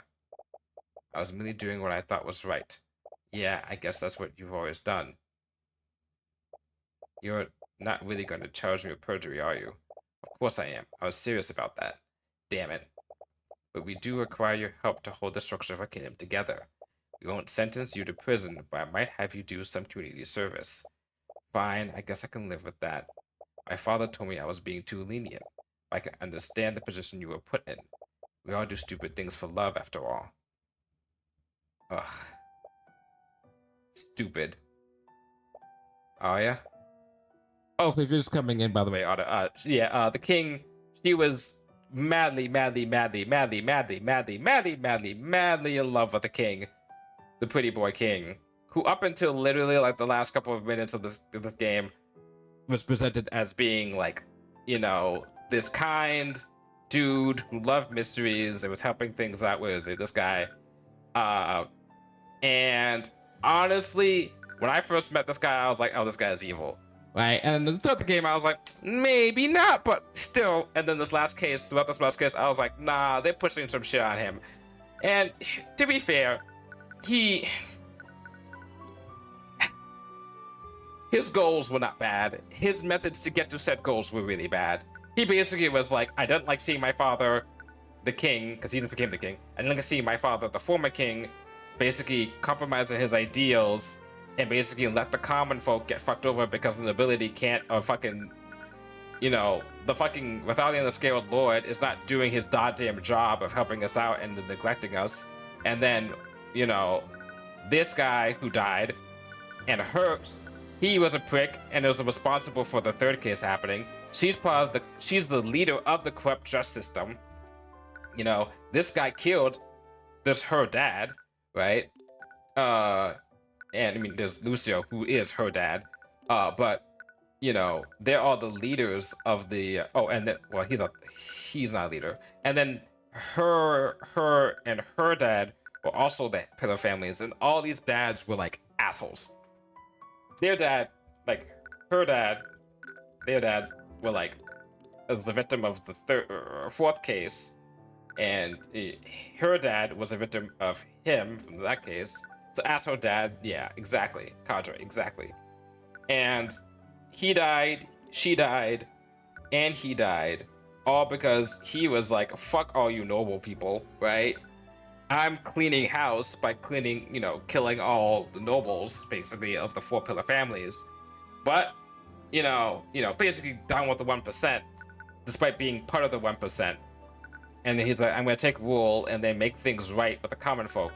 But, you know, he made a deal with the most crazy yandere level demon on the planet, who got a little too into it, let's say, and was terrorizing me since I was a kid. And he also controlled her and put her into a blood contract that basically binded her to him, knowing that she was in love with his ideal version. So, with a marriage contract. So he tricked her from using a marriage contract into getting a blood contract. So Daddy Darius came in, who was being kind of tsundere to his own daughter, and basically killed him to get her free. And now she's realizing that she has been basically duped for X amount of years into loving someone who did not care for her the same way. How could I be so stupid? Hey, you're not... I am. I'm a complete and utter fool. I knew about blood contracts after what happened to Beatrice. I'm an attorney for Lord's sake. I've read countless legal documents. And when I signed that contract, I knew something was wrong, but I was just so stupidly happy. That's not fair. No one could have expected him to do something like that. Now my father, he is going to pay for my stupid mistakes. I'm sorry. Celeste, why did I trust him so much? He used me like a puppet. With my hands and my magic, he made her kill the two nobles. She didn't kill anyone, but he made her kill two of the nobles of the three nobles that died in this case. Which, to be fair, once again, I'm not saying they deserved it, but they weren't good people. So that's what makes this all morally ambiguous. But he also consorted with a demon, and he basically held her as a mindless slave. So he did to you was horrible, and I don't know how to make it better. Yeah, there's some drama here. You're not alone, okay? It's not just me. Tyrion, your father, we're all here for you. So please don't shut off your emotions from us. Thank you. I thought he had a contract to Baker. Oh, whatever. Celeste, I think I've made a decision. What's that? I'm going to drop the charges of perjury against you. Wait, are we still on that?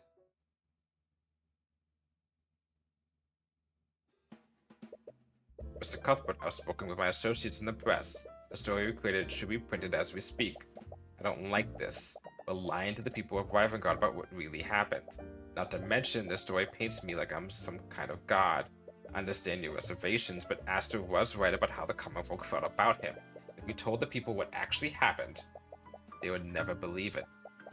They think that his death was part of some sort of political conspiracy. In other words, once again, we're hiding the truth from the common folk. We're just continuing the cycle. Let's go. All right. And even with this covered story, we can't be certain that they still won't suspect that. Arya? Shouldn't you be resting? Nonsense. I'm not going to sit around feeling sorry for myself while everyone else fixes my mistakes.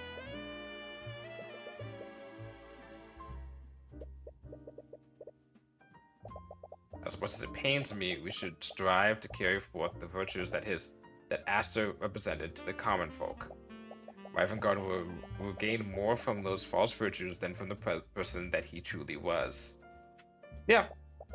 The stability of our nation must be maintained if we're to move forward, and if we must use the people's piety to do that, then so be it. Basically, we can't let them know about how bad the king was, because they would basically fuck everything up, and as much as the king was being an asshole about it, his heart, very much in quotations, his heart was in the right place. He did care for the people, he just really went along the wrong way in trying to solve things. Really, really bad. Oh yeah. And as the newly appointed head of House Steelwind, I will also do my part to support your rule. And you know who's also to blame for this? Is my fucking mentor. Because she did the same thing on the defense side as he was doing the nobility side, and it's said that he was reading all of her cases and getting obsessed with them. So her idea of fighting for the people got into his head, and he's like, oh, I see, you gotta fight dirty in order to defeat the nobility, and that's what I must do too. So it's your fault again, damn it. As will the Scaled Lord. Do you even have to ask? I made my promise to you, didn't I? And it's not just us. I'll do my best to make sure that the rest of Rivengard supports you too. Oh yeah, since you two patch things up, we could also ask for Ruby's help. Ah, right, I forgot that I was supposed to meet with her this morning. I need to apologize to her about that. Wait, have you still not told her about what happened yet? We had more important things to worry about. I'm sure she'll understand. Tyrion, the last time you saw her, you manifested a blood contract without explaining anything. Then you vaguely said something about helping Arya. Don't worry, I'll explain everything to her once things quiet down. Tyrion, that story we fabricated is being printed right now. Everyone in Rivengard is going to read about it in the paper, including her. Oh. What's all this noise about? What? Have you been living under a rock, lady? Read the morning paper. The Scaled Lord has returned. What? Demonic attack claims lives of prominent figures. Okay.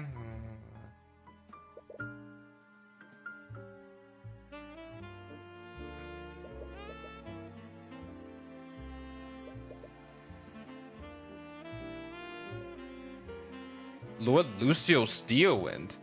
What? What? No, he's in prison.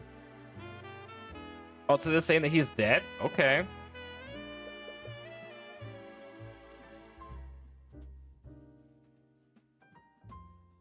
Oh, the King Oliver was already dead, so they can use that as a way to stop it.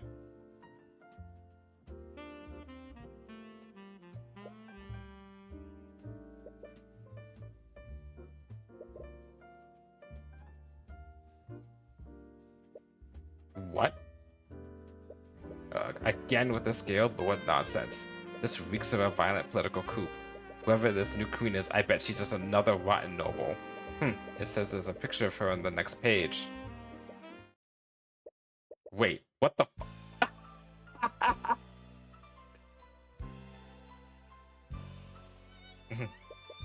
After hearing about what happened to my former lord, I've thought a lot about my actions. I won't ask you to forgive me, Your Majesty, but I want to continue to atone for all the harm I've caused. Okay, yeah. This is better than some Ace Attorney games. Alright. I'll continue my studies in the field of conjuration. With the kingdom in such disarray, it falls into people like me to maintain order. Why are you looking at me like that?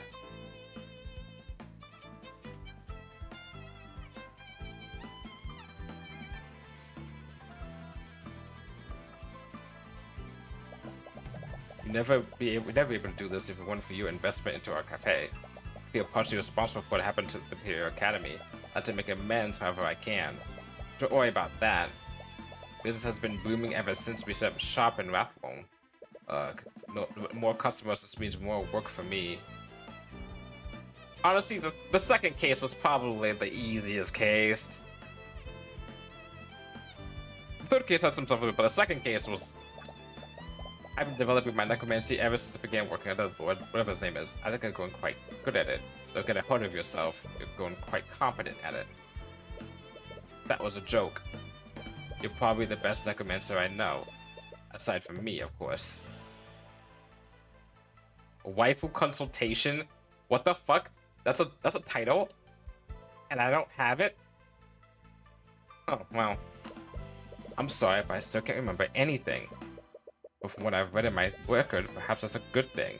Wait, he's alive? And if your memories are gone, your crimes can't be changed. You still have to serve your sentence, but I do hope you can live out the rest of your life in peace. I thought Eris killed him.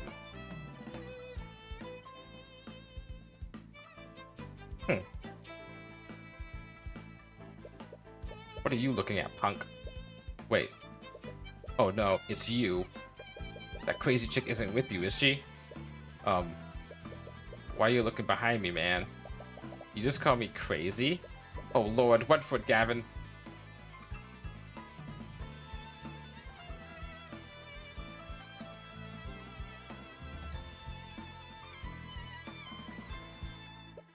Good to see you, Mr. Cuthbert. I was wrong about him. I thought he was guilty. From what I hear, you certainly moved up the world. Yeah, a lot has happened. Don't even know where to begin. I'm glad to see the refinery is doing well.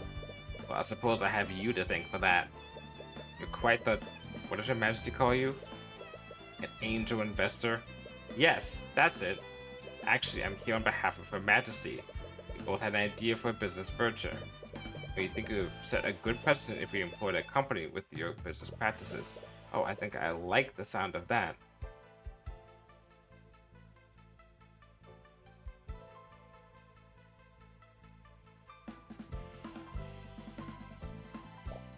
I still have much to learn about leading a noble house, but I hope I can bring House Frigga and Rivengard to a brighter future.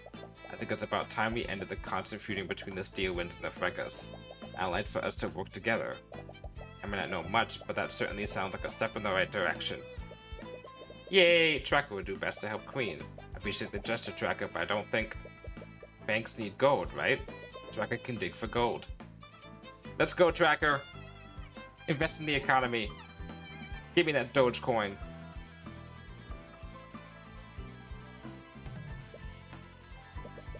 That makes checkmate, Cuthbert. What? You just lose? No, I demand a rematch. Learn to lose with dignity for Lord's sake. He kept it? I'm glad to let him keep those armbands.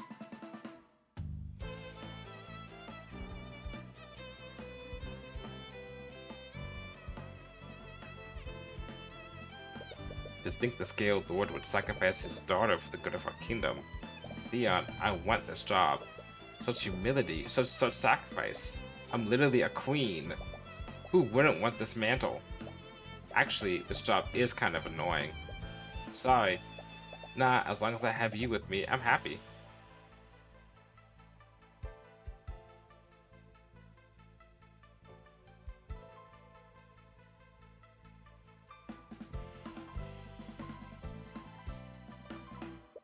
I may have everyone else fooled, but I know this how the story goes. A mage is still a mage, and a noble is still a noble. Come on, don't be like that. Hey, if you want to prove me wrong, by all means. But I ain't holding my breath. I suppose you have every reason not to trust those in power. but we are going to fix this kingdom, and we're going to do it within the confines of the law.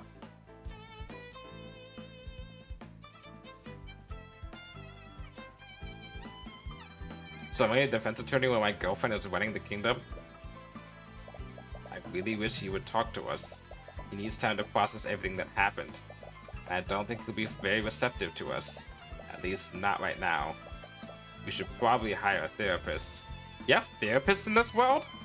What the fuck? Half of you guys needed it. Most of you guys needed it. Are you okay? Yes, I really appreciate you coming here with me. His actions were absolutely deplorable.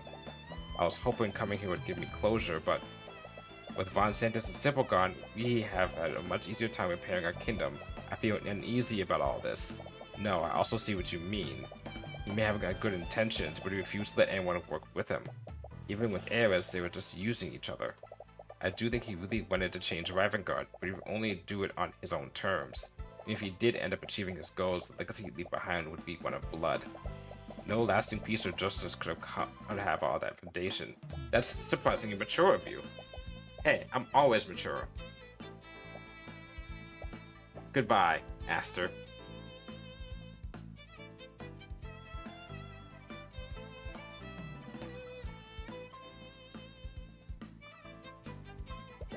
Are you kidding me, Ruby?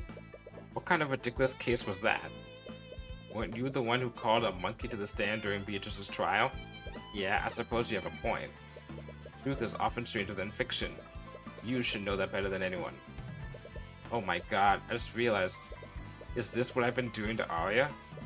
Hey, you're the one who wanted to be lead prosecutor. I'm only filling in for her until we can find a qualified replacement. Well, if you ever get bored of a life as a royal, there's always a spot open at my office.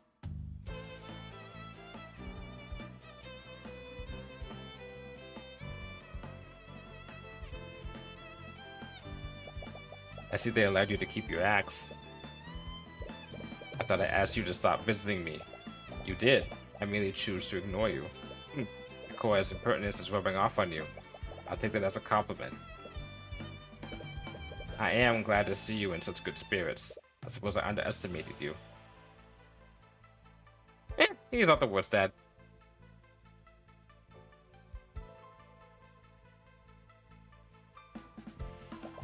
I'm surprised you're not sentencing me to death.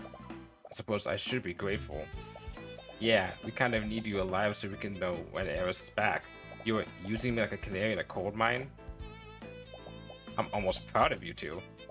Although, I am curious as to why she hasn't returned yet. Oh, they're gonna show that. There's something about the fact that they talk about the founders, like the 5 founders, and it disappeared.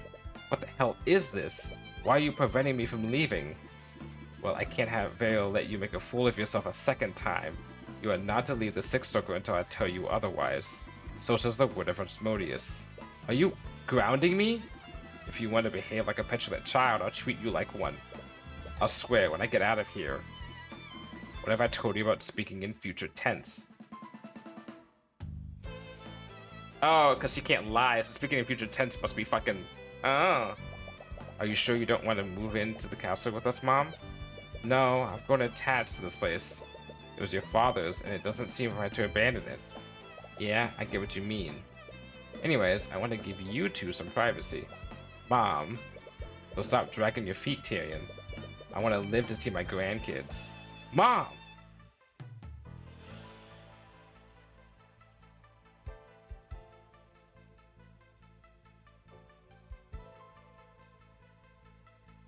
So, I was wondering, you've lived for a really long time, right? I have. Do I have any siblings? No, I'm sorry. There was one many centuries ago, but I lost her. It was rare, even across the centuries, when I've sought companionship. Dragons are magical beings, and the creation of offspring is rare. So much so that it's a miracle that you were born. I'm sorry, but you are all alone. I don't really feel that way. I think I spent so much time with Arya that she's basically my sister. And Tyrion, well... Perhaps I should have some words with Mr. Cuthbert. Don't you dare. I just want to talk to him. I just want to talk to him. I just want to talk to him. because that one Family Guy scene, I just want to talk to him. So we meet again, Crimson Demon. Who keeps telling people about that nickname? Who knows? It could have been anyone. Tyrion, you don't like it? I could help you come up with a new one. I'm good, thanks. How about Scaled Empress? Okay, I actually really like that.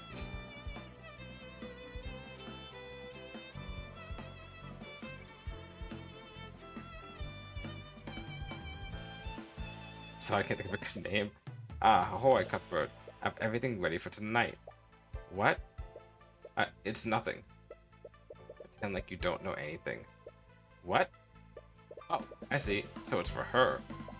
What are you doing? It's a surprise. Alright, whatever you say. What about the invisible ship? We never talked about the Prince's invisible ship. AKA King's. Whatever happened with that? Hey, why'd you bring me out here? You're not usually this secretive. Come on, it's a surprise. Wait, is that a boat? Are you going to be okay? I thought you were really prone to motion sickness. Are we gonna fucking Tangled this?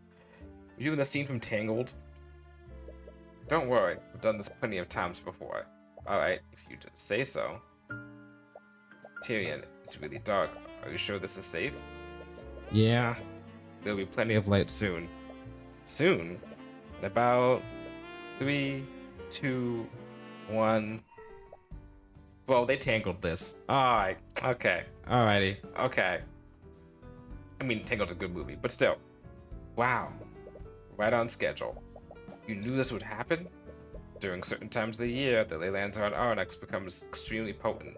A lot of the businesses here take advantage of this to charge the arcane power cells in their homes, and those effects are amplified when they do so simultaneously. This is what happens when they synchronize with each other. It lights up the entire city. You're such a nerd. But it's beautiful, right? Yeah, it is. My mom used to bring me out here before everything happened. You're the only other person I've ever shown this to. Oh. I've really missed being able to spend time with you like this. Yeah, me too. It was so much simpler when you were just an attorney and I was your bodyguard. But now I'm the Scale Lord's daughter and you are the lead prosecutor. We barely get to see each other. But at least we're together now. And you have something to remember whenever we're apart. Yeah. What? Your thoughts are leaking, Celeste. What do you... it's been so long I forgot to... Is something wrong?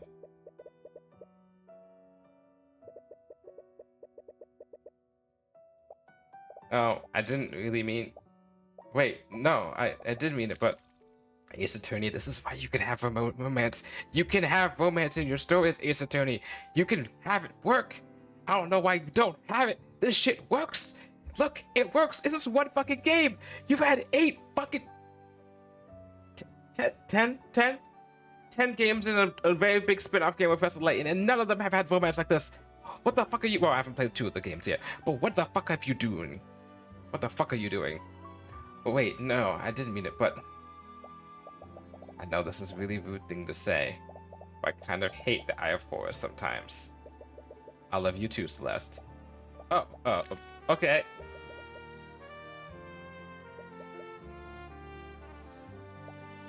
Tyrion, I... Do you not want this? Of course I do. I've wanted this for a long time. God, that kid's gonna be so fucking powerful. I always find myself smiling like an idiot whenever we're together. I don't think I've ever felt this happy before.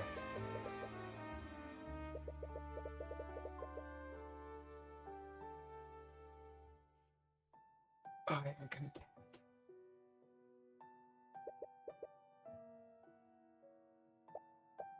You always keep your promise, right? No matter what happens, no matter where each of us goes, we'll go there together. Good. Sorry, this is all a little too much. I'm feeling a little lightheaded. Take all the time you need. Right now, we have all the time in the world. It's okay. It's okay, Hunter. Whew. Yeah. I had to stop there for a second and just had a fucking moment of bliss. I'm gonna go back to Ace Attorney next week, and I'm gonna get so fucking frustrated. There's no good romance in it. Oh, I'm gonna get so fucking mad. Oh, I'm gonna have to separate the two. Oh, okay, it's alright. Have you heard about what happened in Rivengard? Is that why you called me here? This could have been an email or Sentinel. Email. There's no such thing emails. So I had to finish. There was a massive car accident in front of my. Oh shit! Damn. Hope everyone's okay. Jeez. No, that's a. I want to say it's not like a fight, but like that's that's fine. You know, just got off the phone with the cops. I hope everything's good. I mean, hope anyone died or got hurt or anything like that. Yeah. Yeah. Damn. I hope you're okay. Yeah.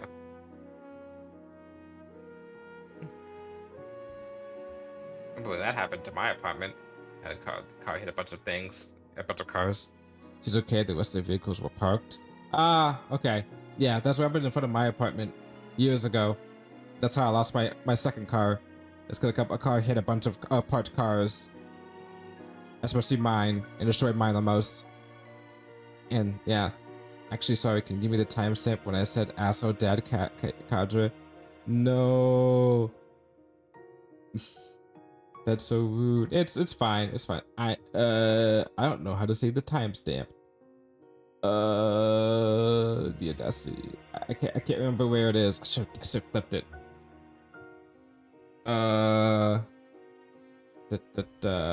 I will say if I've been streaming for 4 hours and 20 minutes in mod view, I'll tell you. Oh, okay. Okay, let me just hold on. Let's see if I get this open. I will tell you in a second. It was at 11:55. It says on my thing. Holy shit! It's already 12. Oh fuck! I need to be bed like 30 minutes tops. Get out of this mode. How do I get out of this mode? How do I get out of mod view? Go back to my channel. There you go. 55. Thank you. No problem. This could have been email or Centennial. They aren't emails. This is serious. How do we not know about this Tyrion Cuthbert? Keeping records of the Heavensborn is Lumina's responsibility, High Inquisitor. Greg Cuthbert was always a slippery one. Even you couldn't track her. And he's just one Heavensborn. Ilya, he brought the Lord of the Six to the court of bloody Azeroth. Do you have any idea the amount of damage that could have done to the multiverse there? What do you mean by multiverse? You're worrying too much. We're still here, aren't we? The multiverse is intact and everything is fine. Ilya, he has the Eye of Odin. I have the Eye of Horus. What do you mean the Eye of Odin? What? I checked the data my drones collected. Data? These readings email? Wait a second. Has this fantasy story secretly been a sci-fi? These readings, they are exactly the same as the ones we gathered during our experiment with Frey. He awakened its power, albeit briefly, and he did it in front of the Lord of the Sixth. You must assume that the Lord of the Ninth knows about it as well. Come on, that's not possible. Even you said it was impossible to manifest Odin's power on the mortal plane. The Lord of the Ninth has begun moving his forces. He knows, Ilya. You know better than anyone else. Nothing is impossible when the House of Horus is involved. Alright, you win. I'll look into this. Exercise discretion. If they ever find out about what we did to Frey, I know. It can mean war with Rivengard. Ilya, it can mean war with the entire Outer Plains. This got bigger.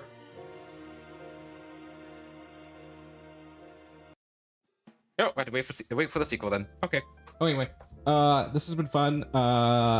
That romance scene is probably gonna keep me going for at least the next couple of days in terms of bliss and happiness. I'm probably gonna be huffing that happiness up in a little breather like copium for a little bit of a while. But until then, I'm streaming tomorrow. If I don't stream tomorrow, because I'm busy for stuff, then I won't. But if I do, it'll probably be Hollow Knight. We're starting Hollow Knight. Me and somebody else have an agreement to start Hollow Knight now. Not in terms of when Silksong comes out, but just in our own terms and side schedule, and then I don't know, we'll play Silksong whenever. You know. Thursday should be more Chibi Robo. That I think I most likely am gonna be able to stream, but I don't want to put anything into schedule until the end of August. I want to, nail myself down to anything yet. And then I'm not sure if I'm streaming Friday or Saturday. I want to go back to playing Bonanza, but I will see when I can do that. In the meantime, though, we're gonna find someone to raid. It has been fun. It has been really fun playing this game and seeing, as I said before, seeing other people play. We're gonna see other people take the idea of what do I want to say? Other people take the idea of putting together magic in a mystery form, because that's what I've wanted to do for a while, is make a video game that deals with magic and logic, and now I know it can be done, which is important. And the good news is, even though I compared a lot to Ace Attorney a lot of times, this game still, I felt like, stood on its own. It had some references to the game, to the franchise, but it still stood on its own as being a very successful homage game inspired by it, I'll say. There's some weird things about it, some things I'm like, I wasn't happy with. Some of the logic stuff I was a little iffy about. I could have sworn I picked some things and it was like, nah, it's not that. But maybe it's just I just got things mixed up, but that's fine. Yeah, all right. Anyway, we are going to raid into. Who are we gonna raid into? I say we raid into Bree. We should go say hi to Bree. She's chilling and playing Snake Eater, which I think. Oh, she's got a new model with that too. And I think she's also doing a cover for Snake Eater too. I think I saw somewhere. I don't think it's completely out, but that'd be neat to hear when she's done with that. Thank you for streaming. No problem. I have not been streaming that often this month, and my streams have been kind of all over the place and at weird times, like 8 p.m. today instead of 5 or 7. But overall, I still try and make time. Yeah, guerrilla streaming, really heavy guerrilla streaming. No schedules, posted for the 4 weeks straight, I believe. This is the last week of that, maybe, depending on things. We'll see. And then once we get into September, I have games scheduled to be played throughout most of the month, actually, like Chibi Robo and Hollow Knight and The Great Ace Attorney first game. And I need to pick a Monday game, and I'll see about it, but it may not be a mystery technically game. It may be a narrative game still, and I have a good idea what I want to do. It is fall based. Anyway, bye.